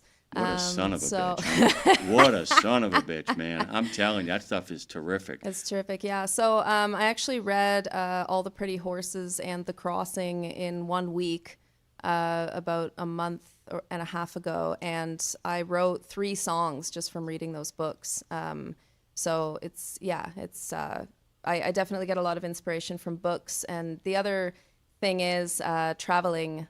So I'm a history nerd, and wherever I am at the moment, like I've been driving across the States and back, for 2 years now. And then before that it was Canada, and it was all over the world and stuff. And it seemed that wherever I was, I would get, really into the history of that place. And I would go to the most historic places I could in that place, and definitely like there's at least one song about every place that I stayed for more than a week, and it definitely the history of places is a big inspiration, and traveling, and I always think if I stayed in one place for months on end, I don't think I would write any songs, because traveling is really the spark for me. Blood Meridian, by the way, is the one I can't wait to find out what you think of it when you get to it, because that novel is just, get ready. I mean, that makes No Country for Old Men look like a walk. Yeah, I got about halfway through it, and I am on a big break. So it's been like a month. It's been like a month. Yeah, you got to take a bath after reading half that book. Yeah, oh, man. Oh, good God. Great. We were on a break. The touring part, well, certainly most of our audience, over-the-road truck drivers, they can certainly identify with the being on the road thing. And that's why I love these conversations, at least to, remind we're all storytellers based on what we see. And some of the greatest songs are literally just saying what you're looking at. People are like, well, I can't write. I'm like, are you alive? Yes, you can. Like, look out your window. Just tell me what you're looking at. And then you have a song. You have a song. But, I think...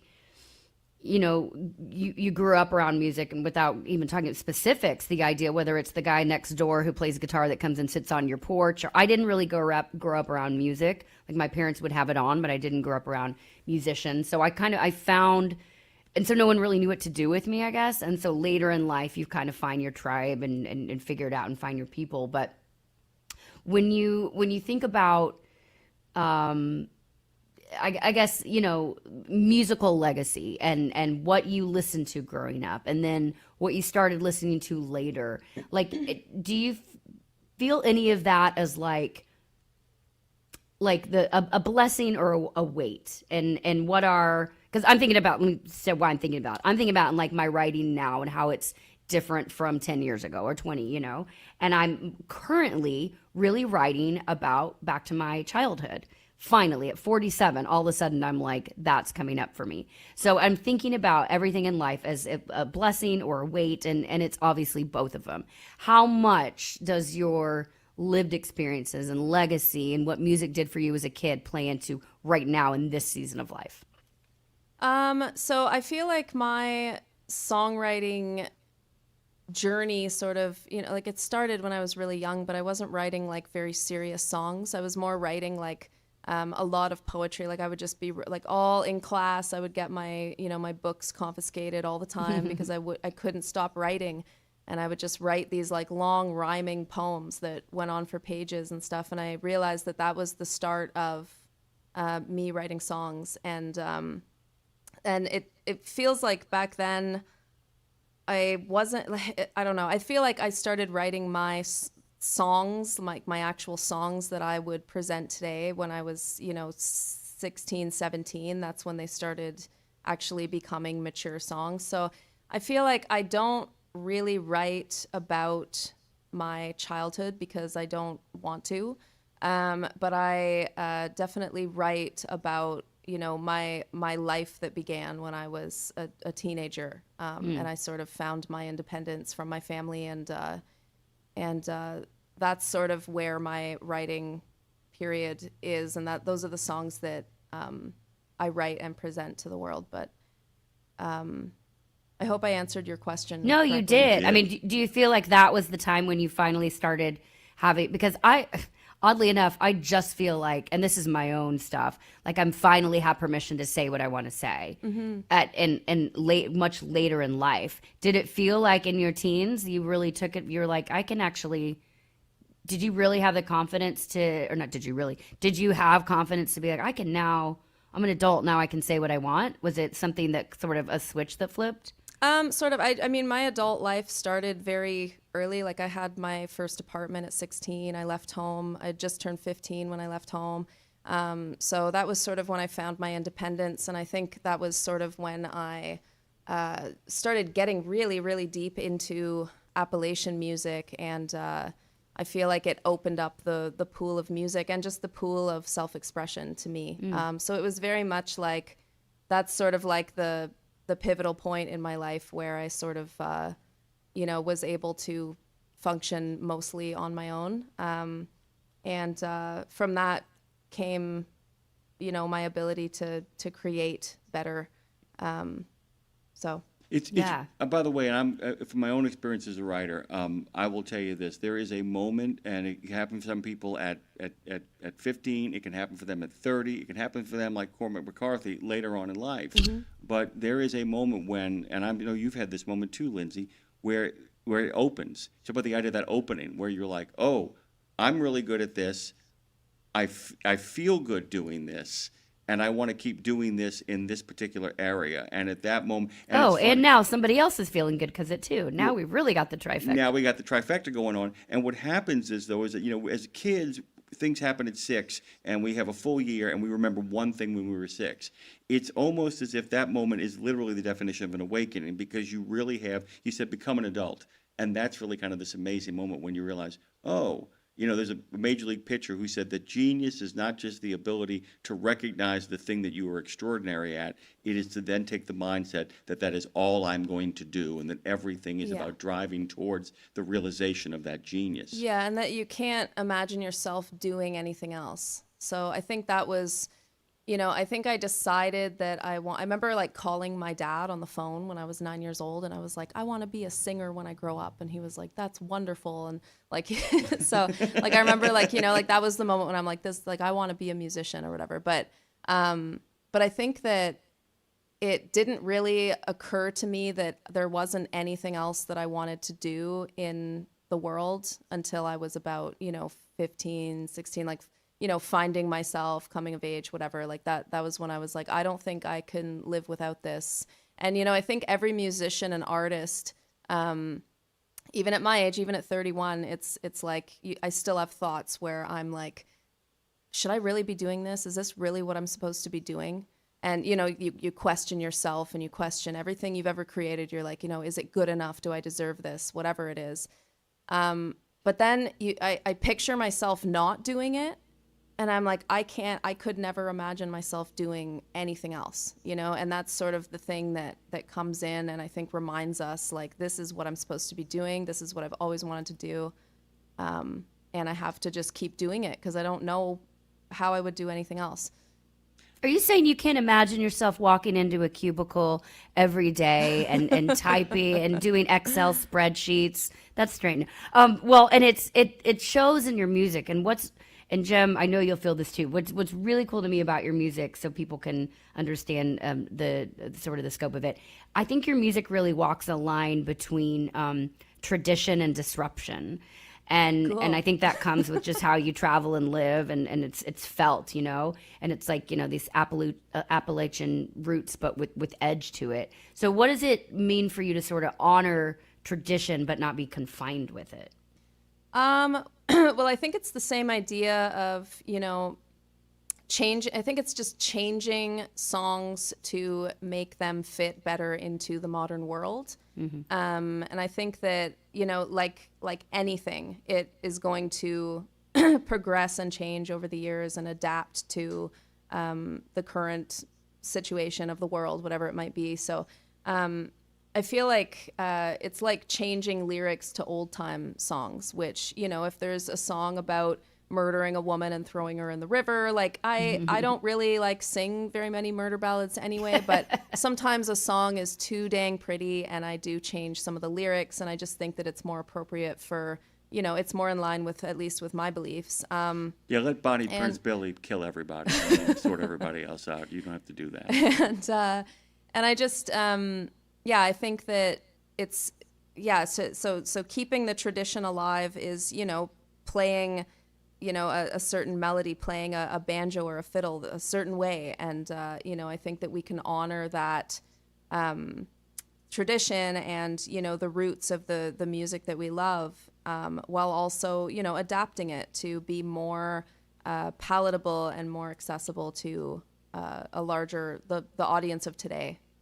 If you don't want to be a ghost, Lindsay, you got to be a spirit. I mean, we keep coming. This conversation, by the way, ties into everything we've been talking about for the last 2 days.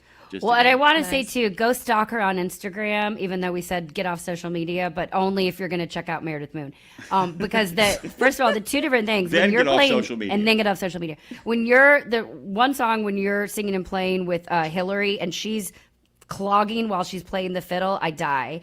And then when you're playing with Sierra, was it Sierra her name, where you're playing and you're stomping while you're playing banjo, you're doing like this, keeping a beat. Oh, Sparrow Smith, yeah. Sparrow Smith. Good God Almighty. I was just like, my jaw was dropped laying in bed thinking about you. That sounds creepy. I don't mean it that way, but it's creepy. I mean it in every way I mean it however way you want it. You're just, That you're sounds just, even more creepy.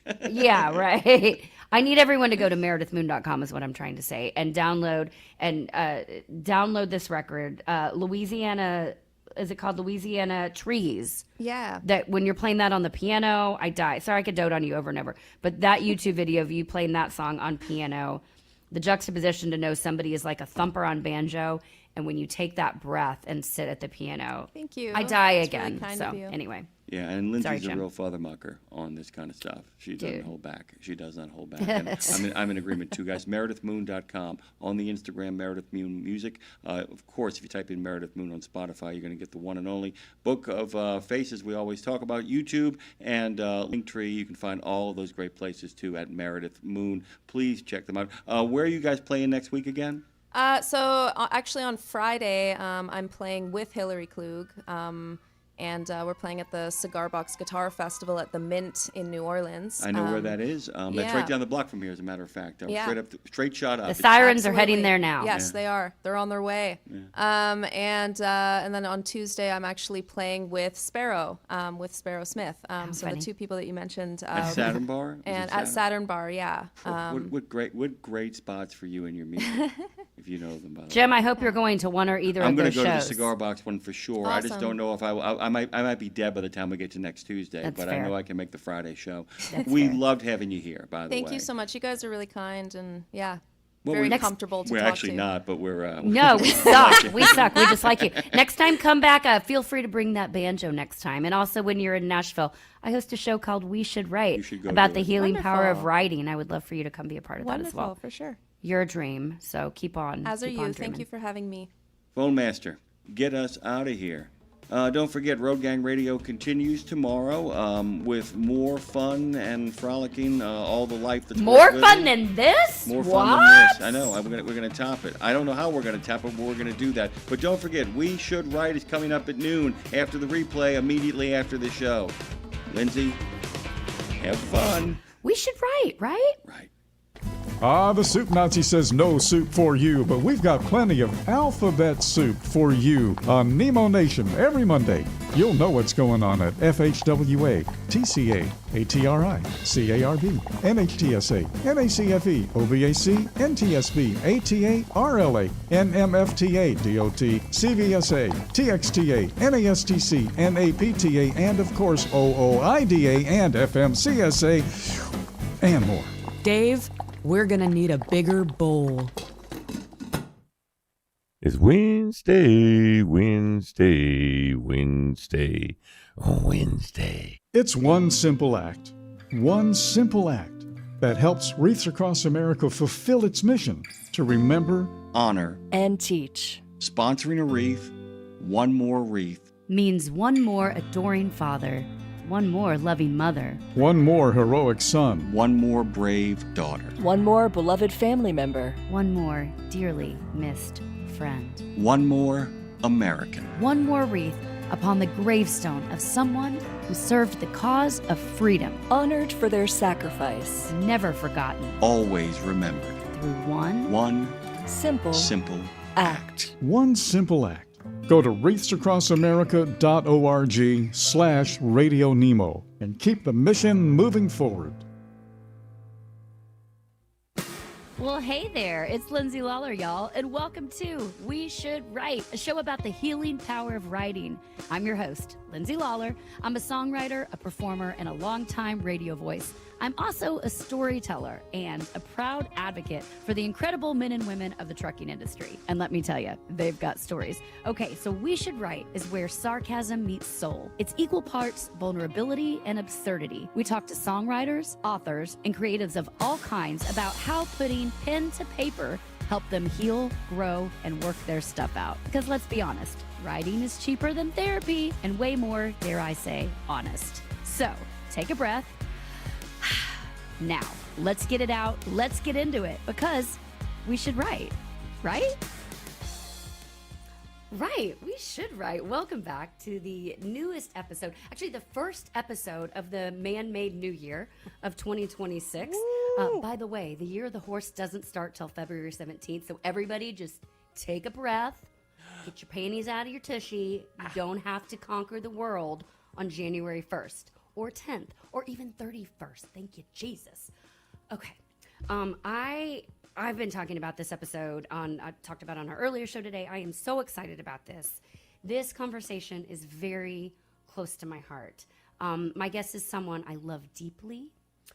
As a human, as an artist, and as a woman who listens to her intuition and actually follows it. You're going to hear about that a lot today.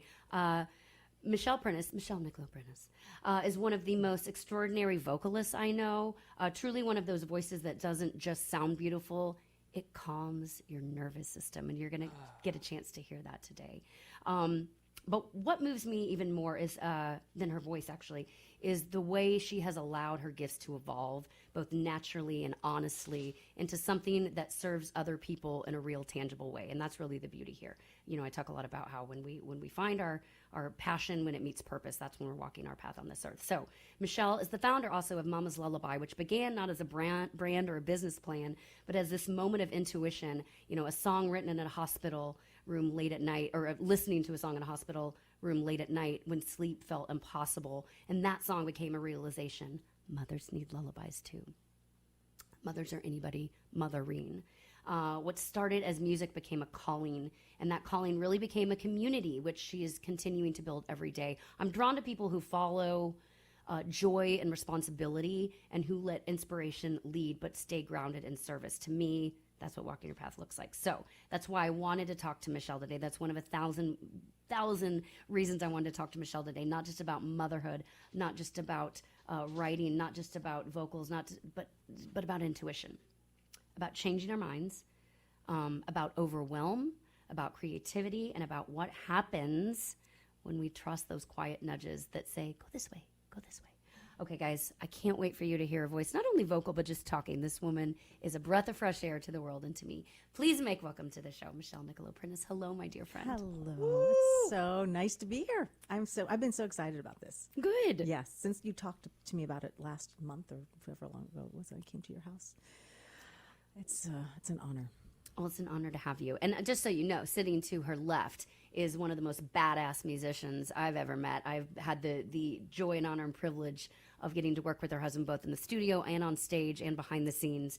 And talk about a world-class musician who he told me he thought I was cool, and I got real nervous because people who are cooler than me that think I'm cool really make my day. Okay, so Michelle, always like to start the show with a deep breath. Yes. I know you're here for that yes, moment. Ma'am. Because if not, we go off the rails. Indeed. Yes. So, Dre, this is for you too. You ready, brother? Yep. Yep. Okay. For all the drivers listening, all the people in their offices, their cubicles, wherever you may be right now, everyone take a deep breath with me. This may be the only one you do today, so take it in, people. On the count of 3. 1, 2, 3.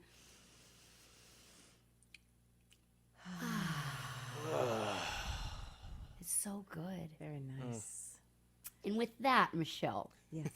My first question, always love this to be the first question. Okay. In this moment, in this time of life, what are you grateful for? Oh my gosh. I know. Jeez, how long do we have? I know. I'm literally grateful to wake up every morning, seriously, like able to wake up and get out of bed every morning. That is my first gratitude, that you wake up and that Mark wakes up. There are those times when your partner's sleeping so soundly you're not quite sure if they're alive. I'm like, is he breathing? God, is he breathing? But anyway. I'm grateful for that too, by the way. He's a bit older than me too, so there's that You as had well. to get that in, didn't you? But no, that, and I am I'm so grateful to have a gift of my voice that I get to utilize and share with people. And I'm grateful that I've been able to meet so many amazing people in this town in Nashville. Like seriously, when I came here almost 30 years ago, I didn't really know anybody. You look great, by the way. Thank you. I didn't really know anybody. I came here, Mark had hired me in Phoenix, Arizona, is where I was living at the time with my 2 kids from my first marriage. And, you're not going to say the joke? I'm so shocked. Usually if I say my first marriage or my first husband, he'll say, wait, what? Wait, what? You were married before? He never doesn't say that. So I think it never gets old. It's yeah, he doesn't have a mic. That's the only you reason. don't live with him. He's Anyway. here for the piano, by the way. The jokes come later. But anyway, so he hired me to sing in this show in Phoenix. And so I worked for him for like 3.5 years. And then we got married and I moved here. And when I moved here, I got pregnant like 6 weeks after we were married. And so I thought I would start like, singing and working. And I was so sick, I couldn't do anything. And so I had to learn who I was if I wasn't a singer. And that was weird because like, well, will people actually even like me if I don't sing? Because you're a singer. People really love musicians. They love singers. It's like they want to know you. They want to be your friend. And I'm like, well, if I'm not a singer, how do I know What makes me special? How will people like me? You know, and I had to kind of learn to be myself and find out who that was without being a singer. So I'm grateful that for all the friendships that I made. We used to have like literally every weekend a different group of people over for a barbecue. And that's how I started meeting people. So I started by cooking for people and having them in my home, and that's been 30 years of that, and a lot of parties and a lot of fun things. So I'd appreciate it if you bring that back, by the way. Yeah, I know. We haven't had a big party in a long time, but yeah, we definitely need to do. We've been doing shows. Yeah, and you know what that's like. But a party's always so fun. Yeah. So I'm really just grateful for the community here. I've made some of my best friends, in my adult life in this town here. So you can't beat that. You are one of those people. Well, I'm grateful for you. I'm also grateful for Gina Harrison over in the chat said, I am so excited. I'm listening to the last episode now, getting ready for the next one. And she said, I have an amazing song title. I wrote it down, sending all the good feels. Like, these are people that aren't writers, by the way, that are getting inspired to write because of this show. That's so awesome. Because, Michelle, we should write. Right. Hey, do you remember what the first song, when Mark hired you, do you remember what you sang? The song that he heard me sing, the first song. Yeah. I do remember it. What is it? What does it sound like? Well, I was singing with my first husband. What? In a duo. You were married before? Yeah, there it is. But Do you want to hear a little of that song? I do. Oh, okay. Oh, yeah. So he's going to step over to the we had piano. this duo, my husband, my first husband and I. We were playing this little club, and my friend Jay David, who owned this bar that I used to sell roses in on the weekends, he was in there on a Friday night, and he had Mark with him. I'd never met Mark before, and I'm like, first of all, what's Jay doing here? He's the leader of the band at the Mr. Lucky's, which is a huge bar in Phoenix. And I'm like, why is he here on a Friday night? So we're just out listening to music. And so I thought, it'll be fun. I'll just entertain. So I tell my husband, play that Maria Mulder song, and it's this song.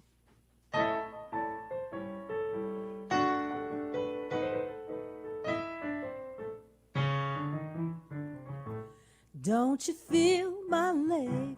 Don't you feel my leg? 'Cause if you feel my leg, you'll wanna feel my thigh. And if you feel my thigh, you're gonna go up high. So don't you feel my leg? So, Lindsay, what was I supposed to do? Oh, I can't imagine how y'all ended up married. Now, the truth is, I had zero intention. I wasn't interested. I wasn't looking. I was married. I just was entertaining. I thought, it'll be fun. It's my friend's friend. I'll ham it up, whatever. So I'm singing this, and I'm doing my thing. I'm singing to them, and Mark literally never takes his eyes off of my eyes. And it was uncomfortable. I was like, oh, this guy, he's a little intense. So I looked away. Creeper. Yeah. Well, it just was like, oh, he knows I'm trying to embarrass him or whatever. Yeah. So anyway, that was the first song that Oh he my heard me God. sing. And then Mark, I sang a few others. I get it. It all, if it didn't make sense to me already, it all makes sense now. Meanwhile, I got hit by the Michael Corleone thunderbolt. I'm sitting there going, this is who I'm coming to see. What's happening? Yeah. Amazing. So the rest is history, a long, wild, crazy history, The which rest I is actually history. might write a book about someday. You 100% should. I support It's a that. crazy story. I support that 100%. Okay, so the other side of the gratitude coin is what is heavy on you right now? Besides man. everything. What's heavy on me is, this Mama's Lullaby project that we have. I'm getting ready to fill out paperwork for the 501c3 to create a non-for-profit so we can help moms. What's heavy on me are things paperwork. It's paperwork. Things I don't know how to do, and it's what makes me procrastinate so much, because I'm like, it has to be worded in a very specific way so that they say absolutely yes, this is a go. Because I've heard horror stories that can take a long time, or they can say no, and so I notice that I'm just sort of like not doing it, and I keep talking about doing it, but I'm not. But it's like I have to do it. So that's what's kind of laying heavy on me. Is just that I shouldn't doubt it, because this is, to me, it's a divine project. So I don't know why I'm worried. You know what I mean? Like, we do that to ourselves. I know, but it's this It's the crap that doesn't come naturally to us that's hard. Singing, 100%. which is what's crazy, is because the harder thing comes naturally to you. The performing, the gathering, the hosting, like that is not natural to people. It's the like I have to write something on a piece of paper and Google. It's crazy. I have to get on a computer. No. Well, I'll tell you what. The vast majority of our audience are over-the-road truck drivers, and they can tell you that's one audience that's like, I know what to do, and I know how to drive, and which is not hard. I mean, not easy. It's not easy to drive a semi and do the work they do. But it's like the whole business is like taking out of the other stuff, like the paperwork and the logs. And anyway, so they can relate, is what I'm trying to say. Absolutely. Oh my gosh, everybody's loving the voice over here in the comments. Thank you. Okay, so you have. First of all, I saw this on your website, but I also know this about you because you've said this for a long time since I've met you. You say, I always knew I wanted to be a mother. Mm-hmm. This episode's going to be a lot about being a mother, but when I say that, that is mothering. One of the best quotes I ever saw was from Jennifer Aniston, who's not a physical mother, but she said in People magazine years ago on Mother's Day, she said, "Listen, I am a mother." She said, "I mother my friends' kids, my nieces, my dogs, whatever, my friends. Yeah. I am a mother." She said, "You don't have to physically push a human being out of your vagina to be a mother." Yeah. There's a lot of single parents, males as well. So you're creating this community for mothers, but it's about mothering people who mother others. And it's right? about taking care of those people. In other words, nurturing those mothers who are mothering, because we tend to put ourselves always last, which is why we end up sick and mentally distraught and feeling pretty broken sometimes. And so who mothers you?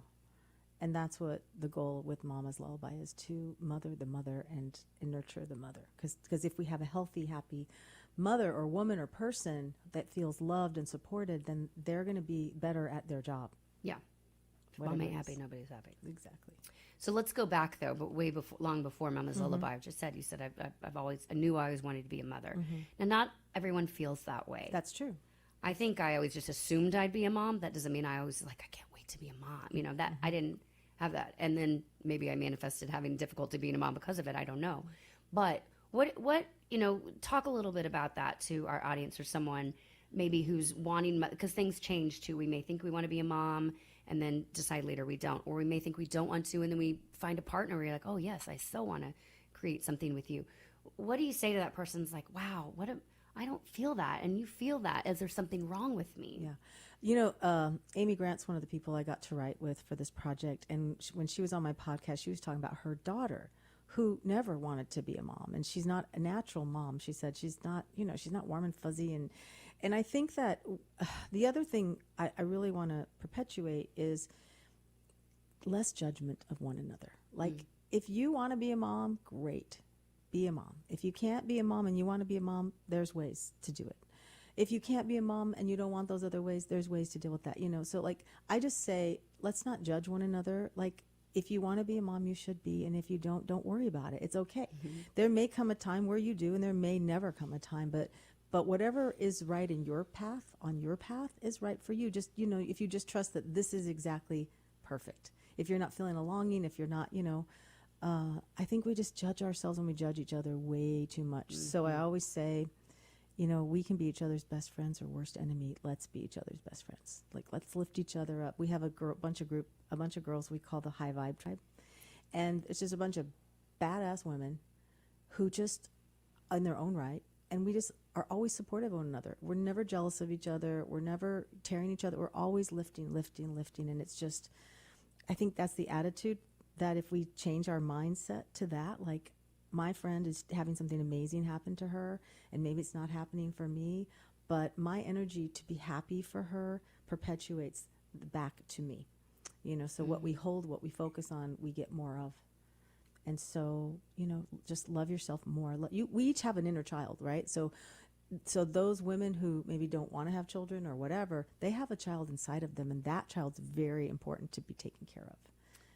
You know what's interesting? I just thought of this. If for those people that decide I don't want to be a parent, or I'm not, it didn't happen to me, mother your inner child then. Oh my gosh, that's number one.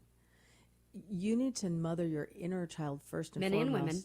Yeah, absolutely. Mother and father, your inner child, because that's what's running us 95% of the time, truly. You know, when you act ridiculous, you're like, why am I feeling this way? Well, because it's not the adult person. The adult person knows better. But the inner child doesn't have that capability and understanding yet. And that's where we come from a lot of times. I think people laugh at inner child sometimes. Not as much anymore, obviously, mental health, and that's changed dramatically. But we laugh when you hear it. Even doing the show, people were like, why are we doing this like on a, granted this goes out to other places, but like, why is this on a trucking network? I'm like, oh, because P.S. they're humans, dude. Like, by the way, and you know, it's less about the woo woo or the therapy side of inner child. If you're, to Michelle's point, just think about if I'm mad, if I'm angry, if I'm, like she said, acting crazy. Think about back just in that moment. Stop. Be like, okay, what is little Lindsay? What did she need in this moment? I mean, I can think of so many things where I was off the rails as a child and be like, to your point, like I know how to handle that now. Yeah. And maybe write about it. Maybe just stop and take out your bar napkin or your phone notes or whatever it is and just write about it, what you're feeling. My husband is begrudgingly working in a journal as of this week. Impressive. And I'm going to say it. He already feels a little lighter around the house. So yeah. So from the writing aspect then, how much of, because this project, Mama's Lullaby Project, the songs on it that you co-wrote with some amazing Nashville writers, self-included. Yes, I was going to say you included. Thank you. Let's talk about the writing side of it before we dive any deeper or anything else. Because when did you? I know your first call was to Grammy Award-winning songwriter Marcus Hammond to say, "Can we kick this project off?" He said yes, and some beautiful songs came of it. But from your writing aspect, was there your whole journey as a mother? Was there writing involved in your journey? Were you writing as you were going through early motherhood ever? Never. Okay. Never. I never wrote anything. Well, okay, that's a lie. When I was 5 years old, sitting on the toilet with my little piano that I would carry in there because I was busy writing, and then I had to go to the bathroom, so I'd just take it in the bathroom. Love it. And I wrote a song called Hi There when I was 5. Then I wanted me to sing it real quick. Yeah, of course. Hi there, I know you don't know me, but hi there, I know you don't glow me, but hi there, I know you just want to meet me. Bum, bum. What's your name? My name is Susie Sally. What's your name? My name is Mary Malley.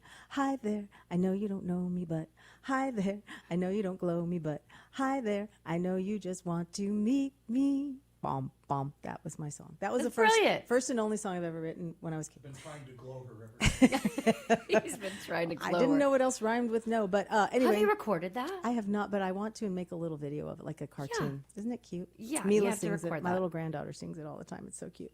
But and it's funny that I remember it. And no, I didn't really write. When I was going through my divorce, I wrote a lot. And when I was going through stuff with Mark and my divorce, he didn't cause my divorce, but he was in the interim. He was part of that whole time of my life. Yeah. It was how I got the intense emotions out. I would come home from work, and I would sit at the piano late at night because my kids were at my mom's usually if she was watching them while I was working, and I would just play for hours and just cry and write, and it was really cathartic, extreme. And I don't really play, so I was just playing what I could figure out to play. Yeah. When Mark and I got together, we wrote a few songs together, like maybe 3, and then I never wrote anymore. And so then like 2016, so we were married in 1996, and I didn't write until 2018. Wow. Why? I just didn't feel the urge to write. I was busy in my life. I was, I had 3 kids. I was doing other things like opera nights and doing things here and there that I could do while I was staying home with my kids and still being home, but doing cool things with Marcus Hammond and having great opportunities. I just never felt the urge to write until 2016, and we're in the hospital, and I can't sleep, and I remember that I recorded this lullaby of Mark's client, and I was like, maybe that will help me sleep, and it did. And then when I woke up in the morning, it was that intuition you were talking about, that it was like a voice going, moms need lullabies that they would like to listen to, music that they would be soothed by, not necessarily Twinkle, Twinkle, Little Star. Mm-hmm. And I was like, yeah. And so when Mark got out of the hospital that Monday, I go, hey, I think I need to write lullabies for moms. I'm assuming he's going to have to help me write them because I don't write. He's had 2 writing deals, he was going to have to. Can you hurry up and get out of the hospital because I have a project Yeah. we need to work on? Yeah, he was like, I just got out of the hospital. Could you give me some, So then 2 years went by. I didn't do anything. It was always there. Like, it was always, and literally one day I'm driving in the car. I swear to you, this is exactly what happened. And I hear a voice go, it's time to start writing lullabies. Call Marcus. And I called Marcus, and Marcus doesn't answer his phone. But he answered his phone. And he said yes. And he got me in the next week. And we wrote Say Beautiful. So that's when I started writing again. But I'm like, I don't. And what was interesting is that I should have probably been intimidated to write with these amazing writers that I would get names of. Like, I would just get a name from somebody, like Mike Reed, who wrote I Can't Make You Love Me, and Amy Grant, and Linda Davis. And, I should have been totally, but I wasn't. I felt very like these people are going to help me write my ideas down. And I'd just get an idea, I'd get a name, and then we'd go write. So it was amazing. It was probably the most magical musical experience of my life. Very divine, the fact that there was you had no intrepidation around it. Your confidence was at 11, and the ego went away. It shouldn't have been. I wasn't. No, I just knew they were there to help me. Like I wasn't expecting to write hit songs. I wasn't trying to write. I was trying to write from my heart, and that's what Mike Reed said. He said it's been one of my greatest pleasures to write this with you because we're not trying to write a hit. We're just writing from our souls. Yeah. And that was, and then getting to write with you about your story with Freya and her mom, her birth mom, was so special. I'm so grateful that you were willing to share that with the world because that is such a beautiful story. Well, and I'm going to say that lyric from that real quick because I haven't, I don't think I thought, especially that early on, that I would write a song. I don't know if I would have, without you and Chris Roberts, who we wrote it with, felt comfortable talking about her birth mom yet. Because Frey was only 1 when we wrote that song. Right. Not even, I think. No, she was a tiny baby. But I did have the line in my head, I look in your eyes, I know they're not mine, but you'll always have my heart. I'll never remember you'll always have my heart, looking at Freya one day and trying to figure out, because my daughter's adopted, and saying, what are you going to get from me? I know it's not my physical traits. So I was really excited. I mean, it was a positive way at that moment when I looked at her, what are you going to get from Seamus and I, my husband and I, that is not physical? Mm-hmm. And so when we sat down to write that song, we have video. We're sitting at my kitchen counter. You're holding Freya while we wrote it, and beautiful. The idea of writing it to the birth mom. The line is, I'll try to say it, not cry, but beautiful. What she did was beautiful. Her lullaby was her sweet goodbye. The gift she gave truly changed my life, and it was beautiful, so beautiful. So every day I take the time to pray. When she thinks of us, she feels wrapped in love and knows the choice she made was beautiful. I look in your eyes, I know they're not mine, but you'll always have my heart. And one day you'll know her letting you go was her way of saying I love you so, and it was beautiful. Ugh. So Freya hears that song, by the way, and hears you singing it with pictures of her on it. Yeah. And she doesn't know exactly what it means yet, but she knows that it makes her happy and there's something special there. And that's the power of writing in music, right? I wish her mom could hear it. I don't know how that would be for her, but it's such a beautiful tribute to the birth Maybe mom. one day. So beautiful. Yeah, maybe one day. It goes back to the nurturing moms, though, of all types. There's birth moms, there's adopted moms, there's whatever Aunties, it may be. It's so important. Everyone's important in a child's life like that. Everyone is. Hey, real quick, by the way, over in the chat, Trucker Bosun, loving this. He says, tribulation and ecstasy are 2 of the greatest sparks of inspiration for any writer. All right, let's go. And Gina, by the way, has a girl who writes grants, so she can help you out. Thank you. Yes. We'll call you, Gina. Definitely. To go back again a little further, because you said you'd always wanted to be a mom. Did anything, and you became a mom for the first time a mom and a wife at 18 years old. Correct. Knowing I always want to be a mom, and then it happened so early in life. Did anything shift emotionally when it happened so young? Oh, wow. A lot of things shifted. It was my senior year of high school. I had just finished being the lead in Annie in December. What did that sound like? tomorrow, I love ya tomorrow. My voice teacher worked with me so I could have a little higher pitch, a little light childlike voice. I have a funny picture though. I should send it to you. Me in my little wig and my stepdaughter. It's adorable. But anyway, so then I had just learned I had just gotten a 4-year scholarship to the University of Utah, full ride. And then January, I missed my period. I'm like, oh God. So, the first thought was horror, like, oh, I really messed up and my life can really be screwed up here. And then people start telling you, you're going to screw your life up. You're going to mess your life up. It's going to ruin your life. But the truth was that in my heart, like, of course I wanted to have this baby, but I was so scared to tell people. And when, and in all, to be really honest, I'm really open about this, okay? I had scheduled an abortion. And it was very heavy on my heart, extreme. But it was mostly out of fear that I couldn't handle what people would think of me, really is what it boiled down to. And 17, I was 17 at that time. That's a big deal of what people think of you and what they expect of you. Like, I would be the first to go to college in my family, and my voice teacher had high expectations of me and stuff like that. And I remember it was a Wednesday, and I was pretty nauseous, and I went over to my boyfriend's house at the time, and he said to me, what if we kept the baby? And as soon as he said that, it was like a huge weight came off my shoulders. And I went, yes. Like, it was a possibility now. Wow. He was on board. It was possible. So then I told my mom and told everybody, and we got married a few months later, and I got married on a Saturday and went to school on Monday, and it was bizarre. So, I forgot what the question was. I mean, it's something emotional. There's one thing to say, I can't wait to be a mom, and there's still the difference of when you actually are about to. Yes, right. And so, I mean, I think there's many emotions about being a mom during the whole ride, even when that's all you wanted to be. If you've had, I know people who've had horrific pregnancies, and they always wanted to be a mom, but it was really brutal on them. So, I just don't judge anymore. I think that's the biggest thing is, like, whatever you're experiencing, it's okay. Have someone to talk to, and hopefully, Mama's Lullaby will be there for people who really need somebody to understand and just not be judgmental. Just love them and go, you are where you are. It's okay. Tell people, we're going to take a quick break here, and we're going to come back, and Mark and Michelle are going to perform, but tell people where they can find Mama's Lullaby. mamaslullaby.com, and also our podcast on YouTube and all streaming platforms is Mama's Lullaby Podcast.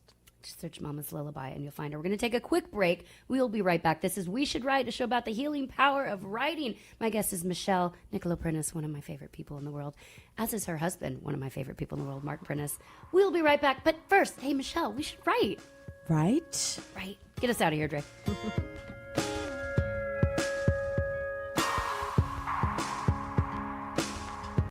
Exceptional value and exceptional values. That's Bennett Trucking. A core commitment of faith, family, and freedom has driven Bennett to being the leading provider of innovative, integrated transportation solutions, both at home and abroad. Bennett's values are not just compatible with providing high-paying jobs and unmatched customer service. They're inseparable. If you're looking for an employer or a partner who believes the best business model is being a model citizen, then Bennett Trucking is the place for you. Go to BennettIG.com and find the folks who share your values. From the wee small hours of the morning to the crack of dawn, RadioNemo has been there with you. Whether you've got the overnight or you're the first wheels on the road, RadioNemo's been where you need us to be. Providing the laughs, giving the facts, playing the tunes, and keeping it rolling. We've been your light in the darkness, your first cup of coffee, and a voice of sanity. Semi-sanity, actually. We're all a little crazy here. Crazy for the men and women who keep this country going and moving and doing. Crazy for trucking, crazy for truckers of all shapes and sizes. Is that a fat joke? Not if we can help it. Because it isn't just about the rules and regs. It isn't just about the day-to-day. It's about your health, your homes, and your hearts. So we wanted to say thank you. Thank you. Thank you. Thank you from everyone at RadioNemo for sticking with us, standing by us, and keeping the traditions rolling into the future. Welcome back to We Should Write with Lindsay Lawler, a show about the healing power of writing. Let's dive back in, shall we? Because we should write. right? That's right. We should write. Welcome back to We Should Write. I am Lindsay Lawler. My guest Michelle is one of my favorite people. Not only my famous. Hey, Dre, you get what I'm saying? She talks or she sings, and you feel calm and at peace, right? Oh, 100%. And even when she talks with her diabolical laugh as well. Even her diabolical laugh is peaceful. Oh, there it is. Let go of the Little Mermaid. You've got her tickled over here. My pleasure. All right, go on. Go on. So Michelle is going to perform with us here in a second. One of our somebody commented says that he has a 29-year-old single mom daughter. His daughter is a 29-year-old single mom with 2 autistic children and a 3-year-old. Oh, wow. Oh, my gosh. If anybody needs Mama's Lullaby, it's her. Yes. Oh, bless her. Yeah. So have her check out. It's mamaslullaby.com. It's a community. Yes, there's music you can listen to. It can start as simple as that, Trucker Bosun, where she can find the music just to soothe herself at night once she finally gets everyone to sleep and has a moment of peace. But then beyond that, there are places you can email Michelle and start there. She will be there to help support or find you somewhere in your area to be supported. So make sure you check that out. So you guys are going to perform a song, a couple songs for us, but we're going to start with this one. May not be what you would expect they're going to sing, but so you are an empty nester now. You've got 3 beautiful children and now 2 beautiful grandchildren. Yes. Who are incredible. But as your children are your whole world, they're your number one priority. Your family, as I know that about you. Yeah. So when they moved out, what happened to your soul? It's interesting. Each child was different, right? So one day when my oldest, who was at the time 16, my daughter, Gabrielle, I remember she was 16 and she was talking about next year, in her senior year of high school, she was going to move out with her friends. And I said to Mark, oh my God, she can't move. And he's like, she's not going to move out with her friends. Like, I would get so freaked out, and he would be so reasonable, right? Thank God for him. To this day, by the way. To this day, it is very true. So then Gabby didn't end up moving out till I kicked her out, basically. She had a boyfriend. I think she was probably 20. And her stuff was there, but she just stayed with her boyfriend the whole time. And Johnny, our youngest, was living under the stairs in the, like Harry Potter. We built him a little room under the stairwell of Mark's office because we didn't have another bedroom, and Matt was still home. So I said, Gab, you need to go. Like, you don't live here. Just take your stuff and get in, so she moved out. And so it wasn't as awful as I thought it was going to be because she stayed longer than I expected her to. And you still had 2. And we still had 2. So then after she moved out, then Matt, my middle child, he moved out as soon as he turned 18, he wanted to live with his sister in an apartment. And so he just moved out. He wasn't prepared to move out. He just, and I said to him, don't move out till you're ready to move out because you're not moving back in. I mean, I want you. And here's the truth. If he really got in dire straits, I'd have let him move back in. But I didn't want him to have that in the back of his mind, so he would push through the hard times so that he knew he could do it. That was my thinking there. So when he moved out, that was kind of okay, so we were left with Johnny. So John was there quite a few years. And then... Who's great, by the way. There was no... We're left with Johnny. Johnny the boy wonder, by the way. Johnny. Johnny's such a great... Let's call him what he's a... I mean, he's a music maestro. He's a genius. He is a genius. Yeah. He's a producer, writer. All your kids are geniuses in their own way. They really are really crazy good. But Johnny's really, crazy special. But anyway, so Johnny moved out to a perfect little scenario for him in his friend's upstairs little room. And when he was, I think, how old was Johnny when he moved out? Mark, do you remember? 19, 18, anyway, whatever. So I was in Mexico with Gabby, my daughter. She was doing a retreat in Tulum. And so I was there for a week. And John moved out the week I was in Tulum. So Mark got left home alone. And when he walked out the door anyway, he didn't move far from us, but it was just, and I came home from that week and the house just felt so different. And it was really weird. And it was it hit me really hard. And Mark's like, oh, you feel bad? I've been here a week by myself. What about me? Yeah, what about me? And so one night, I just was feeling it. And I sat down at the piano, and this thing came out of my hands, and these lyrics came out, just this verse and chorus. And I had it for 2 years. And I never could finish it. And so one day I said to Mark, can you help me finish this song?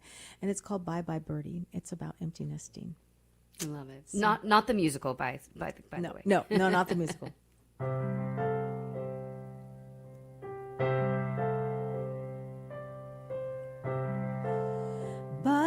bye, birdie. It's time to fly.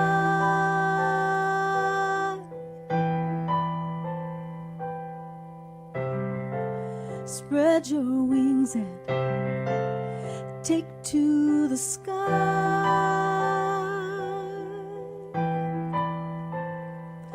My birdies are flying. My birdies have all taken flight. So bye-bye, birdies. Bye-bye.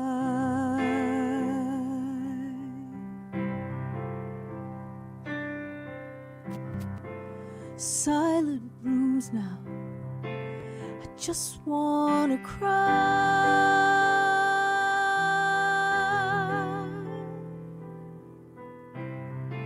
I feel so lonely, so empty inside.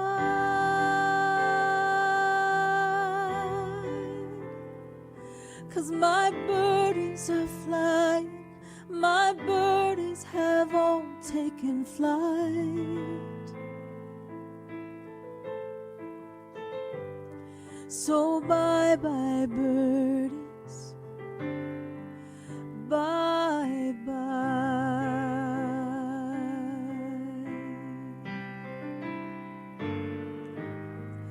So many memories, so much love. These are the gifts that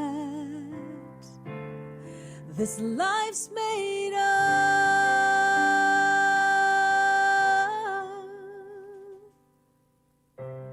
So bye-bye, birdie. Now I'll be just fine.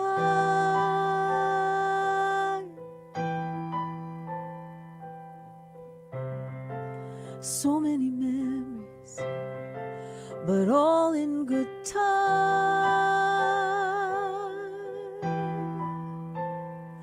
'Cause my birdies are flying, and I know that we'll all be alright. So bye-bye, birdies. Bye-bye. Ooh. My birdies are flying. Now it's time that I take to flight.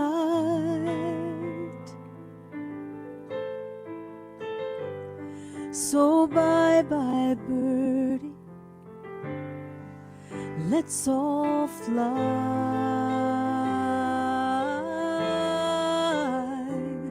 So bye-bye, birdies. Fly, fly.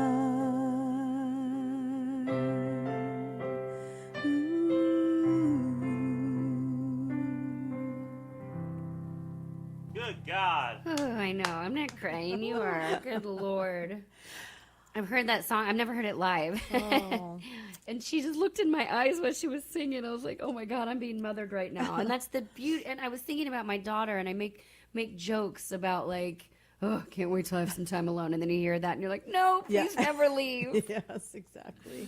Oh my God. These are the moments. I mean, each moment, each moment, it's going to be gone in a second. I look at my granddaughter in the back seat a lot, and she's talking away. And sometimes, I'm thinking about something else. I'm like, no, be here now. Because it goes so fast. It goes so fast. Be here now. Be here now. Okay, the comments are blowing up over there. This is awesome. And also, Gina says that her greatest joy is claiming human beings that she actually wants to be friends with. Yes. I know what she's talking about, because she has grown children that are her friends. You are friend. Friend is maybe the wrong word. We have to be careful about that. But you know what I mean. Yeah. No, you really like your kid. Like if you weren't my kid, I'd still like you a lot. And hang out with you. That's it. Yeah. You're still a cool person. Yeah. That was beautiful. Mark. Yes. Well done, Maestro. Bravo, bravo. It's as if he's done this before. It's funny. He's actually a bass player. He's a bass, but yeah, I mean, he's a That's really what he does. A jack of all music, pretty but darn good piano player. A master of bass. Yeah, he is a master. I want to be a fly on the wall in y'all's house. I kind of probably want to move in at some point. Come. I mean, just come and hang out. Okay. Okay. I'm glad to. We had one of our adopted sons over at the house, my son's best friend, BJ, from high school. And he was staying over one night. And it was like, I don't know, 11 o'clock. And Mark started playing the piano. And I just started singing. He's like, is this what happens at your house here? I'm like, sometimes, yeah. I want that. I've decided I'm going to start, and I would love for y'all to come. I said this earlier because we live in a holler over here. We call it the holler.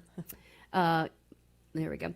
And I said I want to start doing the holler from the holler with Lindsay, hosted by Lindsay Lawler. That's adorable. A music jam at someone's house. It's just when it's actually a person who has talent and knows a lot of very talented people. That's what we used to do. We used to have, I called it, what'd I call it, babe? Cover Tunes Night.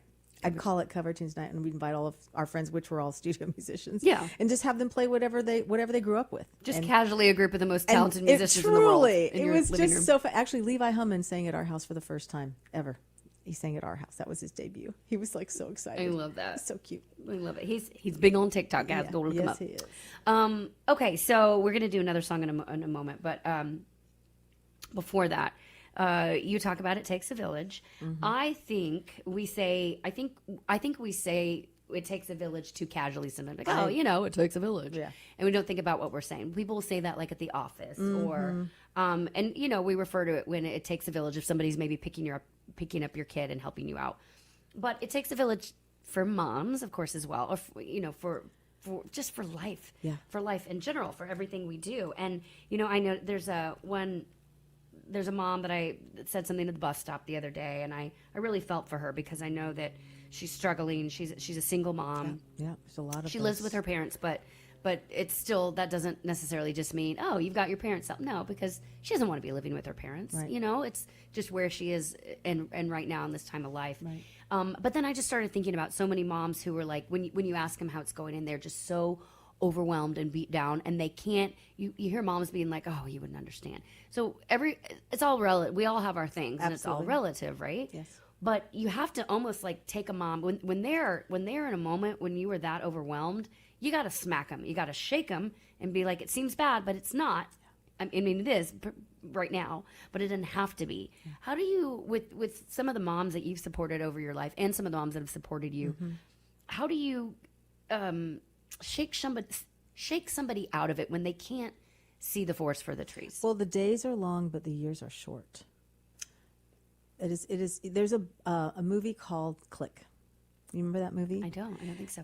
Everyone should watch the movie Click, because what it is, it's about a man who is Adam Sandler, and he was in such a rush to get through all these parts of his life that basically he missed his life.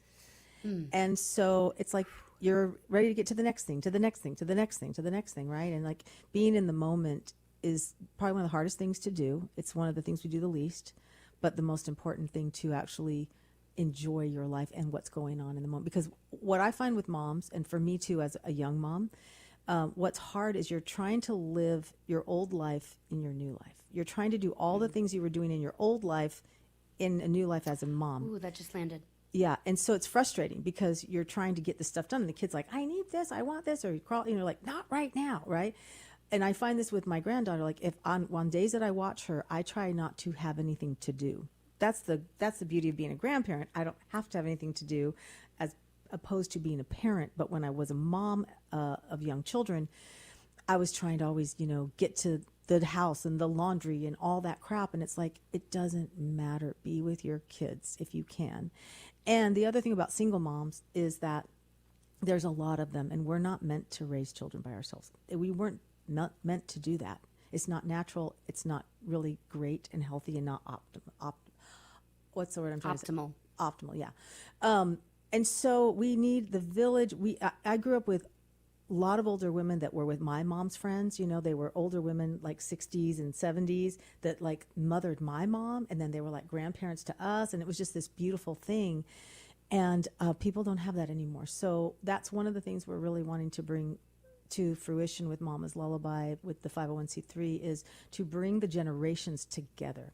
Because the sage women, the grandmas, the great grandmas, a lot of times they're not being utilized because their families are off busy. They're being ignored in a sense, and they have so much to give, and they want to give.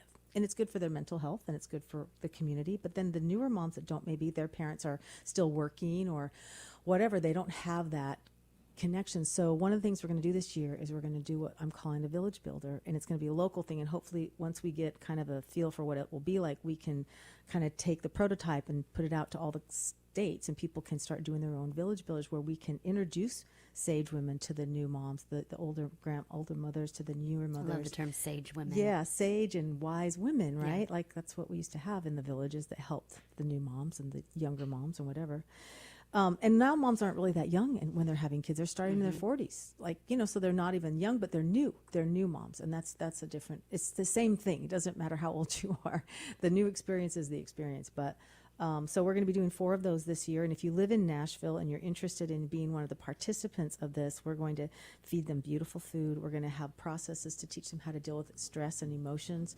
We'll do some beautiful singing bowl stuff and relaxation stuff, and then let them meet new people that they might be able to become friends with and have some help if they need someone they can call. So, yeah.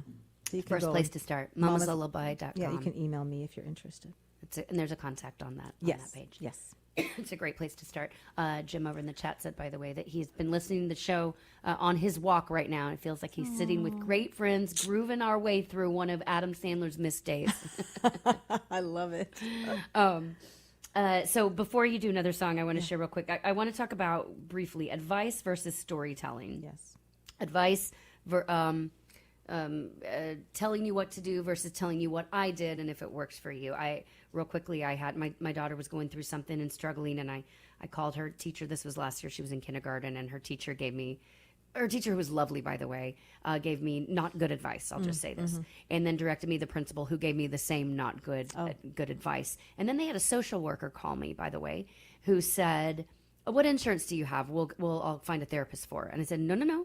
It's not what I'm looking for. I was literally looking for a community of support. Full disclosure, I was looking for some diversity that my child could see, because we don't live in a place where there's a lot of that, unfortunately.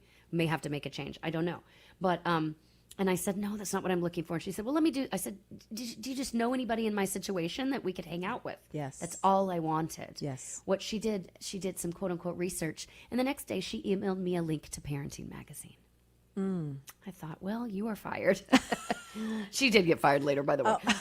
Not because of me, but I did share that story after I heard she was fired. And I think it comes back to all we can do is be like, here's my story. Yeah. Here's what happened, worked for me, didn't work for me. And I think life is like, I like to look at it like a juicer. Like we take everything in and we juice out what doesn't resonate. And what leaves is for us. I mean, what stays is for us. So before you sing the next song, and you can relate your answer then perhaps flow into what the next song is going to be. But as far as the people that you surround, finding the right people that aren't barking at you, rather holding you. How do you find that? Oh, gosh. How do you feel that? That's a really good question. I think intention, like energetically, I'm a big believer in writing what I call a future diary.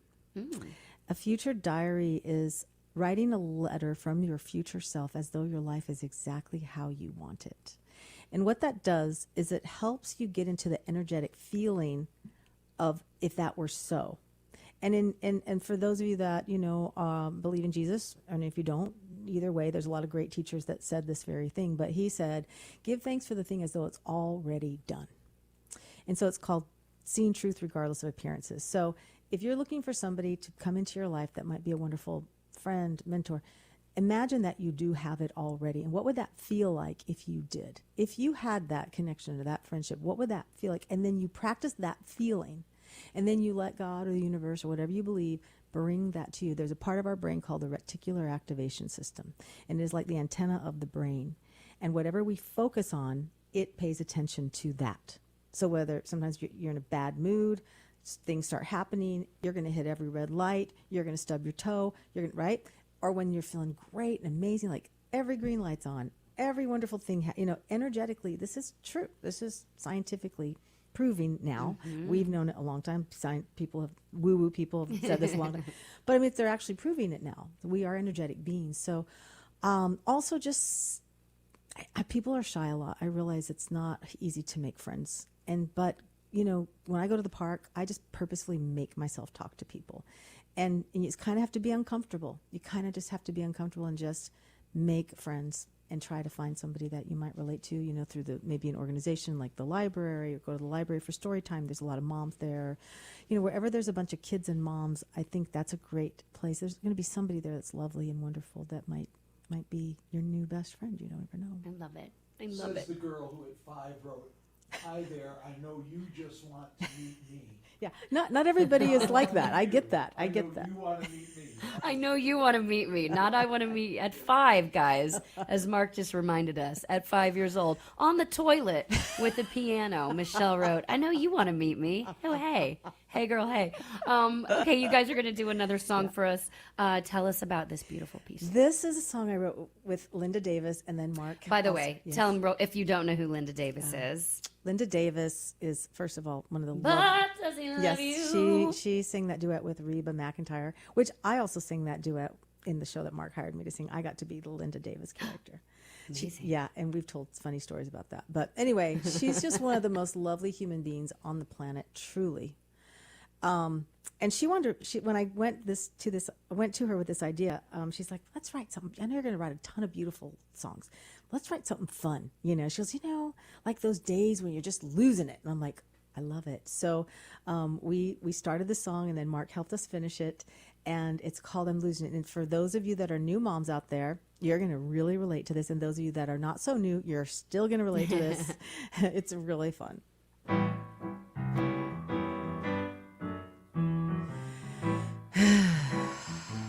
I already relate. It's been one long, eternal day. No bath, no food, no pain. You've been crying since 2, don't know what else to do. You're fed, you're dry, you're okay. But I'm losing it. This is not my finest hour. I'm losing it. I just need 5 minutes in the shower. Don't call the white coats yet, but I'm losing it. I sure could use a nice hot long soak before I have a stroke.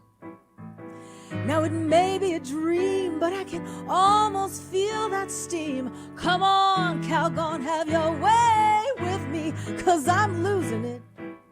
I don't even know my name. I'm losing it. I gotta get my head back in this game. Can I call my mother yet? 'Cause I'm losing it. Oh, baby, my sweet baby. Now you're crying, you're wooing, you're cooing, you're wooing me back to my sanity. Now I'm losing it. I'm so happy I could cry. I'm losing it. And baby, you're the reason why I'm so overjoyed that I'm losing it. Yeah, I had a stressed and troubled mind, but I'm losing it. Oh, I'm losing it. Yeah, just gotta let it go. Put my feet up. Take a nice long soak. Oh, I'm losing it. Felt. Can you relate? Can you I relate? can feel it. I will probably put that on tonight while I feed my family dinner and see if they catch the drift. Well, that's the other really important part to me about supporting moms is the emotional mental health part of it. Mama's Lullaby 501c3 will help educate women on how to deal with emotional stress, traumas, family trauma, trauma that's been in your family for generations, whatever it may be. We want to empower people to be able to heal and to then be able to learn what to do when something does happen, so it doesn't get stuck in the body, stuck in the mind, and create other issues. And then you can teach your children, and then we can change the generations. Emotional intelligence is hugely important. It's amazing. It's beautiful. It's funny. I say this a lot. It's like the most basic things are actually the most profound. It's not that hard. It shouldn't be, rather, let me say, that hard to take care of yourself and others around you.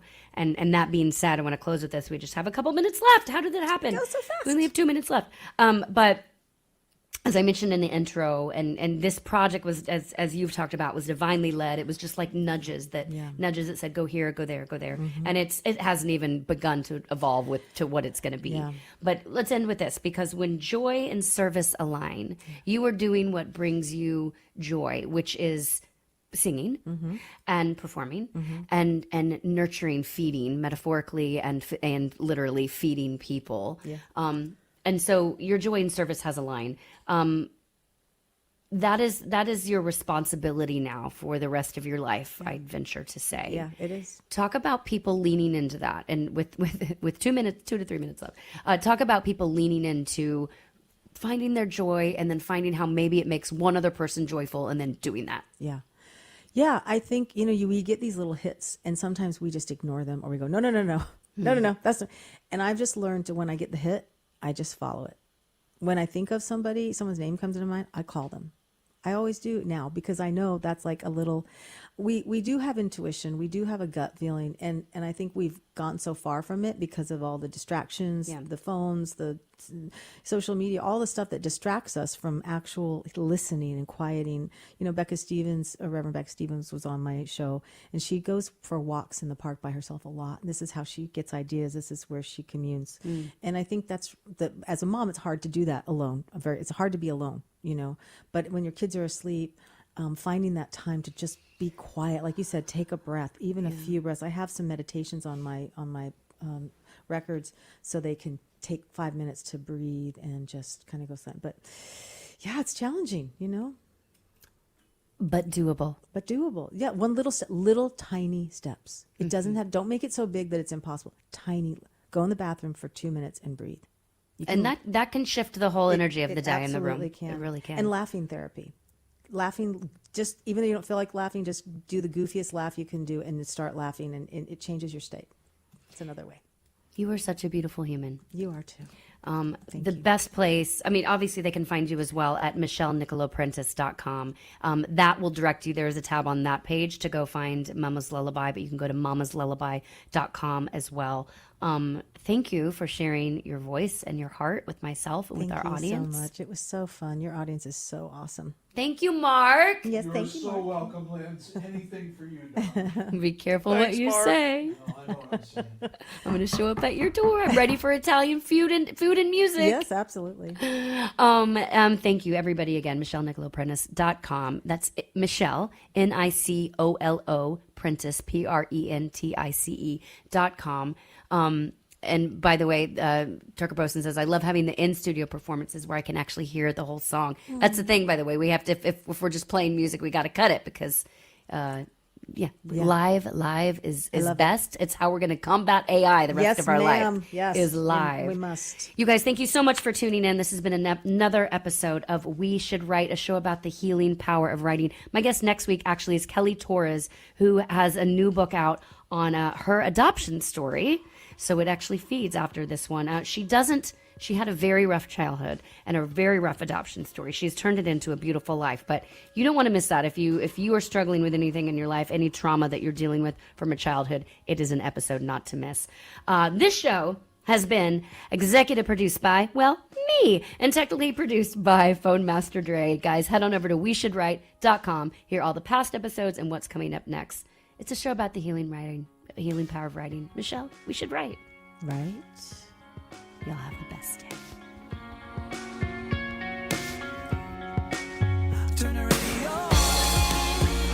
The Soup Nazi says no soup for you, but we've got plenty of alphabet soup for you on Nemo Nation every Monday. You'll know what's going on at FHWA, TCA, ATRI, CARB, NHTSA, NACFE, OVAC, NTSB, ATA, RLA, NMFTA, DOT, CVSA, TXTA.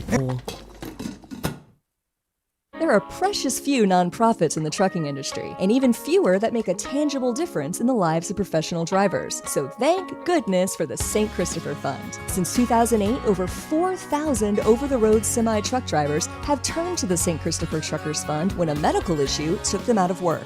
The SCF steps in and pays necessary household expenses such as mortgage, rent, utilities, insurance, and vehicle payments. The SCF also provides free health and wellness programs for drivers. So find out how the SCF can help you, or help the SCF yourself. They'll turn your dollars and cents into that tangible difference for the professional drivers who need it most. Support our highway heroes with a donation at truckersfund.org.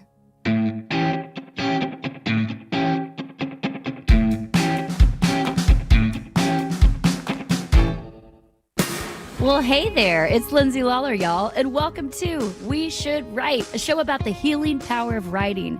I'm your host, Lindsay Lawler. I'm a songwriter, a performer, and a longtime radio voice. I'm also a storyteller and a proud advocate for the incredible men and women of the trucking industry. And let me tell you, they've got stories. Okay, so We Should Write is where sarcasm meets soul. It's equal parts vulnerability and absurdity. We talk to songwriters, authors, and creatives of all kinds about how putting pen to paper help them heal, grow, and work their stuff out. Because let's be honest, writing is cheaper than therapy and way more, dare I say, honest. So take a breath. Now, let's get it out. Let's get into it because we should write, right? We should write, guys. Welcome back to another episode of We Should Write, a show about the healing power of writing. Last week, I was joined by Michelle Prentice, one of the most beautiful vocalists in the world, and she is the creator and curator of Mama's Lullaby, which my next guest will probably love to hear about this too. It's a community that mothers. Mm-hmm. You're a mom, Kelly. You need mothering, right? I do. That's why Mimi the dog, the Frenchie, is staring into your... I can tell you, Mimi. She's your emotional support right now. Check out all the past episodes and see what's coming up if you head over to weshouldwrite.com. All episodes live live here on iHeart and then are available as a podcast the next day. So, joining us today, a very special guest that I was introduced to recently through a mutual friend. We're going to talk about that too, Kelly, because it's very interesting when somebody says, I think y'all should meet, like trusting that person to agree or not is interesting. Yeah. This person who set us up is one of the most beautiful, intuitive people, so we trusted her. But we will dive into that in a minute. But my guest today on We Should Write is Kelly Jean Torres. Do you go by Kelly Jean or just Kelly Torres? Kelly Torres. KJ? Call me Kelly Torres. KT? Okay, Kelly Torres. My guest today is Kelly Torres. She's a writer, a singer, a mother, a creative who is always making something. Songs, essays, videos, stories, recipes. She's always doing something. And now a memoir, which is so overwhelming and exciting. But Kelly understands that creativity isn't just something you do. It's really a place that you live, I think. And she said that creating is her happy place, which I love. And that that really comes out through her work. And there's a deep and thoughtfulness to how she tells stories, both in her own story and just recounting sort of the world around hers, especially the complicated stories, which we will certainly dive in today. But her book called Saving the Lost Girl, it's a very personal reflection on healing and identity and what it means to kind of turn around the face of your own story instead of running from it, at least anymore, at least any longer. And it touches, on childhood and healing through, and especially tumultuous childhood, hers that was shaped by foster care and adoption. She did not have a good journey in that. And but more than that, really, guys, it's about becoming a woman and a mother and the artist that she is today. So Kelly lives in Tennessee with her husband, who is a music producer. Their 2 children. She's a full-time mom, a creative, returning to music and writing with real intention, and someone who brings real honesty and courage into everything she makes. So please make welcome to the show my new friend. You're a newer friend in my life, which is very exciting. Kelly Torres, good afternoon, my friend. Thank you. That was a beautiful introduction. Well, I love that she texted me this morning on the way a bio, and I was like, girl, do you think I'm just now reading up on you? It was like 3 sentences. No, I love it. I love it. No, it was sweet. Some people don't even think about me. They're like, I hope you know about me. I'll just come. So I appreciated the sentiment. Sure. So welcome. Thank you. Let's also note that this is your first live interview. It is. My other ones have been Zoomed and then edited. So we're not editing this. Great. Which is fine. We're live. Say whatever you want. Okay. Okay. Fair. She's Okay. feeling it. I'm very excited to have you here. Now, Kelly, I always, well, first of all, on that note, being that it's your first live interview, you've put a book out, you write music. Did you think about the fact that you were going to have to do interviews once you put this book out, or was that secondary? Well, I couldn't think about much other than writing the book because everything associated with it scared me. Like, oh my gosh, people are going to read it. Maybe I shouldn't do it. Oh my gosh, people are going to, oh no, maybe I shouldn't do it. So I kind of had to put blinders on and then deal with all of the stuff later. But Fair. Yeah, I did realize after releasing it, leading up to it, like, okay, I am going to have to talk about it. And here we are. Here we are. Here we are talking about it. Yes. Well, maybe this will help. I always start the show with a deep grounding breath. So, Wonderful. and as we discovered earlier today, this has to be through our nose, not through our head, not through our mouth. No, it's not an exhausting Noted. breath. It's a restful breath. So everybody listening, whether you're over there in the chat, if you're in your truck, if you're in your office, wherever you are, let's all take a breath together on the count of 3 through your nose. 1, 2, 3.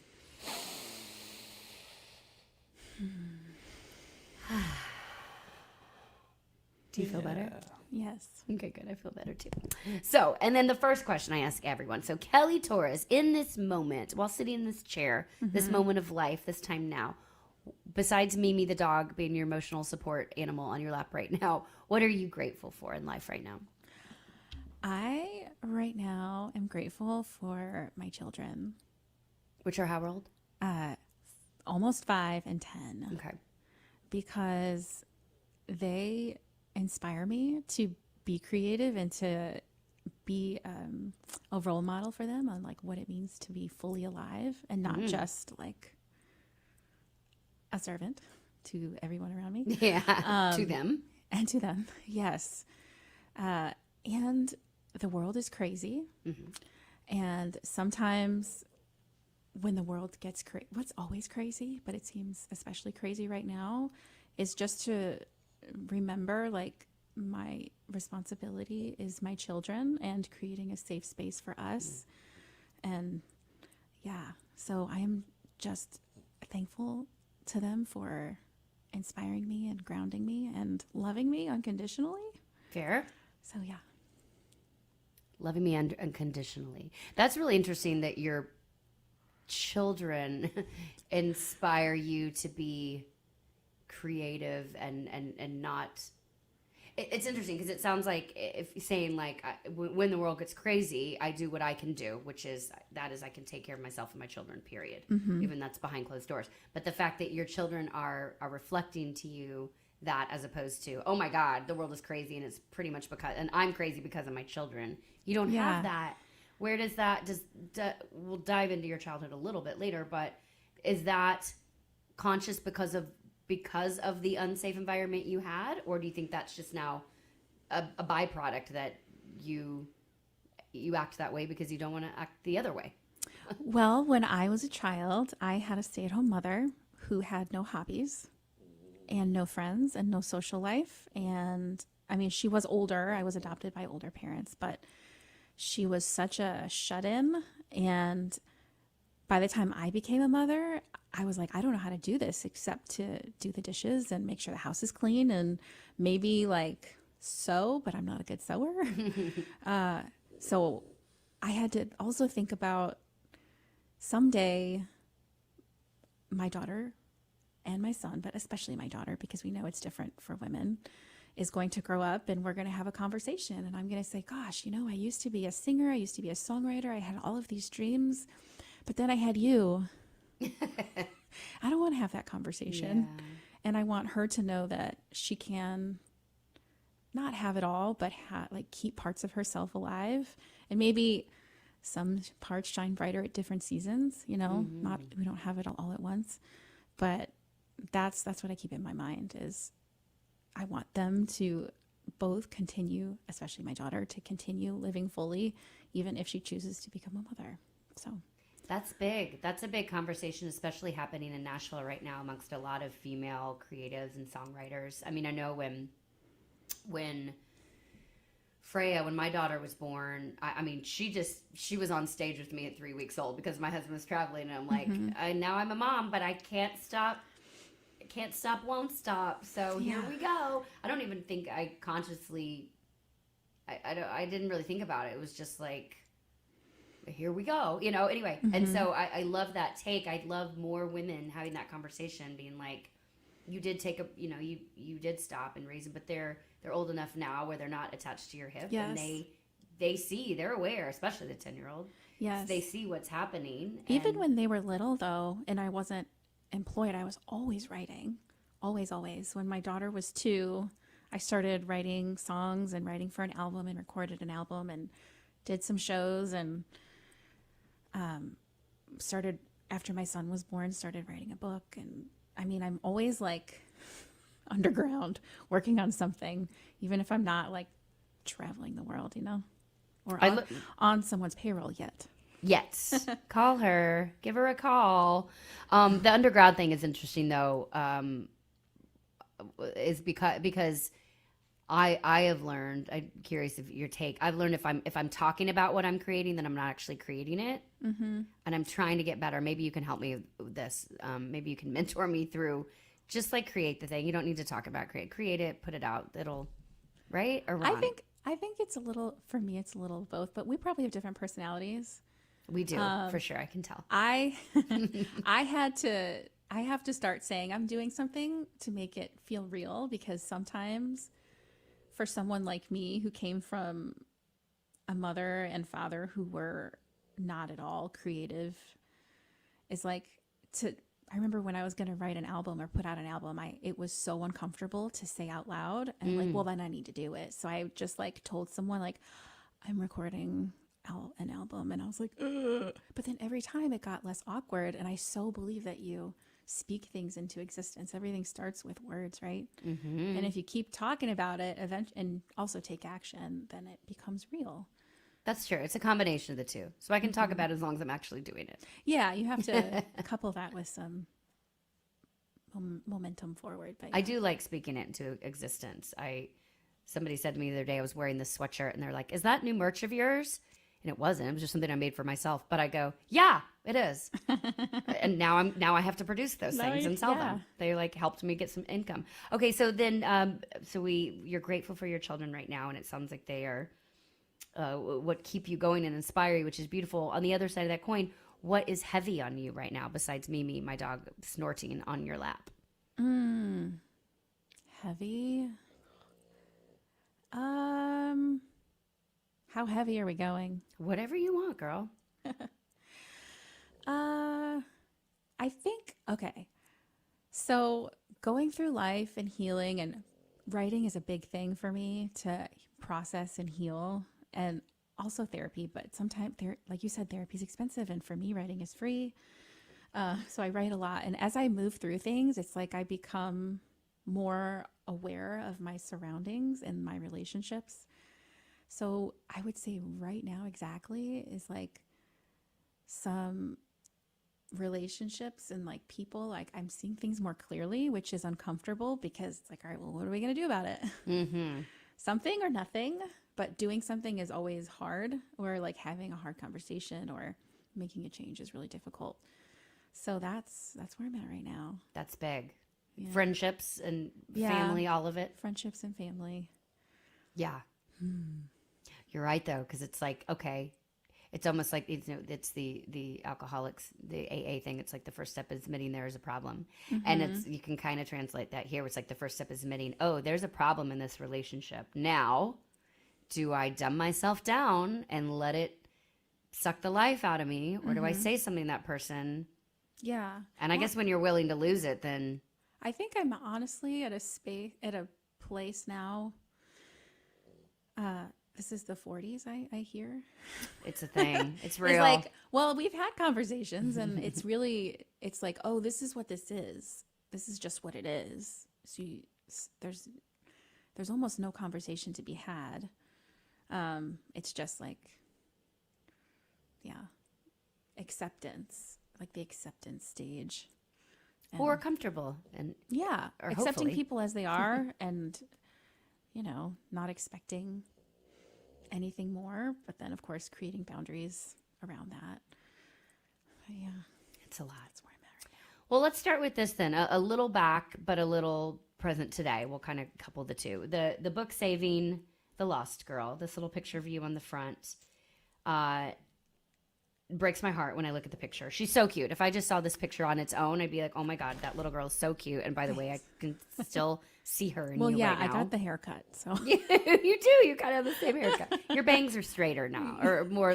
Yes, those more were intentional. Your bangs kitchen mom scissors. cut them. Yeah. I feel that. But this little girl, there's so much that I see in her. There's so much I see in her, and being a mom to a 7-year-old right now, and doing my own inner child work currently. Yes. I have so much emotion when I look at this picture of you, especially after now, reading your book and knowing your story. All that said, why now at 40 years? Well, you wrote this book how long ago? I released it in April this past year. But you wrote it, or how long did it take? It was a long process. I actually started writing it out like in my 20s. I'm like, I know I need to write a book. But it was super dry and sarcastic and almost like a comedy, which was, if you've read it, so you're like, this isn't funny. But I was so distanced from myself. But I would go back. That was a defense at the time. Yes. Yeah. That's just how I, like I said in the preface, that's how I was able to look at what happened to me. I wasn't really able to feel it. I was angry and distant. But over the years, I've returned to it, and I finally, in the last few years, was able to actually sit and write about it in a way that was going to be the most helpful to readers. I guess we probably should take Mimi off your lap. You're saying like really She's serious snoring. things, and she's snoring, or maybe it's making it lovely. It's not bothering me. So this time, when you then actually put it out, because there's another big thing too, and then we'll dive into the gist of it. But the other thing here is, this is not just your story. I mean, it's your perspective of what happened to you. But there's obviously other people involved in this story, from your birth family, your adopted family. There's aunts. There's now your husband and your kids. This is part of your story is a part of them. Yeah. How many what kind of conversations did you have to have? Did you, with just like even your husband, to be like, my husband deserves an award or some kind of vacation on the beach somewhere, because it took me from start to finish probably about 4 years to write this. Wow. And I don't think I was the most pleasant. I wasn't the most pleasant, because sifting through all of this from beginning to end is really hard. But he was always supportive, and anything I wrote about him, I let him read it, and I would say, is this okay? Do you want me to change it? And he was such a good sport, and he was like, yeah, it's okay, which is pretty awesome. Yeah.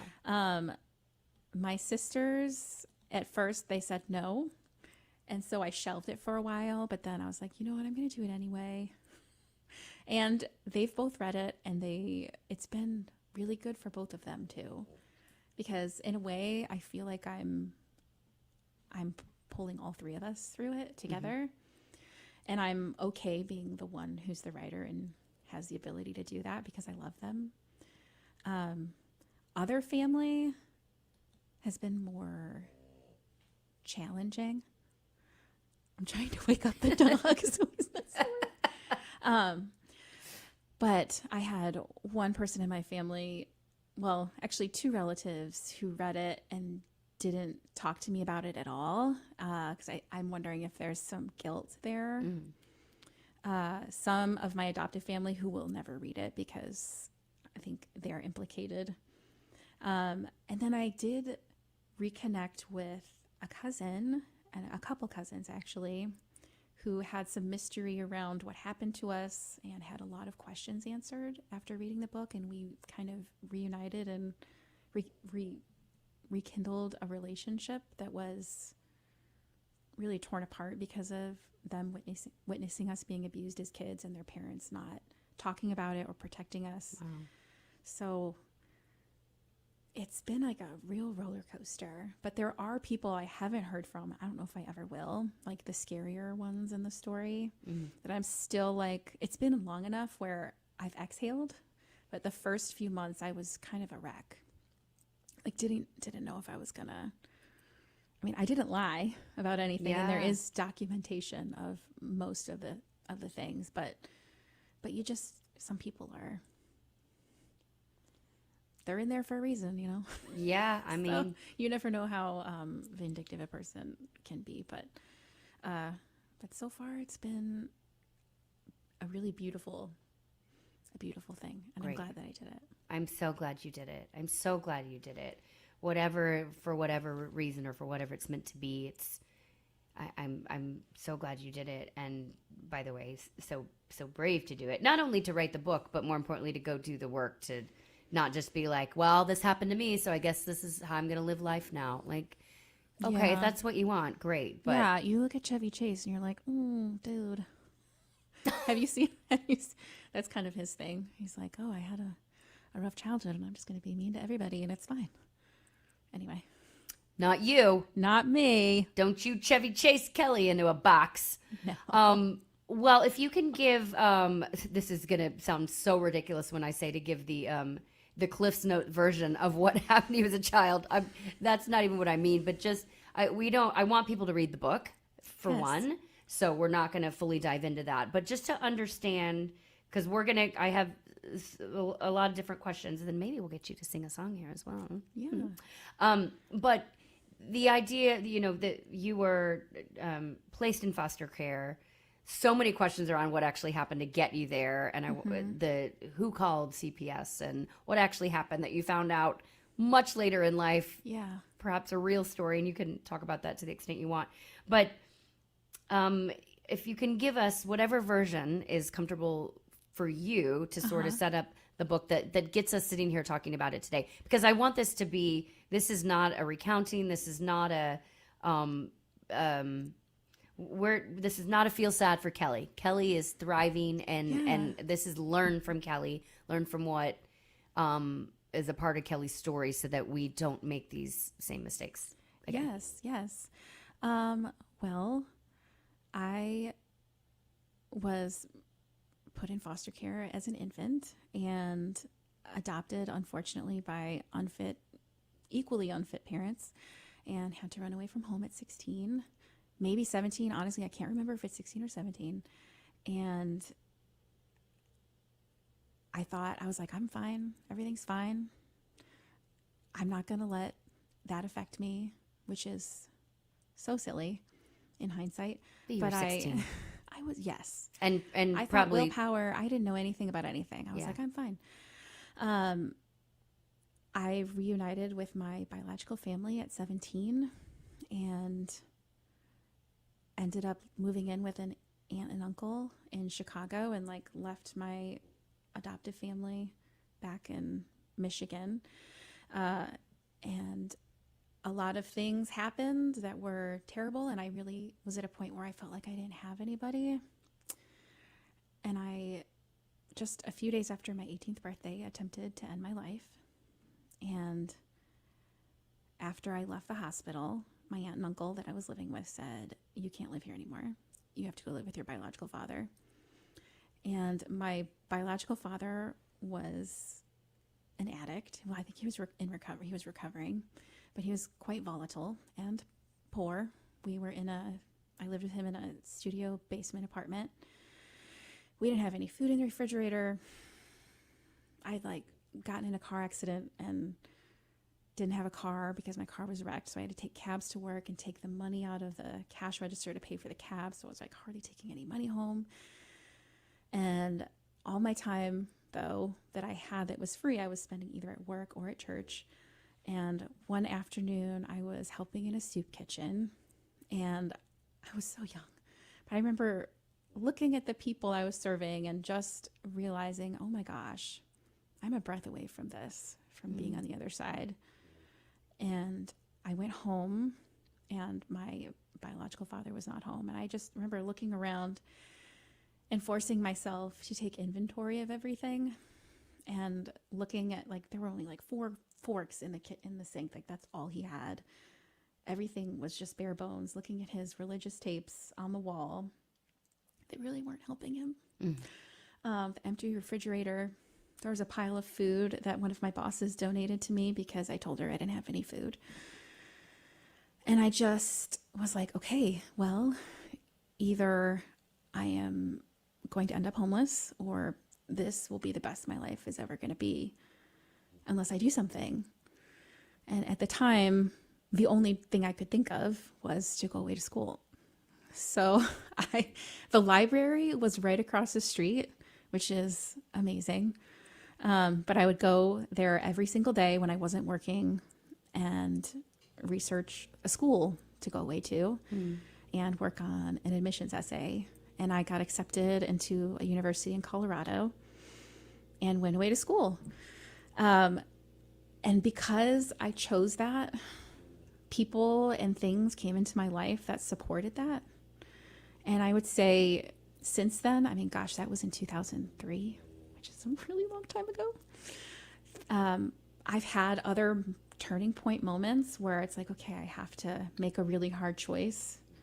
But I think because I hit rock bottom at such a young age, like I know how important it is to choose life and to choose myself and to be hopeful because I know what's possible. So writing this book is to give people hope that no matter where your story started or what you're going through, there is always a way. I really am of the belief that there is always a way. And to choose the harder path and to keep going to healing through healing journey or whatever it is that you need to be, to do. Amazing. I mean, looking at you now, you were beautiful and fulfilled and have this great life here in Nashville and supported and loved. And you did that. You created that by choosing to show up. So thank you for doing that. Thank you, Lindsay. Yeah, I'm glad you're here. We have to take a quick break. So way to land the plane on time, too. You're great in live interviews. Come on, keep doing them, girl. First of many, I say. This is We Should Write, guys. We're going to take a quick break. When we come back, I'm going to see if I can't con her into singing a little ditty for us, something Kelly has written. We're going to talk more about this book. We're going to talk more about writing in general. That was the past. We're here moving on, guys. This is We Should Write. Kelly Torres is my guest today. You can check out her book. We'll be right back. 17 Sapp Brothers Travel Centers are known for great food, hospitality, and mom-approved showers and restrooms. But don't forget the service centers. Sapp Brothers ASE certified technicians can repair nearly any issue in shop or roadside, including axle repair. Dig into your free steak dinner with your oil change. That's a Sapp Brothers tradition to thank you for your business. Tires? Sapp Brothers will beat any competitor's advertised price on tires. And download the Sapp Brothers app for exclusive promotions in the shop, restaurant, and store. Your spot under the coffee pot is waiting for you at Sapp Brothers. There are precious few nonprofits in the trucking industry, and even fewer that make a tangible difference in the lives of professional drivers. So thank goodness for the St. Christopher Fund. Since 2008, over 4,000 over-the-road semi-truck drivers have turned to the St. Christopher Truckers Fund when a medical issue took them out of work. The SCF steps in and pays necessary household expenses such as mortgage, rent, utilities, insurance, and vehicle payments. The SCF also provides free health and wellness programs for drivers. So find out how the SCF can help you, or help the SCF yourself. They'll turn your dollars and cents into that tangible difference for the professional drivers who need it most. Support our highway heroes with a donation at truckersfund.org. Welcome back to We Should Write with Lindsay Lawler, a show about the healing power of writing. Let's dive back in, shall we? Because we should write, right? We should write, guys. My guest today is Kelly Torres. You can head over to Kelly Jean, that's with a J, kellyjeantorres.co.co. We'll post that link. You can get her new book, her first book, probably. I'm sure there will be more. There's got to be more. This can't be like, there's stories to tell. More stories to tell. Yes. Positive, beautiful stories to tell. But the current book, which also for all the tough stuff, it's a beautiful story because we're sitting here now. You are here on this earth. Yes. With a beautiful family. The hard stuff is only in part 1. There's 5 parts in the first, just part 1. If you can get through part 1, the rest, I promise. You'll be like, oh, I did like it. The feeling after an amazing workout. It's great. Reading your book is my kind of workout, by the way. Yeah. I had a little procedure done yesterday, by the way. And she was like, you can't work out for a couple days. I was like, don't have to tell me twice. Wasn't going to do it anyway. Okay, anyway. So one thing that really struck me, and then we're gonna move on to music. But one thing that really struck me in learning about your story is, and I mean this like overall for anybody, actually. I started thinking about it based on your story, is how the information we're given, especially as kids, how that quietly or not so quietly shapes how we move through the world, right? And so, we build these entire narratives based on what we believe to be true, either what we were told or what we saw through what we were able to take in at that time, right? And then we do the best we can with the knowledge we have. And I think if we remember that, I think it helps us walk through the world giving people a lot more grace to be like, that person's being an ass. Yeah. There's a reason for that. And so you found out much later in life some information about your parents, your birth parents, that sort of changed. You're like, oh, well, that changes a lot. All that being said, now that you see it, you found out huge pieces of information later in life. And then, so how do you, when that happens, does it change? Did it change your identity? Did you have to like start over and regroup? Or did it change how you kept moving forward? Or is it just one more piece to sort of untangle from the past? I think it helps me internally because no one's one-dimensional, right? But like being able to see, for instance, like my birth mother, when I was growing up, it was like she was this scary, she has schizophrenia. Like she was scary and I was fearful. And yes, I did have also scary personal experiences with her. But it wasn't until I had to write a paper in college and wrote about her, and it was for abnormal psych, and I had to like write about schizophrenia and write about her, basically a case study for her, and it humanized her.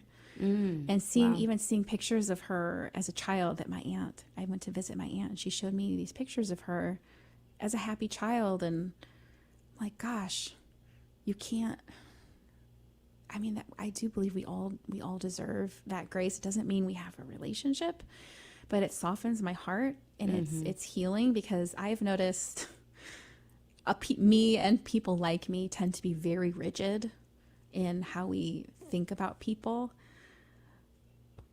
especially if they're behaving badly. So it softens me, but it doesn't mean that I'm like, oh, let's call each other every day. Right. Because I can't do that. But it does, like if my daughter comes home from school and says, so-and-so did this to me, or they did this and this and this, and it's like, okay, well, that's not a reflection of you. It also, yes, it's my parents' inability to love does not mean that I'm unlovable. Or that you can't love, or you can't give love. Yes, right? But if my kids are going through something, it's like, well, we don't know their story.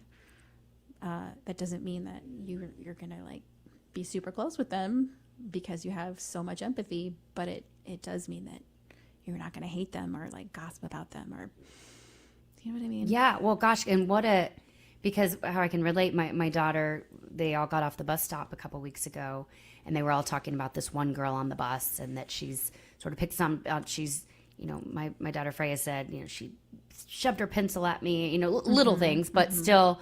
And I zoomed back, and I was like, my first thought was, what's going on at home for that kid? Absolutely. And so you're able to, and I called the principal, by the way, just to say, I'm not here tattling. I'm concerned about this child. Like, our kids are fine on the bus. If they threw a pencil, like, my kid will be fine.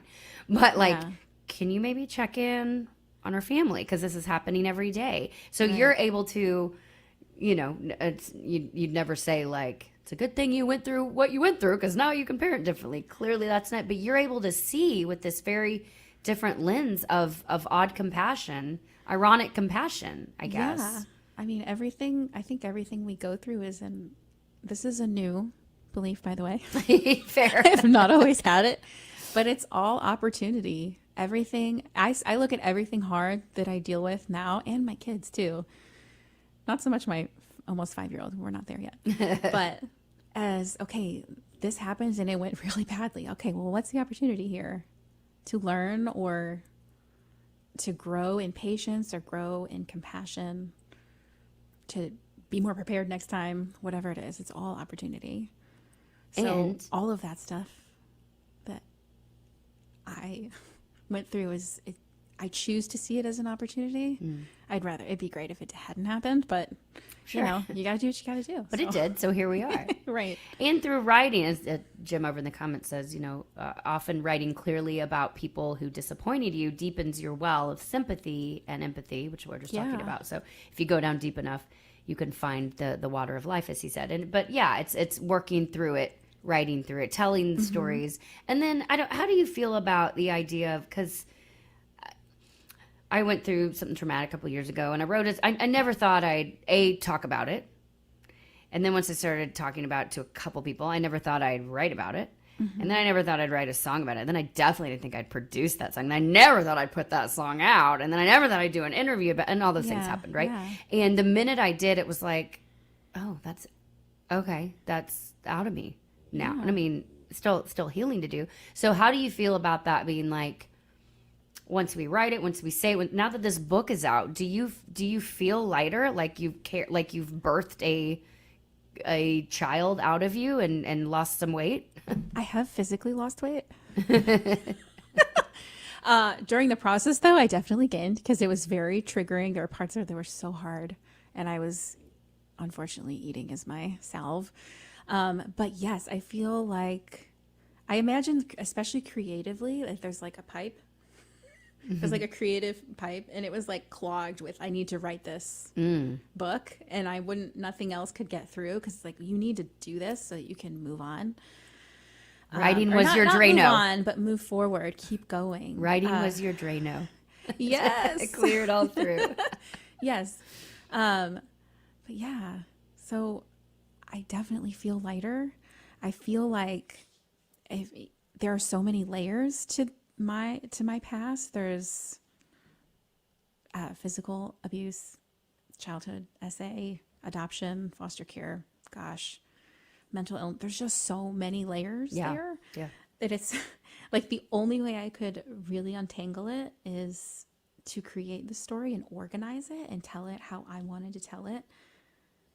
And that, like, healing, even trauma healing, is part of that, is making sense of what happened to you and giving it words and saying, like, telling that story from your highest self and understanding it logically. And this book allowed me to do that.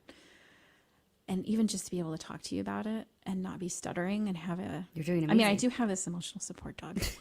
Who is stuttering in her I own really, way. this is Destiny also. I think she knows she should be here. She does. But yeah, she doesn't normally sit in other people's laps this quick, so. I definitely feel like lighter, for sure. That's awesome. Well, and you also studied psychology, both formally and informally, as you say. The informally would just be the life you've led, looking back, Yeah. and you studied as well, which I'm sure is. It was out of desperation. I could see that. Yeah, I remember.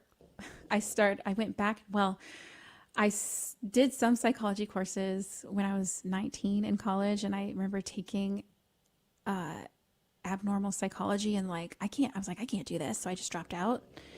But then I took it again as an adult when my daughter was about 2 years old, and I was like, oh my gosh. I mean, I stuck it out, but even taking lifespan development and seeing, which is the study of the brain development, emotional development from childhood through our elderly years, and just seeing every single stage, what was supposed to happen and what didn't happen. And I'm like, oh my gosh, I'm in so much trouble. But it was an expensive way to figure things out.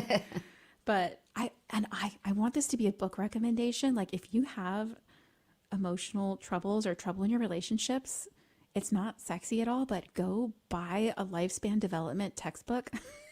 Okay. and you don't have to read it through the end, but just see what is scientifically proven to be important for brain development for infants, toddlers, young adults, teenagers, and that will give you a lot of answers. A lifespan development textbook. Lifespan development textbook. Let's see if we can give there's plenty, obviously, that come up. The one that we read was The Reciprocated Self. It was a Christian university, so I can't remember if it's geared more towards that, but not overtly, not like I still have it and I still flip it open. Still sometimes. reference it? Yes, Like when your especially if husband- you're a parent. Holy moly, my daughter was 2, and some stuff I was like, oops. He's like, I can't get mad at you. That's my fault. 100%, yeah. Oh, shoot. But then by the time I had my son, I'm like, there's just more things that I understood and was able to do better. But yeah. I'm purchasing as we speak. Also, you can purchase Kelly's book, Saving the Lost Girl, A Memoir of Healing. It's on Amazon, other places you find your books. You can go to her website too, kellyjeantorres.co, and find out more as well. Put her name in or put Saving the Lost Girl on Amazon for the quickest way. It can be there by tomorrow morning, guys. There's no excuse.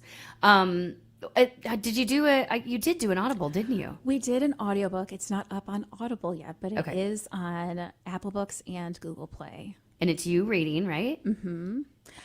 Yes, it is. So me you had reading. to relive it again. Yes, again, award for my husband who had to listen to me record it and also edit every single breath in between every word because I take a lot of pauses. So if you see Eric Torres out, please give him a pat on the back. Please give him a hug. Please give him a hug.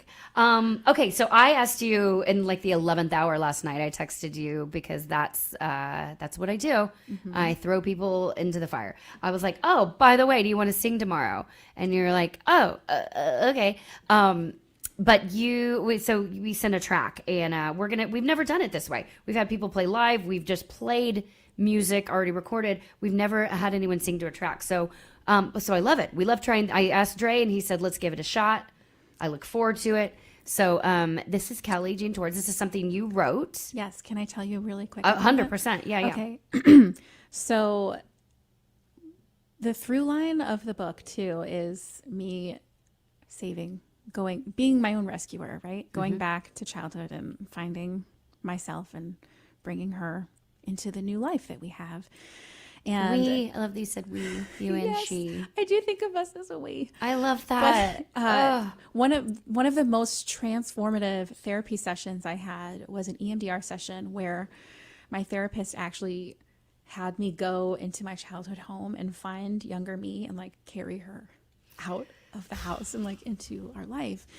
And I went home and I sat down at my keyboard and I wrote this song pretty quickly to talk about the conversation that I would have with her. What's it called? It's called The Rest of Your Life. Oh. I might need to put down the puppy. Put Mimi down. Let's focus in here.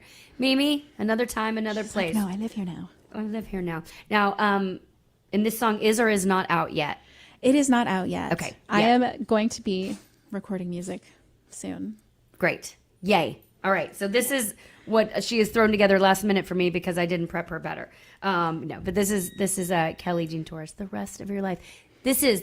Think of this, guys, again, what she just said and how moving. And I would just encourage when you're listening to think of your own child, you as a child. And I know exactly where I'd go, by the way. And I see myself in my room now. I know where I'd go find little Lindsay in this moment. So Yes. think about whatever your name is, go find your little you and hold them tight during this song.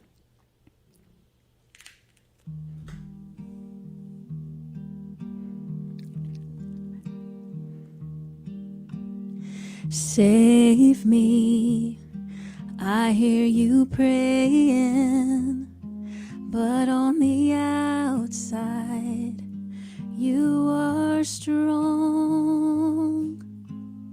Sweet child, oh, it ain't over, the end of your dark finally come. Come with me. Oh, come with me. Through the dark of night, where the sun shines bright on the rest of your life.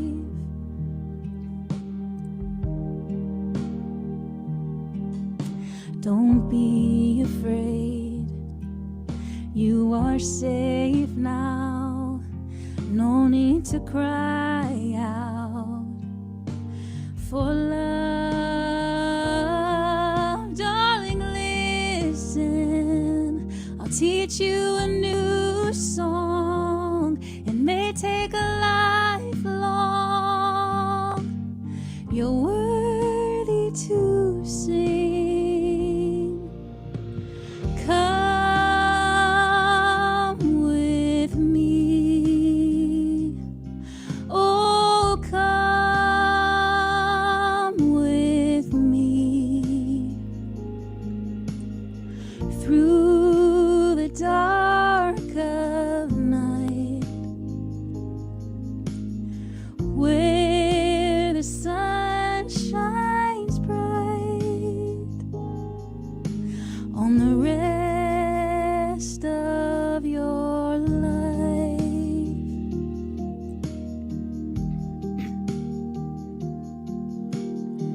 Look at me, am I familiar? I may be weathered, but we are one. Come with me. Oh, come with me. Through the dark of night, where the sun shines bright on the rest of your life. Good Lord. I'm not crying. I'm not crying. It's fine. Dre's not crying. It's fine.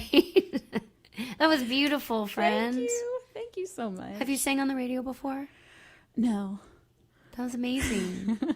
Thank you. You have really good control, by the way. I practice a lot. I sing a lot. I sing and write a lot. Well, I'm glad. And you do post on Instagram a lot when you're playing, which is takes a lot of courage as well, because we can feel really dumb doing that. It does feel dumb. My husband will walk in the room and be like, I'm not doing anything. It's fine. Don't look at me. Don't look at me. It's so silly because he's He like, also what does are you doing? I know what you're doing. He's like, also, I produce music for a living. This I is not know. weird. I know. That was so beautiful. When you said we, that just like shifted a whole, changed the perspective for me. Mm-hmm.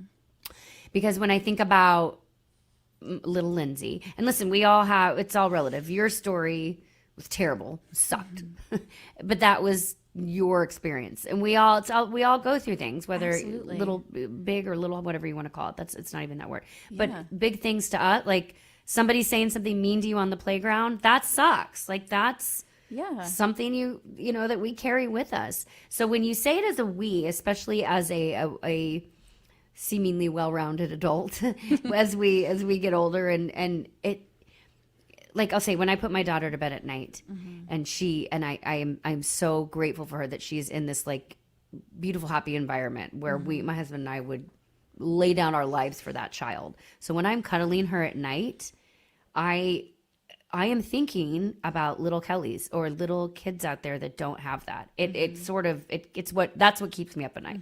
Kids that don't have my arms around them. Yeah. That keeps me up. And the only thing I can do is just be that for Freya. Yeah. So that she'll be it for others, right? I guess, you know. It really is. Mother Teresa said, if you want to make the biggest difference in the world, go home and love your family. Boom. It's that easy. Yeah, it is.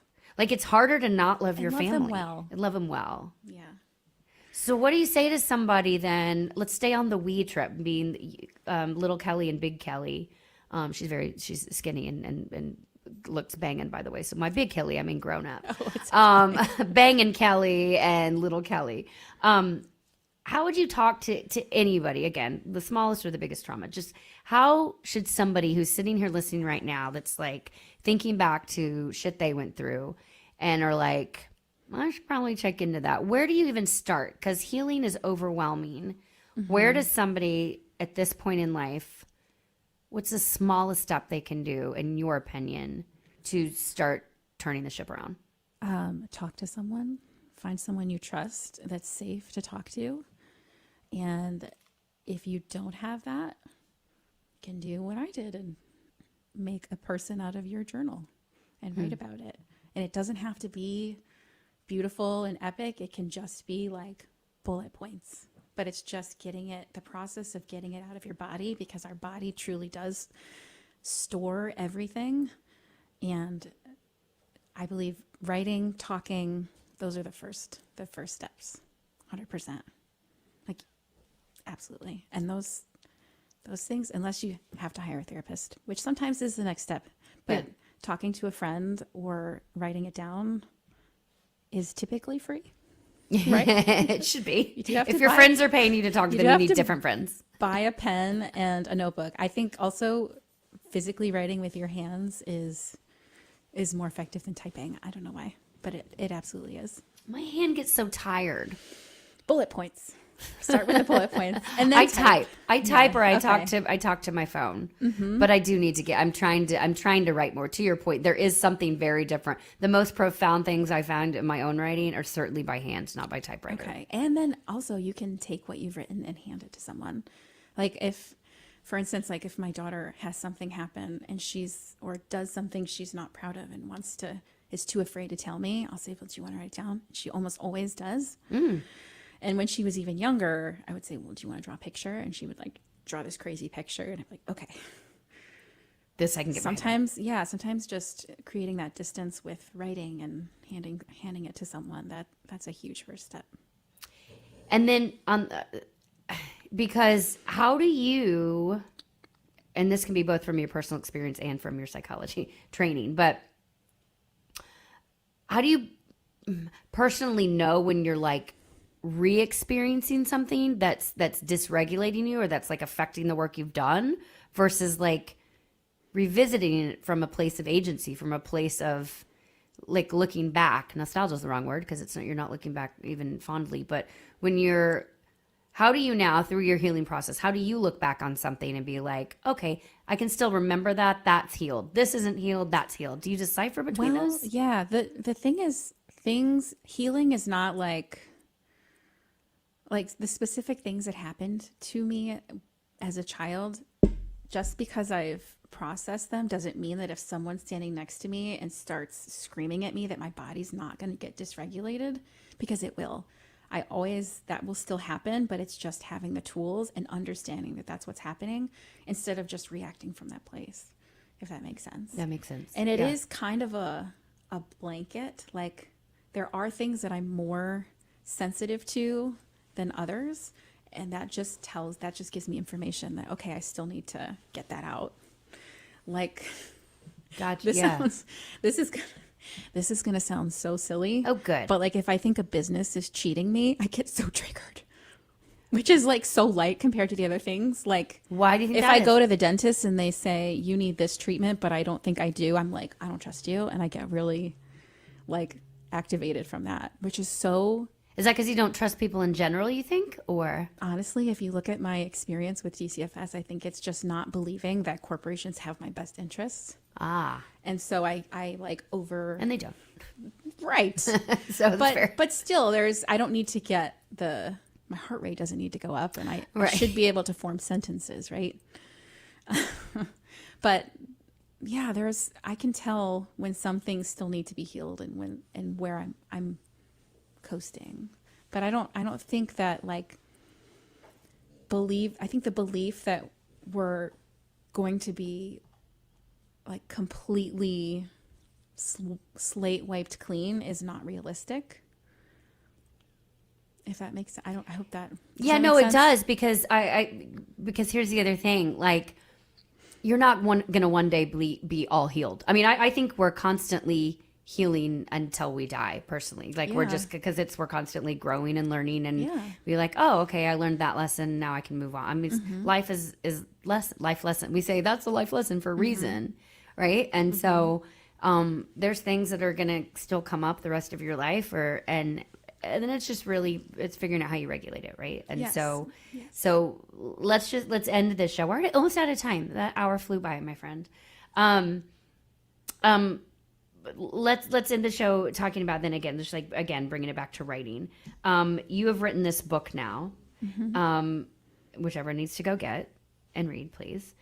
And so what comes next? What's Kelly like looking forward to now that this is off your chest? Not that there won't be more written about your experiences, like that beautiful song you just shared with us. What is next for Kelly that makes you excited, that you can, I want people to hear the excitement in your voice about what's next for you and know that you're going to be okay. Yes, I am going to be okay, guys. I have been writing a lot of music. Good. A lot of music. And I do plan to record some music. And I am open to where that takes me, and I'm excited about where that takes me. I also have lots of book ideas, but I have one that I've already started. Is it okay to share? Sure. About that? To whatever you're comfortable. No one's going to steal it. Maybe no. I'll wait. But I do have. I have another book at top of mind that I'm excited about offering people who really benefit from this will also benefit from that. It would be really a book to help guide people into having the healthiest possible relationships with their children and with themselves. And if they didn't get that from their parents, to like help them reparent themselves. I love that. Yeah. We parent if you parent your inner child, parent yourself. Yeah. What's the song that somebody else's song that you either drive and cry to or dance to, or that gets you like drive and cry? The most recent drive and cry song is Daddy by Coldplay. Oh dear. If you listen to that song, my theory is if you listen to a song and it makes you cry, there's a wound there. And you might not even realize it. Oh shoot. It doesn't have to be a big one, but anything, if you see something and it makes you cry and it's not like actually sad for everybody, it usually is information that there's something there that could use some journaling. Noted. I cry to a lot of music. Yeah. And alone. So Me more too. journaling in my future. I'm not healed yet. Trucker Bosun over in the comments is saying, for some of us, going home is an infrequent option. I wonder if he means that metaphorically or literally. I know he means literally, but also perhaps metaphorically. Thank you, Tara. Tara says this was such a great episode. People, in the living years, someone does it for them. You know what then? Good news, because I just recorded my own version of In the Living Years by Mike and the Mechanics. We did like a very stripped down acoustic version, which will be coming out, I think, Father's Day. So Trucker Bosun coming your way. By the way, guys, this has been We Should Write. My friend Kelly Jean. Hey Kelly, we should write. Yes, we should. This was so fun. Thank you for having me. You say right. We should write. Right. There Sorry. you go. Okay. This show is We Should Write. It is executive produced by me. Technically produced by Phone Master Dre over there. Guys, check out weshouldwrite.com. Let me know who you want to hear on the next episode or next episodes coming up. Check out all the past. And again, go get this book, Saving the Lost Girl by Kelly Jean Torres. It's available on Amazon, wherever you get your books. Kelly, thank you for being here. Thank you for having me. You're beautiful. You're awesome. You're beautiful and awesome. We should write. Right? There it is. See you guys next time.